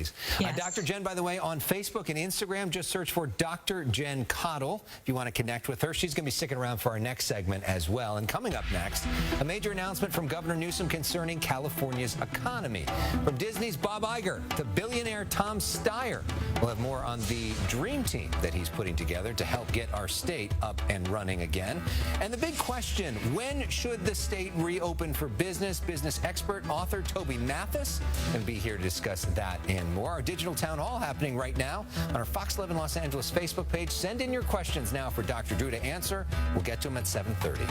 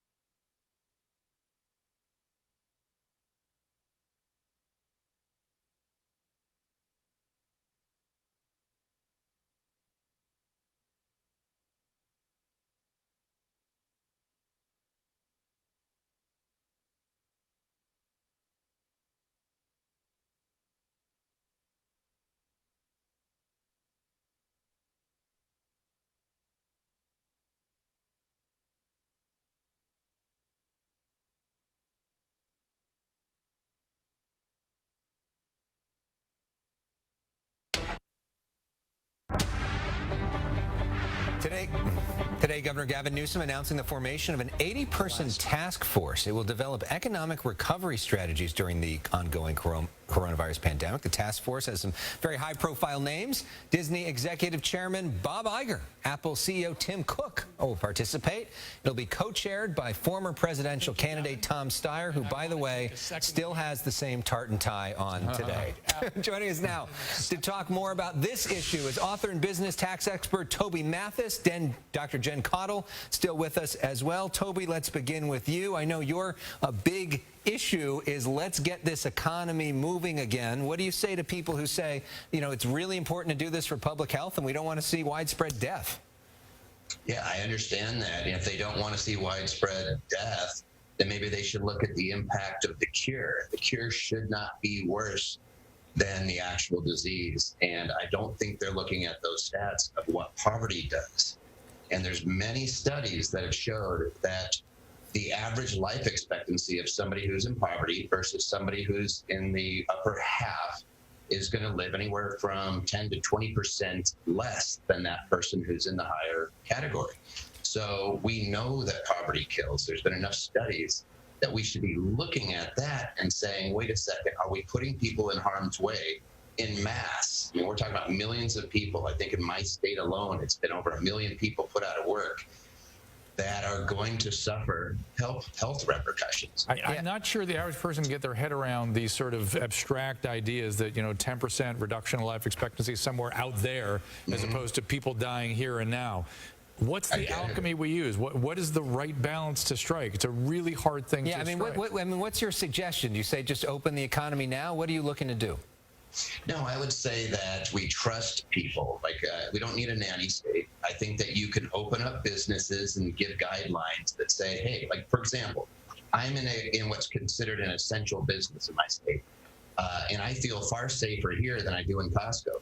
I wouldn't go near Costco right now. No offense to Costco, but I see people lined up outside of the Costco, like shoulder to shoulder, waiting to get in. You see that at all the grocery stores. And so what we've taken is we've said certain activities are okay, and you'll have people accumulating around each other, and others are not. I think we can leave it up to our people to make decisions and act prudently. I'm looking but Dr. Jen, to you, when they did sort of leave it up to the people, at least here in Southern California, a lot of them made the wrong decision. I mean, they went hiking, they crowded the beaches, they went out en masse to the point that it was so absurd they had to shut it down. So can you just trust everybody to just sort of honestly do the right thing? Yeah, I think we need to take a step back even from that question and go back to the idea of our lives. You know, as a physician, I can tell you, you know, losing anyone, and I think we would all agree here. I think we would all agree this. One life lost is one life lost too many. And the idea is that we know social distancing saves lives. Now, granted, what's going on in every individual state is different. No two states are alike, and we respect that. But Dr. Drew, you said literally in the beginning of this program, you said that in California, for example, in Los Angeles, that the cases are lower than predicted, as they are in other places, and deaths as well. And why is that? It's because we've been social distancing. And my argument is, why not continue to do what we know actually works? Because as a doctor, as a person, as a daughter, as a sister, I know that every life matters. And I'm not saying the economy doesn't, because you're going to tweet me, people are going to tweet me and say, we have to now stop driving cars then, because cars kill millions of people. I mean, if one life is our threshold, that's the question. What is our threshold? No, how do we figure this out? Cars are not infectious. Cars are not infectious. If one life is the threshold, then we have to stop driving cars, because hey, we're going to have to stop taking showers because we might slip and fall. That's what I'm struggling with. How do we figure this out? One life is too many. So what do we do? You know, how do we get back to work? I don't buy that argument. I don't think that's a fair comparison, first of all. But this is what I think more people die of other activity. Like, a lot of people die from obesity. A lot of people die, like right now, everybody's being forced to stay inside. I am sure that as doctors, you would agree they're probably not engaging in healthy activities. They're probably eating things that they can get a hold of. I've been through the grocery stores. There's not a lot there to pick from, especially not the healthy stuff. And so, like, there's an impact there that we should measure. I don't feel like that's a fair comparison to the loss of lives that happened from COVID. And that's what my argument is. Saying that people are sitting in their living rooms eating unhealthy, therefore we should go back to work, is not a fair comparison. What I'm saying is that we have to be thoughtful. Let me finish. How about denying their liberty? Yeah. What we need to do is we need to be very thoughtful and we need to be very measured about how we go about reopening. No one is saying that the government should not reopen and that we shouldn't go back to work. Nobody in their right mind would say that. But what I'm saying as a healthcare provider is that doing this in a rash and irresponsible way is rash and irresponsible. And it is interesting if you look at some of the details from back in 1918 when we had the Spanish flu. They did reopen. It was seen as too early, and then there was a second rash where a lot of people died in that moment as well. We all agree. We really do all agree. We are all agreeing. But the question then becomes, so how do we do it? Yeah. When exactly? What's the number? That's the hard part. It's that exact specific. This is a great debate, and unfortunately we're out of time, but we appreciate everybody sharing their very different views on this. It's a debate happening all over the country. Toby's book, by the way, Tax-Wise, Business Ownership, is out right now. Thank you, Toby. Thank you, Doctor. Right back with Dr. Drew answering your questions.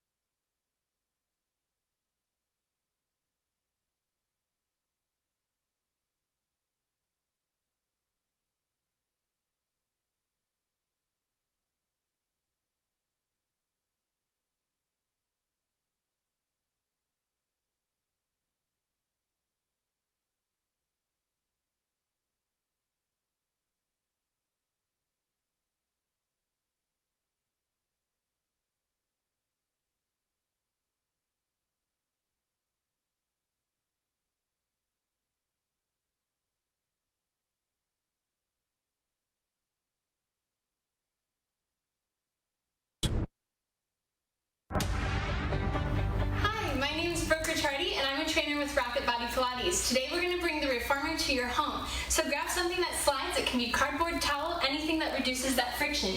Meet with your toes on the slider in a high plank position. Exhale, bend the knees. Contract through the belly as you drag knees through the gates of the arms. Then inhale, slowly extend it back up. So you keep that nice flat back, hips in line with shoulders, and belly button pinned up. Take this for a full minute and enjoy. It's Brooke Riccardi from Rapid Body Pilates from the South Bay with our quarantine workout tip of the day. You can follow her on Instagram at Brooke Riccardi 13. Every night we feature a different trainer with a different workout tip, and every night we also answer some of your questions from Dr. Drew. This coming in from our town hall. I think Brooke will relate to this one. Denise asks, I'm a personal trainer in a private gym. When do you think that gyms will reopen again, Dr. Drew? I think it's going to be late in this game. I don't know how we keep those safe. I think you doing individual training on someone is very similar to, say, a physician practicing on a patient, and there are ways to create distancing, and there are ways to both wear masks and use Clorox and whatnot. So I think you could get together with people and train them long before wide open spaces are open for people to come in and work out. Lisa asking this question: can a recovered patient get the coronavirus again? So because it's a new virus, we don't really know how long the immunity is effective. We think it's about at least a year. People are having recurrences. They are not being reinfected. They're having recurrences. And they've studied some of these people that are doing that, and they are the ones that don't ever clear the virus. In other words, they keep shedding the virus, and then they have another recurrence. And recurrences are rather common, and they're usually the recurrences are usually typically milder. Oh, coming up next, Extra's Billy Bush is standing by. We're going to talk to him with some interesting information about pregnant women and coronavirus. Stay with us.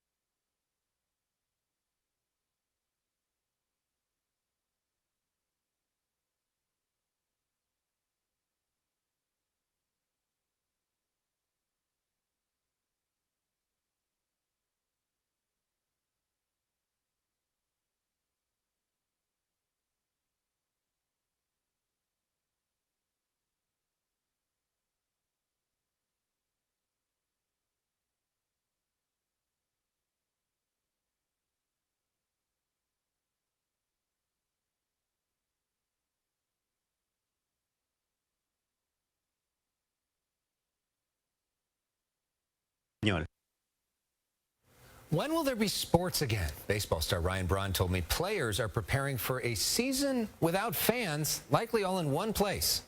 I think we're either looking at all teams in Arizona or half the teams in Arizona, the other half the teams in Florida where they have their spring training facilities. You eliminate a lot of variables that way. I think that having all 30 teams in 30 separate cities is something that's extremely unlikely. Ryan Braun is my guest on our political show, The Issue Is, tonight. He's raised millions for Californians in need. Also with us, Congressman Adam Schiff and Politico's Carla Marinucci, tonight at 10:30 right here on Fox 11, which, of course, is the second best show on the Fox 11 schedule after Extra with Billy Bush, where it starts in a few minutes. Billy Bush, I know we're all rooting for the baseball season to come back, hopefully soon, and hopefully with the players and everybody being safe.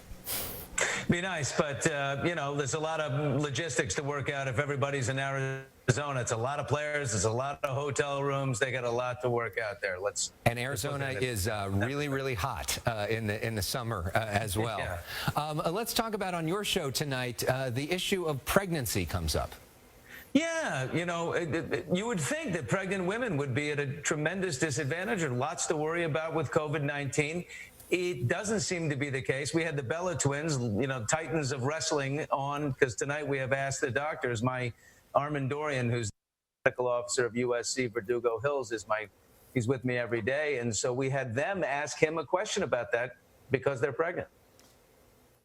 And now some celebrities are stepping up with things they want to know. We start with the Bella twins, who are pregnant. Just kind of our risk and the precautions we have to take as just being pregnant women. Like, are we considered high risk? Being pregnant puts you at a higher risk for getting the infection, but you're not at a higher risk for becoming super sick. That's exactly right. That's amazing. And the babies do very well too. And think about it this way: when you're pregnant, you essentially have a foreign body in your system, and so your immune system is altered to not reject that foreign body. And so much of the complications of COVID is from the overactivation of the immune system. It doesn't happen if you're pregnant. And evidence that some, you know, there's been studies that some kids have been born with strong antibodies. And they do fine. The babies do very well. Yep. All right. Well, that is it for our show today and for this week. Billy Bush is up next with Extra. Dr. Drew and I join you on the Fox 11 Los Angeles Facebook page right now. Thank you, Billy. Thank you all for watching. Have a great weekend, everybody. I'll see you tonight at 10, too.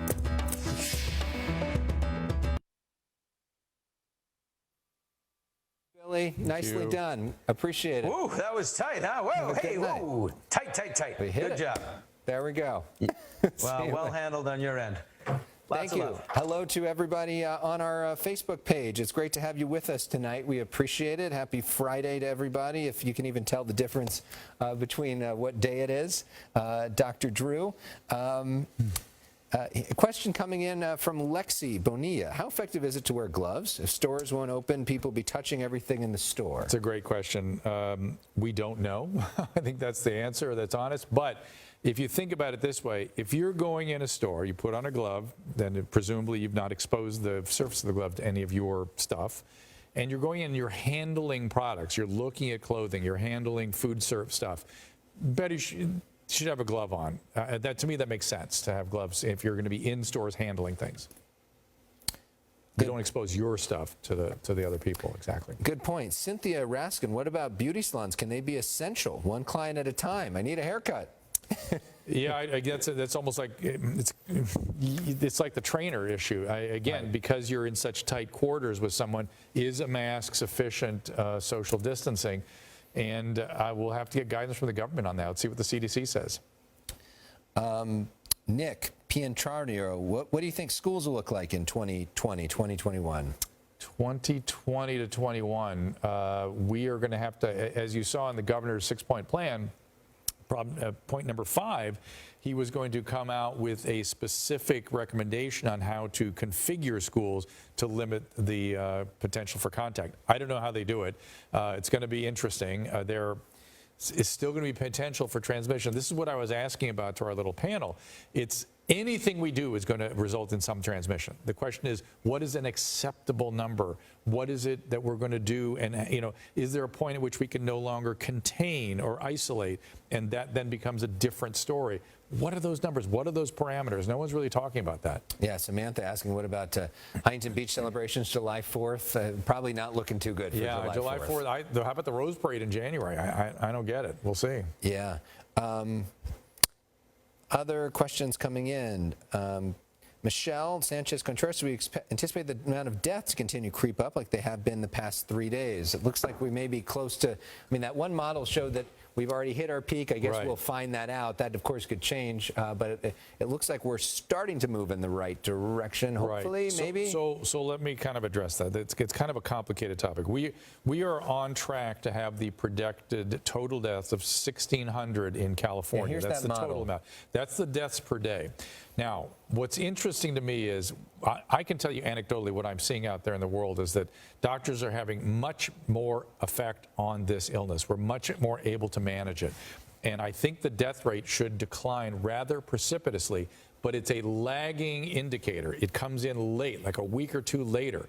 What's interesting to me, if you see that blue box on the right side of the screen, that is where the University of Washington modelers are saying we should begin really being out in the world and do the what's called, let me give you the formal name of what his mechanism is called, containment strategy. So the containment strategy. Now, if indeed the death rate falls precipitously like it might, given that the success that physicians are having, they might move over that containment strategy from what is now estimated to be May 18th to maybe that first week of May, which is kind of where everyone's been aiming. So it'll be interesting to see if that happens.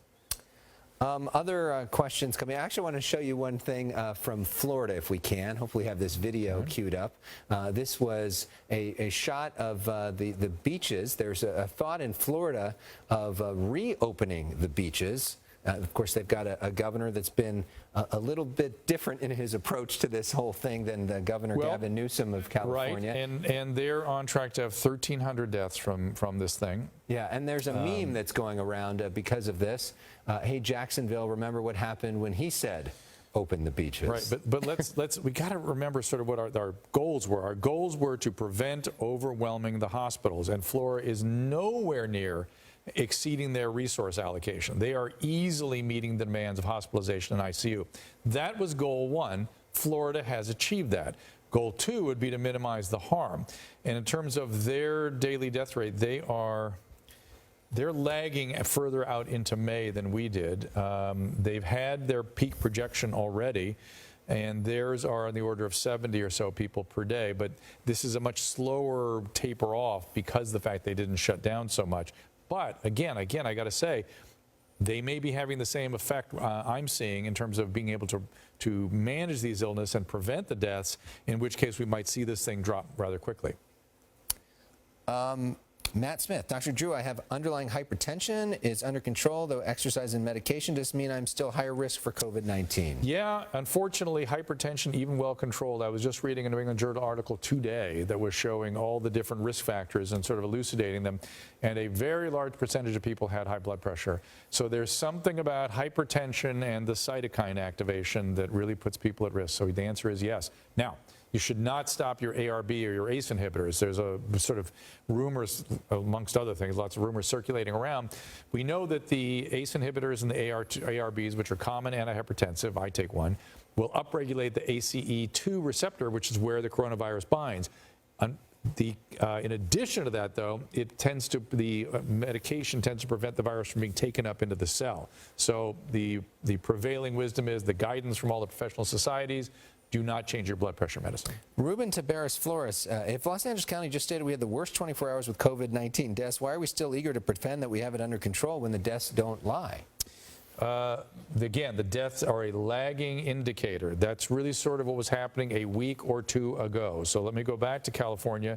Why is that? Explain that. Because once somebody comes in the hospital, it's later that they are dying of this thing. It's not something that is, in other words, right now we may be keeping people out of the ICUs, off the ventilators, and that will not get reflected until a week or so from now when the data finally comes down. If you look at the resource allocation, we are way beneath the number of hospital beds that we thought we were going to use, way beneath the number of ICUs we thought we were going to need in the state of California at large. So, a spike in the daily death rates, it's hard to know exactly what to do with that at this stage. Again, we're looking backwards at things, not really what's happening presently. Jack Miller, Dr. Drew, what do you think of the Stanford study hypothesizing that many more people have contracted COVID-19? We talked about this a little bit on the TV show, but maybe we can expand upon it a little more here. Yeah, let me see if I can actually pull the study. I can't. But what happened was the Stanford researchers went into Santa Clara and they studied, I think, 3,000 people, a represented sample in a county of 2 million. And they expected to find a representative number of positives, the antibody test, the serology test, to reflect about 1,000 infections per 2 million. What they found was 80,000. They were off by a factor of 80. So literally 80 times more people have been affected by this virus in California than we speculated, meaning it's been around for a long time. It makes sense given the exchange we have with China and the flights that come in and out every day. It's been around a long time, and if indeed that 80 times difference is reflected throughout the state and other counties, the fatality rate from coronavirus will drop dramatically. Sylvia Lienman, what about a wedding in late June? I mean, you're going to have to do people in masks and social distancing if that's the wedding you wish to have. Yeah, it was interesting today. We had a story on our 6 o'clock news. Christina Gonzalez was out in Orange County where the county started doing weddings again today. You had to go in a mask. You could only have one person there. They had to be 6 feet apart from you. But they were at least doing weddings. I mean, to me, if I was like slated to get married, I would consider maybe doing that and then having my party next year. That's what I would do too. If you really need to be legally married for some reason. Yeah, and by the way, as I've said several times, the summer is a somewhat unknown territory. The fall is probably going to be a problem again. We're going to have to be pretty careful. But the summer, some viruses really don't like the summer, and we don't know about this one yet. Eddie, Michael, interesting question. If you share custody, is it recommended to have the child going back and forth? Well, I don't know exactly how to answer that. It obviously, any in and out is something that you want to avoid. And if the child is being exposed to people in each of the households, other than the two parents, well, then we have an issue, don't we? You know, it's interesting. I was talking again to Dr. Yedigar, you know, the ICU doctor. Then he was saying that they're coming up with all kinds of novel ways to keep physicians and nurses out of the ICU rooms right now. For instance, they've now moved all the IV poles out of the room so the nurses can adjust and hang bags without actually going in the room at all. So a lot of the monitoring equipment, a lot of the IVs and things are now coming outside the room. So again, the doctors and nurses don't have to go in and risk re-exposure. Mary T. Wells, Dr. Drew, the FDA says wiping off your groceries isn't necessary. What do you think? No foodborne illness so far. So I just treat everything as, I today, you know, brought up a literally armful of Amazon stuff. And I thought, oh, this is how I'm going to get COVID, is by handling these things. And so I handle everything that comes in our household as potentially infectious. Why not? It's simple. Do it. Wash things, wash your hands, and do it in stages. So when you finally get to the food, you're handling it with fresh hands without any packages that could be potentially been touched. One of the viewers, Tamuel Pombo, asking Dr. Drew, how are you and your family doing? Thank you. This would be so much worse without you and Susan. Oh, that's very sweet. We are good. We're pretty good right now. I mean, my wife has been doing these daily streams with me where we sort of get people together and sort of review the data and try to make people feel better. I've been very concerned about panic from the beginning, from the outset of all this. And as I said, I believe last night, panic never helps. It never makes things better. And so it's sometimes just getting together and talking about where we are and where we're going really can help. So let's talk. I mean, this is sort of the end of the week. Every week we sort of cap where we are, where we're going. What do you make of what we saw this week? So it's not as much as I was hoping for. Some areas exceeded my expectation. LA County exceeded my expectation. Their testing program is the model for everybody else. I hope everybody else is able to do what we're doing here in LA County. Congratulations. I was hoping to see more of that throughout the country. That's kind of a disappointment that we're not there yet. I was also hoping to see a plan for the serologies. What are we going to do for the antibody test? Now, the fact that we have the Stanford study, that's going to start to catch wind, hopefully, with governments, and they're going to look at that and realize they have to figure out exactly how many people are immune or not as they move out and roll people back into the world. They've got to have that information. Now, the other thing I was looking for this week was therapeutics. We have the Gilead study. I knew we'd start to have more studies this week. Still, not as much as I wanted. That Gilead study is impressive. It's not a double-blind crossover study. It's an impressive observational study. Dr. Jen was correct, Jen Cottle, that because only 1% of people really get into trouble with this virus, that most people do get better, so you can't know. But look, when you're sick enough that you're getting the remdesivir, you're on a ventilator, you've been days in the ICU, that's the population that has about a 30% fatality rate. And to see 2/3 of them improve, I mean, you know, 2/3 already, right? With a 30% mortality rate, 60% should improve. Right. But if it's because of the drug, again, I don't know which population they're looking at. Were they only looking at that 30% that was likely to die, or they had poor prognosis? I don't know. But it still is impressive that 2/3 got better, and they will soon get more data. Hopefully next week we should see data on hydroxychloroquine. We should see more about serologies, and we should see more widespread testing. And last week we talked about how the fog of war lifted, and we can kind of see the road out. Now we need to know exactly how what the directions are that we need to follow going down that road. Exactly what the plan is to start to move things forward. Well, I just want to say, I've just found out that apparently this sort of overtime session we're not going to be doing next week, at least not at the beginning of next week, as we sort of allocate resources. Everybody's resources are limited, as you can imagine, during this time. So we are appreciative of this time and all the questions that everybody has asked, and there may be a time when we bring this back. We will continue to have questions on our show every night for Dr. Drew, and both of us are very accessible in social media if you have questions as well. We're appreciative of this time that we've had together, and we hope that everybody has a really good weekend, and we thank you for taking the time to write us in terms of these questions, and we will continue to try to get to as many of them on the show as possible. My boss has asked for me to take a day off on Monday for my own mental health. I'm going to be fine. I don't have coronavirus or anything. No, I'm just going to take a night off after a lot of hours. So Marla Tejas, who's fantastic, will be in this chair on Monday, and you probably want me never to come back after that. Dr. Drew is going to be back on Monday. He's accessible all weekend at drdrew.com. We'll do some streams there. And on Twitter and everything else. You get a lot of opportunities to ask him questions. I'm on social media at Alex Michelson. I'm on tonight at 10 o'clock with Christine Devine. And The Issue Is, our political show, at 10:30 as well. We hope you'll tune in for that. Thank you very much for being with us for this. Have a great weekend to you, Dr. Drew. Have a great weekend, everybody. That's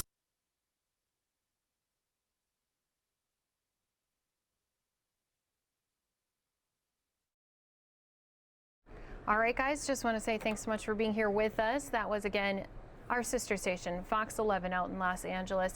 Hey, I want to go to some more of our stations across the country. They've been sending us in a lot of different items. Let's go over to our good friends down in Texas, Fox 4, as they give us a week in sports.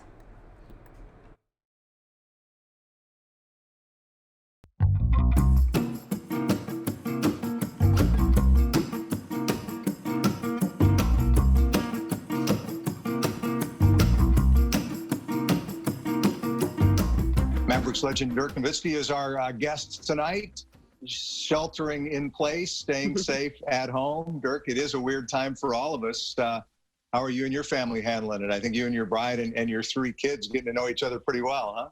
Yeah, you know, I'm enjoying the time. You know, obviously these are difficult times for everyone, but you know, I'm trying to stay positive, and you know, the kids understand the situation a little bit, and you know, it's just trying to enjoy the time and make the best out of it. Really, you can't just, you know, sit at home and watch the news, and you know, it just makes you super sad of what's going on in the world. So I'm, you know, trying to stay up to speed, trying to inform, but also, you know, enjoy this time with the family. And you know, as you know, our lives are always going 100 miles an hour, and there's always stuff going on. We travel a lot, so we just use this time to stay home and play the kids. And but I tell you what, homeschooling is a lot harder than it sounds.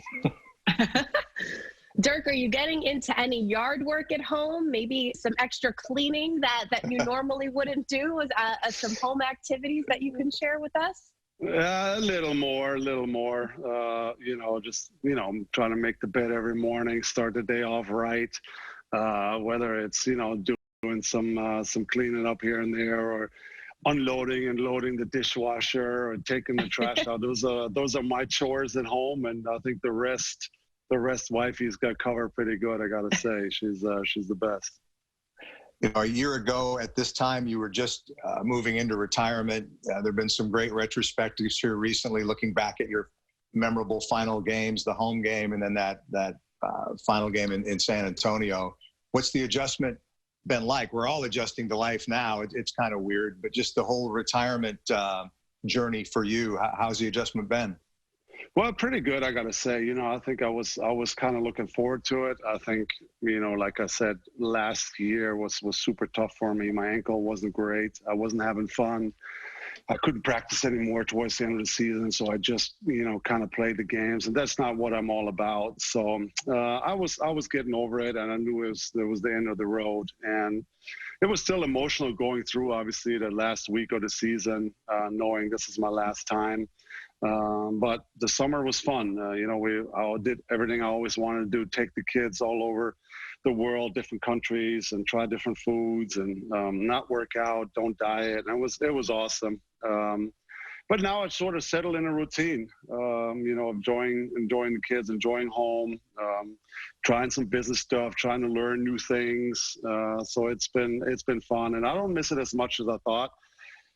There's a few spots, of course, when the new season started in September, October, I missed it. Then towards now, when I see all this stuff on social media about my last game last year, then some emotions came up again. So it's been sort of off and on, but I've been coping with life without basketball pretty good, I gotta say.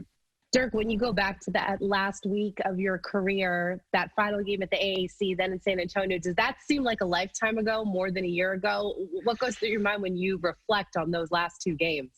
You know, it's been so busy this year that I haven't really sat back and reflected. So last week, seeing all this stuff on social media made me relive it a little more. And like I tweeted that day, that made me a little emotional, going through that, reliving some of that, thinking about how I got ready and dressed and how emotional I got. The ceremony after the home game, my last home game, which I'll never forget, of course. So it's actually funny. So when they replayed my last game, I was watching a little bit with the kids. And after 20 minutes, they're like, "Okay, can we watch some Paw Patrol or some cartoons? I mean, this is all nice, but come on, Dad, you're over this now." So I got to watch maybe 20 minutes. I got to watch me score the first 10 points, and then it was Paw Patrol time. So it was it's good times. It's good times. NBA and all other sports on hold right now. If you were still playing right now, what proof, I guess, would you need that things are safe enough to resume? Because we're going to start having those conversations here pretty soon, and that's obviously a really tough decision to make. But if you put yourself in the shoes of these guys who are still playing, what would you need to hear that allowed you to say, okay, it's time to go back now?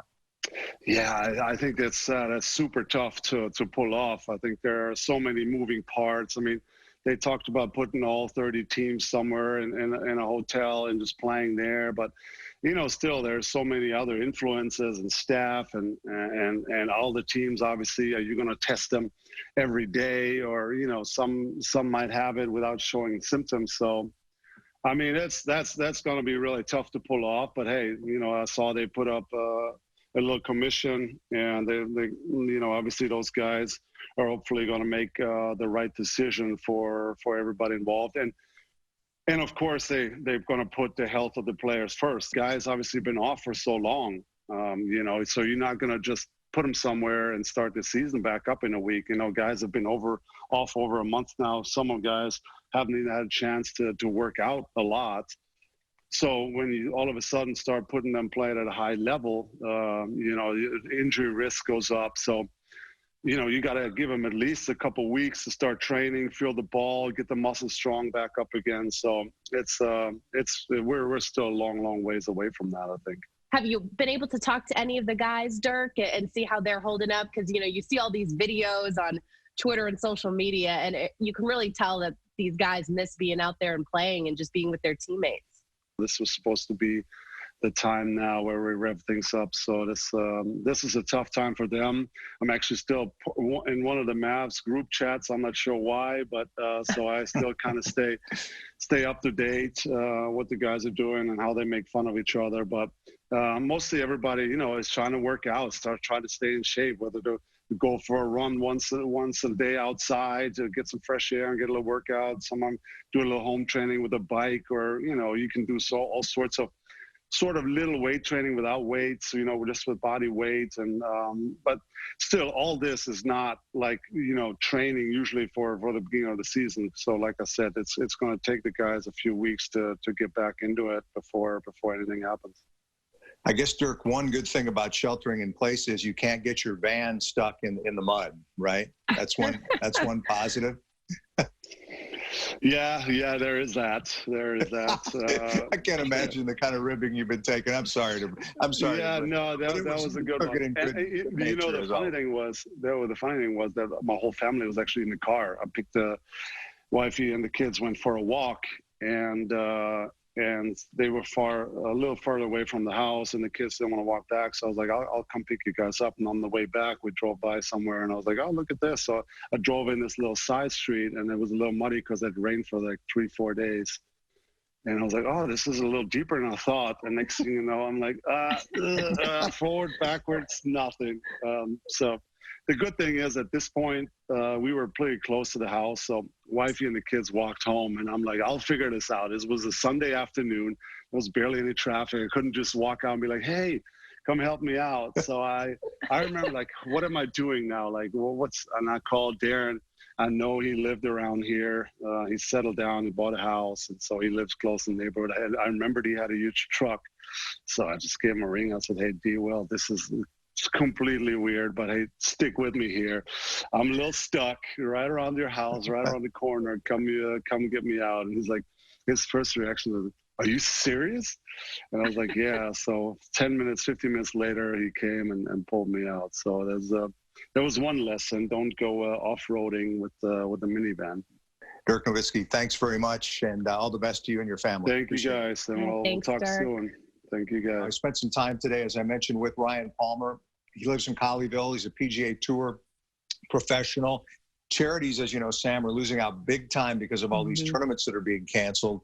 And Palmer has started an initiative called Pros for a Purpose. He and his wife, Jennifer, got the ball rolling with a $20,000 donation, trying to help out these charities that are being hurt so much. You can get involved at prosforapurpose.org. Here's some of my conversation with Palmer. We did it for everybody to get involved, the PGA Tour community, players, sponsors, volunteers, fans who come out to watch, fans who watch at home. And again, just a way to say thank you to these tournaments, these tournament directors, their staff behind when we register, locker room, and even the cities we go into, their restaurants and their hotels, they're hurting today. And these charities that we give money to each and every week, they rely on this each week for the amount of money raised for during that tournament week. So just thought, every little bit helps. One of the tournaments canceled, of course, was the Byron Nelson. The Salesmanship Club has raised, millions through the years for charitable causes. I saw a quote from I think it was the chairman of the Nelson, who said that Mr. Nelson would be proud of what you're doing. How'd that make you feel to hear that? Yeah, that was I saw that. It was pretty cool. I've known Drago a long time, the tournament director, and that's the beauty of this game of golf. You're able to do things here and there outside the game, and we're not playing golf. We're sitting at home, and fortunately, I'm very blessed with the career I've had, where I'm able to give back to this great game that is given to me. And AT&T Byron Nelson is a home event. The Salesmanship Club, some dear friends of mine are members of that, and I couldn't think of a better group of people to give money to help the charities in the DFW area. And Kelowna's my home as well, but with the Byron Nelson being canceled, I'm just proud and honored to be able to help the charities in the Dallas area. As we speak, Colonial is still scheduled to be played. It would be the first tournament after the resumption of the schedule. How confident are you that may still be able to happen? I'm getting more and more confident. Very optimistic. I know it's scheduled as of today in late May. I don't see that happening. I'm a member of the Player Advisory Council for the tour, and we got a call tomorrow morning. I think we're going to have this week a drawn-out schedule for remaining the season to go along with the majors. Where it is, we're going to be playing Colonial in June. I think it's going to be pushed back a little bit, which is probably a good thing. But when we do get started up, as of now, Colonial is on the schedule. We'll be the first event back. So, hopefully we'll get some good news this week that we'll be starting up the first week or two in June, and just get back on the golf course, even without fans. I think a lot of live golf on TV will help boost some morale around the country, I think. Against some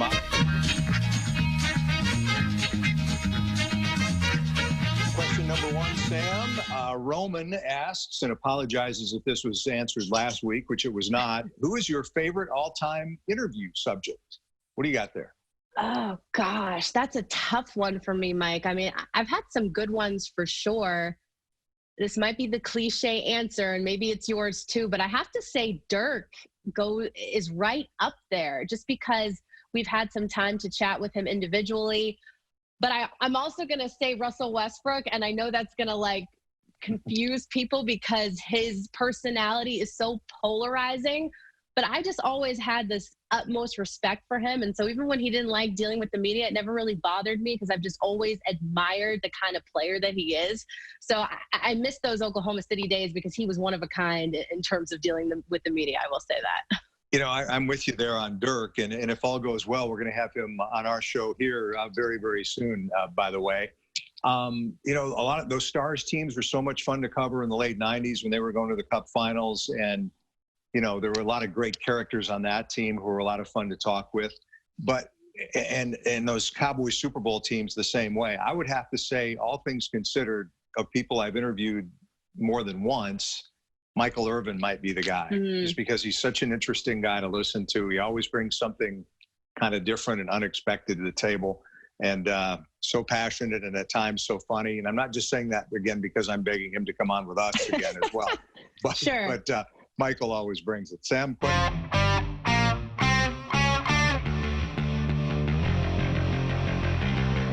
Man, knowing that no matter what, if a big bomb hits and blows everything up and everybody is clear, you will always be there, buddy. There's nothing that can get you out of the Hall of Fame. Oh, man, I would have to say that first Super Bowl touchdown in 1992, just a bang 8 route. I caught the ball, went across the goal line, and the first time, I don't care what anybody tells you, whenever they say, oh, this was great, that was great, oh, the third one is as good as, nothing's like the first. You dreamed about it in your front yard all of those years playing football, and now you just did it. All I could think about was everybody that told my mama I wasn't going to do anything just saw that. Honestly, you give me some hamburger helper and some corn, cream corn and hamburger helper, and I would eat it today. I'll eat leftovers the day after that and eat the leftovers the next day after that. I would eat it until it's gone.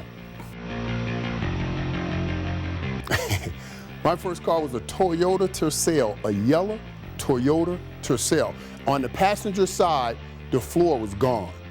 And when I took my wife, picked her up on our first date, we were driving down 95, and I was trying to impress her, I'm shifting the gears. And she said, I got a problem. I said, what's that? She said, my shoe just fell off on the highway. So we had to turn around because the shoe fell through that hole, go pick up the shoe. I told her then, I said, babe, I know that didn't look good, but just stick with me. I will be going someplace. And that was this week in sports. What some fun questions. Don't know if I went on a date with a guy and part of his floor was missing where I was sitting. I don't know if I would have continued on with that date, let alone maybe a second one, but obviously they hit it off and have made it work throughout their many years. Hey, we have about a half hour here left together on News Now. Just want to say thanks again so much for being here with us. I'm your host, Christy Larson. And we have 2 other hosts here with us on News Now who are here each and every single day bringing you the latest news. That's Mike Page and Pilar Arias. And as you can see, we do have more than 701,000 cases of COVID-19 across the United States. I really liked that one of the topics that they talked about tonight was pregnancy. That's something that I've been reading up a lot about, being pregnant myself, just how people have been reacting to it. If pregnant women do catch COVID-19, what they've done about it. And I think the good news for me is my due date not until August, so I have some time for people to continue to be quarantining, and hopefully those numbers will continue to go down. And I did say that I would maybe show my baby bump here tonight, so let me know in the chat if that's something you guys want to see or not. Until then, though, I do want to go to a short little interview with TMZ from our sister station, KTVU. All right, well, it's good to chat with you here. And, you know, I think it's amazing to see what some celebrities are doing in terms of stepping up during this really challenging time. I want to start with this story. I saw it first thing this morning. Michael Che from SNL, what he is doing for folks in New York City is tremendous. It is even beyond tremendous. I mean, you know, his grandmother died not too long ago, just days ago, from coronavirus, and he was really just heartsick over it. And the idea that he has given, you know, he's paying the rent for more than 1,000 people in low-income housing in New York City. Well, he still is going through this. And, you know, Alex, what you got to remember too is, you know, there are gazillionaires like, you know, Jeff Bezos, and it's fantastic what Jeff Bezos is doing, you know, giving billions of dollars. But there are other people who really are pushing themselves. You know, Michael Che does very well, but he's not Jeff Bezos. And Yeah, the idea that certainly he's stepping up and doing this is really phenomenal. It really is. And I think it sounds to me like Michael is also trying to raise some broader issues here. Because I know one of the things he's talking about is, look, there should be debt forgiveness, especially when you're talking about folks in the middle of a crisis who already live in public housing. Yeah, and it's true, and it's complicated because, you know, you talk about debt forgiveness and it rolls downhill. And so remember that depending on who the person either works for or lives at, where they live, there is somebody who owns that apartment building. There is somebody who has a small business. And, you know, if they don't get their money and they go under, then what happens to the people who are living there, who are working there? So it's very complicated, but he is certainly doing his part here. Yeah, trying to raise awareness. Okay, down your way in LA. I mean, I think we've talked a few times about actor Danny Trejo. I mean, we know that he is a very generous person in so many ways for his community. And now, of course, during this crisis, he is stepping up for healthcare workers. Yeah, and look, I know Danny Trejo. I've known him for a long time, and I love this guy. He is amazing, and his life is amazing. But Danny is so charitable and always like wants to do good and doesn't like seek out publicity for it. He just does it, and he is dishing out. He has an amazing restaurant in LA, or actually he has like 3 or 4 of them. But there are these taco places, or Trejo's Tacos, and they're delicious. And he is serving up thousands of meals for healthcare workers, and delicious meals all over the city. And, you know, and there are a lot of Danny Trejos out there. There are a lot of people who are doing really good things and are doing it not for publicity, but they're doing it because they want to help. Right. And, you know, we haven't seen anything quite like this in my lifetime, where so many people are stepping up. Yeah, and it's just really, good. It just kind of warms your heart in some ways to see so many people, you know, just doing nice things for others who really need the help right now. Yeah, there you go. Yeah, well, you want to make another point? And Alex, yeah, I do. I really do. That, you know, we are in the middle of a tragedy here. I mean, with thousands of people, tens of thousands of people dying. That doesn't mean that at the time we mourn and at the time we deal, we can also celebrate what people are doing here. It's just unlike anything I've ever seen. Remember, Alex, because it wasn't that long ago, it was a month and a half ago, how divisive the society was. And people have really come together in a big way over the last month or so. And it's really heartwarming. Yeah, it is amazing what you see happen in terms of that during a crisis like this, a national crisis. All right, Harvey. Well, it's a pleasure. It's good to connect with you here virtually. So we're going to be doing this on a regular basis now. So I'm excited about that. We were missing the FaceTime with you. All right, buddy. I know you're busy. Take care. We'll talk to you soon. Okay, Alex. We'll see you. All right. Be well. Thanks. That's not the only interview that they do have with him. They also have another interview talking about dating that we're going to be playing later tonight in our stream. But I decided, you know what? Why not? It's a Friday. We should all have a little bit of fun. So I'm your host, Christy Larson. Hi, guys. Hope you're having a good night. And here, I'm wearing the mic, so just bear with me. I don't know how far it will last. So from the front, I feel like it doesn't look too pregnant, but there's my little bump that I have going on here, 22 weeks along. So that's been very fun to be having my best friend. She's about 8 weeks ahead of me, so that's been kind of fun to be able to do together, to have someone also to talk to about some of the stress that comes with coronavirus, and especially when your immune system is weakened from being pregnant. We definitely were happy that we could go through it together. She's due in June, I'm due in August, so just have that little bump. Right now, too, if I wear some of my clothes to work, sometimes I don't even look pregnant because the shirts kind of cover that bump. So we are over halfway there. I'm sure, though, in about a month or two, you guys will hear me complain about how hot and sweaty, especially here in Phoenix, that I am. So thanks for letting me do that. Also, hey, I just wanted to mention too, if you want to stay up to date with me, my Facebook page is always updated each and every single day. And so I do have my profile up here. All you have to do is go and search for Christy Larson, Fox 10 Phoenix.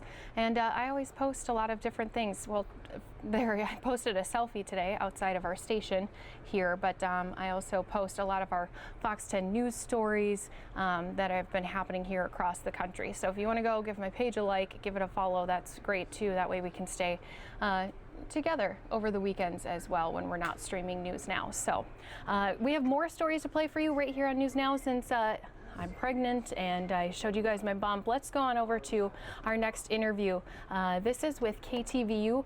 Once again, this is about parenting, since there is a lot of parents out there asking for some extra help. So we're going to go on over to, again, Fox 2 San Francisco. They have an interview about how to help parent your kids, especially some of those ones that might be disappointed that they're at home during this time instead of at school with their friends.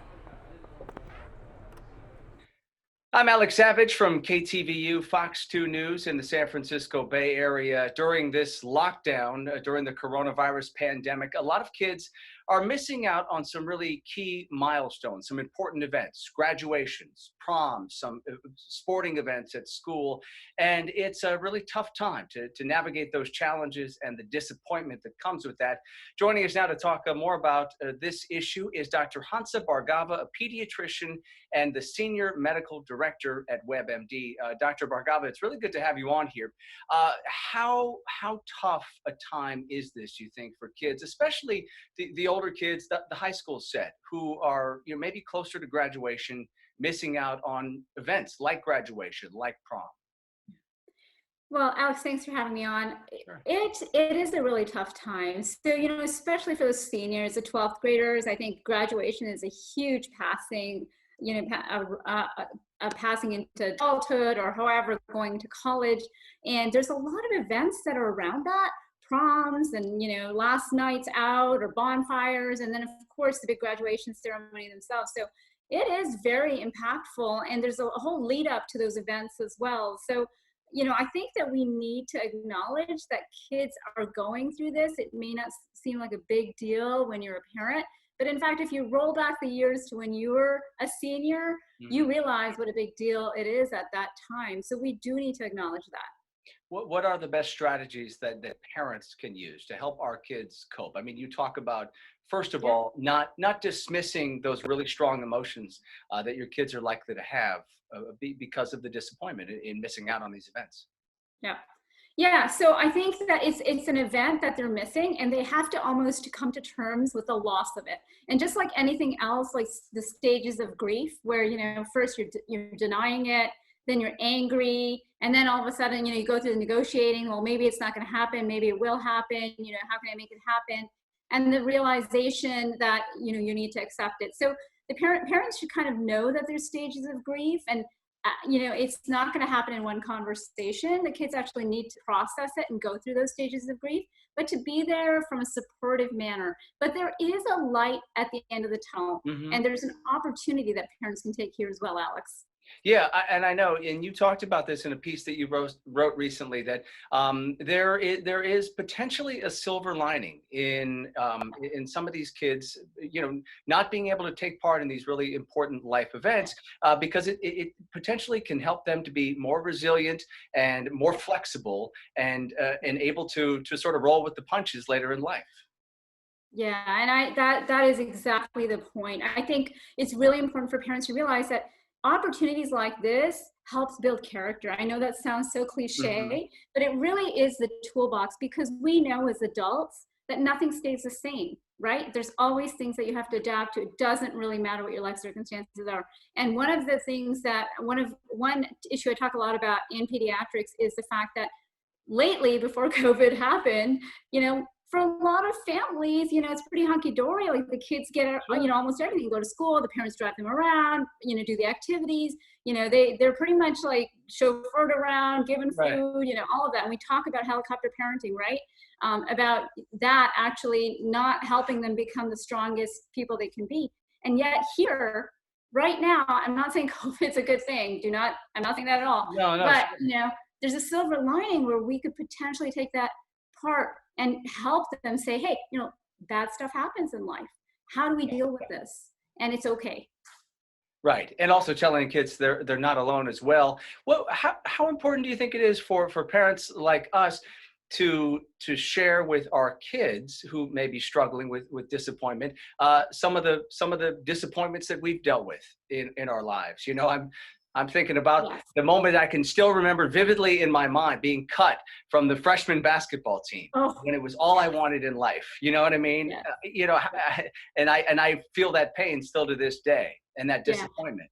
Does that help your kids to overcome? Alex, I think it's really great to share the story. Storytelling is the best way to get to your kids. They don't want to hear you preach, right?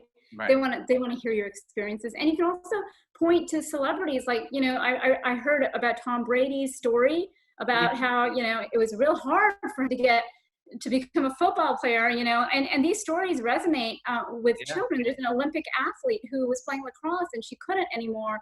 And then she kind of had to deal with that and went on to become an Olympic rower. So the parent stories, these other like high profile celebrities, those stories are great to share, because that is we all remember things by stories. So it's obviously important for kids to give them the space to navigate these emotions. How, though, as a parent, do I know if my child might be having just such a tough time that I need some outside help? I need some professional help to help them get through this. What are some of the signs I should be looking for? Yeah. And I think that's a great question, because not only is it the disappointments of graduations, but it's actually a lot of stress on kids as well right now, as parents as well. Yeah. So I think that's important. No, I think some of the signs are, it could be one sign that parents may not know about is that physical signs such as stomach aches and headaches can actually be a sign of depression or stress. And also not eating well or not sleeping well or overeating. So these are some of the soft signs. But at the end of the day, like, you should talk to your kids. But if you are worried, don't be afraid to reach out for help. I know that people feel that doctors' offices are closed, but telemedicine is a big thing. And there's also other Talkspace. There's other apps out there that can actually help with mental health issues too. So I think that's really important. And Alex, I just wanted to add, like, the story about the graduation. It's also important to find a solution with your kids as well. Yeah. It'll help them. What does that look like? I think in your piece, let's talk about that, because these events, these significant life events, are obviously not going to play out the way that your kids envisioned they would play out, and frankly, how parents envisioned they would all play out. A big graduation ceremony, everybody there, family and friends gathering, but. I think that you say it's important to kind of come up with some ideas, some ways to reimagine these events. What did you have in mind? And you can, I allude to my friend's story, and what they're going to be doing is doing a little graduation get-together in July or June, where they can invite her friends, and they can all wear their prom dresses, and so they have a chance to do that. And, at that point, like, those are the solutions you work together with your child, but also to point out, hey, you've got all the elements of it there, right? You've got your friends, you've got the people you love, you've got your dresses. So, I think kind of reframing it for your kids is really important too. And that's how we can guide them and have them understand that, hey, bad stuff happens, but maybe something good can come out of it anyways. How important do you think it is to be able to obviously, to deal with the emotions around missing out on these events, but also to have your kids step back and look at the big picture and focus on not what you're missing out on, but everything that you do have in front of you. You have your family, you have your friends, hopefully you have your help at a time like this. Yeah. Especially now, and I had that conversation with my own kids one day because as 8th graders do, sometimes they were complaining about things like not having enough junk food in the house. And we sat down, we had a conversation, we talked about, hey, we have our health, you have shelter, you have food. And the other really important element, I think that's really important for our kids, is for them to have compassion. So also talking about all the families, like 1/4 of the families might be food insecure. We know that, right? Those families that deal with school meals and they're not getting their school meals. So kind of pointing that out, but also enabling them to take action, because when they're invested in something, then they actually understand it. So saying, hey, why don't we figure out a way to help those families? What can we do together? And by giving to others, you actually gain yourself in compassion, and that actually helps your self-esteem and your emotional well-being. I think that's a really great point to helping your kids to understand the bigger picture here of what's going on. Is that though at the same time kind of a careful balancing act, because obviously we know the seriousness of this outbreak. We know there are people dying every day all across the country and around the world for that matter. It seems like you have to strike a careful balance with your kids. I mean, you don't want them to be overly concerned with what's going on around the world, but you want them to have that understanding about how serious this is and how it's impacting their lives. How do you strike that balance, you think, with someone who's let's say a teenager? Completely agree. So I think the key is it's not going to be one conversation. It's going to be many conversations, and it's going to be regular conversations. And with teenagers, the big thing is that sometimes they don't want to talk when you want to talk.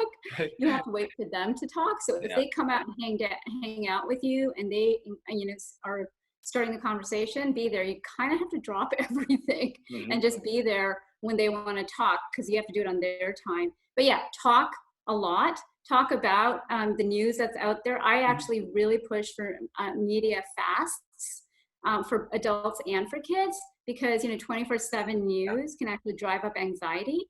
So I think it's really important. And also it's a great opportunity to discuss, fake news versus real news versus fact and science. And that's a nice time to kind of touch upon how we need to make sure things are science-based or fact-based. So I think there's a lot of opportunity, but yeah, I agree with you. I think we have to be really cognizant that they are under stress, that we're under stress, and we just have to keep those communication lines open.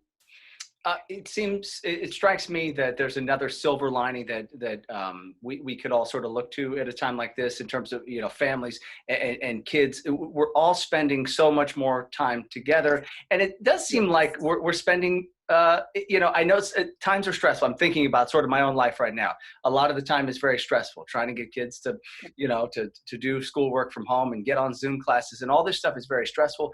But at the same time, we're not in as much of a rushing from school to work and going in and picking up kids and trying to get dinner and doing all this. So we're sort of slowing down in some sense and spending more quality time together with our family members, you think?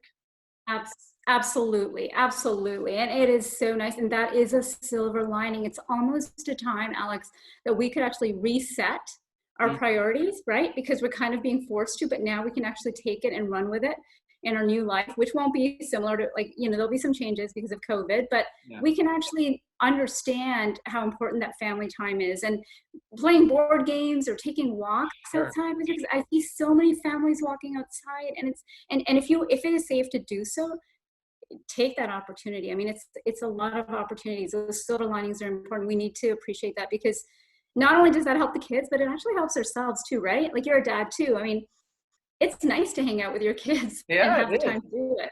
Yeah, no, I've had some really great moments with them, honestly, over the past. I mean, you know, some moments that I'm not sure would have happened if it's strange to say, but some moments that I'm not sure would have happened if we weren't all locked, you know, forced to be locked down here at the house together. You know, forced is the wrong word. I mean, we're supposed to be here for our safety and the safety of everyone else. But yeah, there have been some nice moments in all of this. But so again, I mean, I think I want to just circle back to kind of how we started the conversation, which is talking about missing out on these really important events, and again your best sort of advice and strategies for kids and for parents to deal with that disappointment. What would you say to folks? Yeah. Yeah, I would say like there's 3 basic points. Number 1, you know, talk to them about it. I know that they are grieving, right? And acknowledge that and let them grieve for that and go through the stages. You know, they might be angry, they might be crying, they might be, you know, sad, and that's all okay. And you know, and then when there's an opportunity, talk to them about, you know, what things they do have, right? To be grateful for, that, you know, the things that they have that others may not have. And that's also health, right? That nobody's sick in the family, and hopefully no one is sick in the family, but, you know, point those things out. And lastly, come up with a solution that they will buy into. And that might be a conversation too. It may not happen the first time. So, you know, present the idea, seed the idea, and have conversations around it, whether that's a ceremony like, you know, my friend's family did, or whether, you know, that's something that happens later on in the summer where a lot more people can be invited with good hand hygiene, et cetera, et cetera. You know, those are potential solutions. So I think those are the 3 things I would suggest: that lead to acceptance with conversations. But at the end of the day, Alex, is what you said. This is an opportunity. This is a silver lining. We can use this to help them understand that life is not all the same all the time, and there will be little roadblocks, and we just navigate around them, and it's going to be okay. Yeah. Your kids can grow from this adversity. It's really good advice. It's a great conversation and an important one. And so hopefully parents and kids are going to be having these conversations soon to help them navigate all these really strong emotions they're having. We will leave it there unless there's anything else that you wanted to get into, everyone. I think. Yeah, I just wanted to, one other thing I would add, Alex, in all of this, I think the oxygen mask, I could talk about the oxygen mask, that, you know, parents need to take care of themselves too, to be the best parents they can be. And I would just say it's stressful for a lot of people for a lot of different reasons, but I would just say parents, take care of yourselves as well. And that means sleep, rest, you know, have that. It's not social distancing, it's actually physical distancing. Right, sure. So have that social time virtually, use the technology, so. Absolutely, yeah, the oxygen mask. Yeah. Put yours on for what do the flight attendants say? I'm trying to remember. They put yours on first, and then your children. They always. Yeah, I mean, you do have to. Otherwise, you're not going to be there for you're not going to be able to do as much as you can as a parent. So take care of yourself. Great advice. All right, we will leave the conversation there. It's really a pleasure to talk with you. Looking forward to doing it again sometime soon. Dr. Hansa Bhargava, a pediatrician and a senior medical director at WebMD. Thanks so much for coming on. And I'll let the audience know that if you would like more information on the topics we discussed today, you can find it at our website. It's coronavirusnow.com. Dr. Bhargava, it's been a pleasure. Thank you. Thank you. And that is the website you can go to here this weekend, because we are shutting things down on the YouTube side. But don't worry, we have more stories and interviews to bring to you on coronavirusnow.com. That's also where you can read the latest articles from across the country. So just want to say thanks so much for being here with us, you guys. Do appreciate each and every single one of you. I like that we can have a little bit of fun here towards the end of the night, especially on a Friday. It's always nice to be able to end on a positive note, and hopefully you guys feel that way too. One last look at that live map. If you want to continue to keep an eye on this map, it's also on coronavirusnow.com, and so that's where you can stay up to date on everything that happens over the weekend. Of course, though, all 3 of us, Mike, Pilar, and myself, will all be right back here bringing you more news on Monday. So thanks again for being here with us. YouTube side shutting down. If you're with us on coronavirusnow.com, just give us a few minutes. We'll bring you even more stories and interviews in just a few minutes.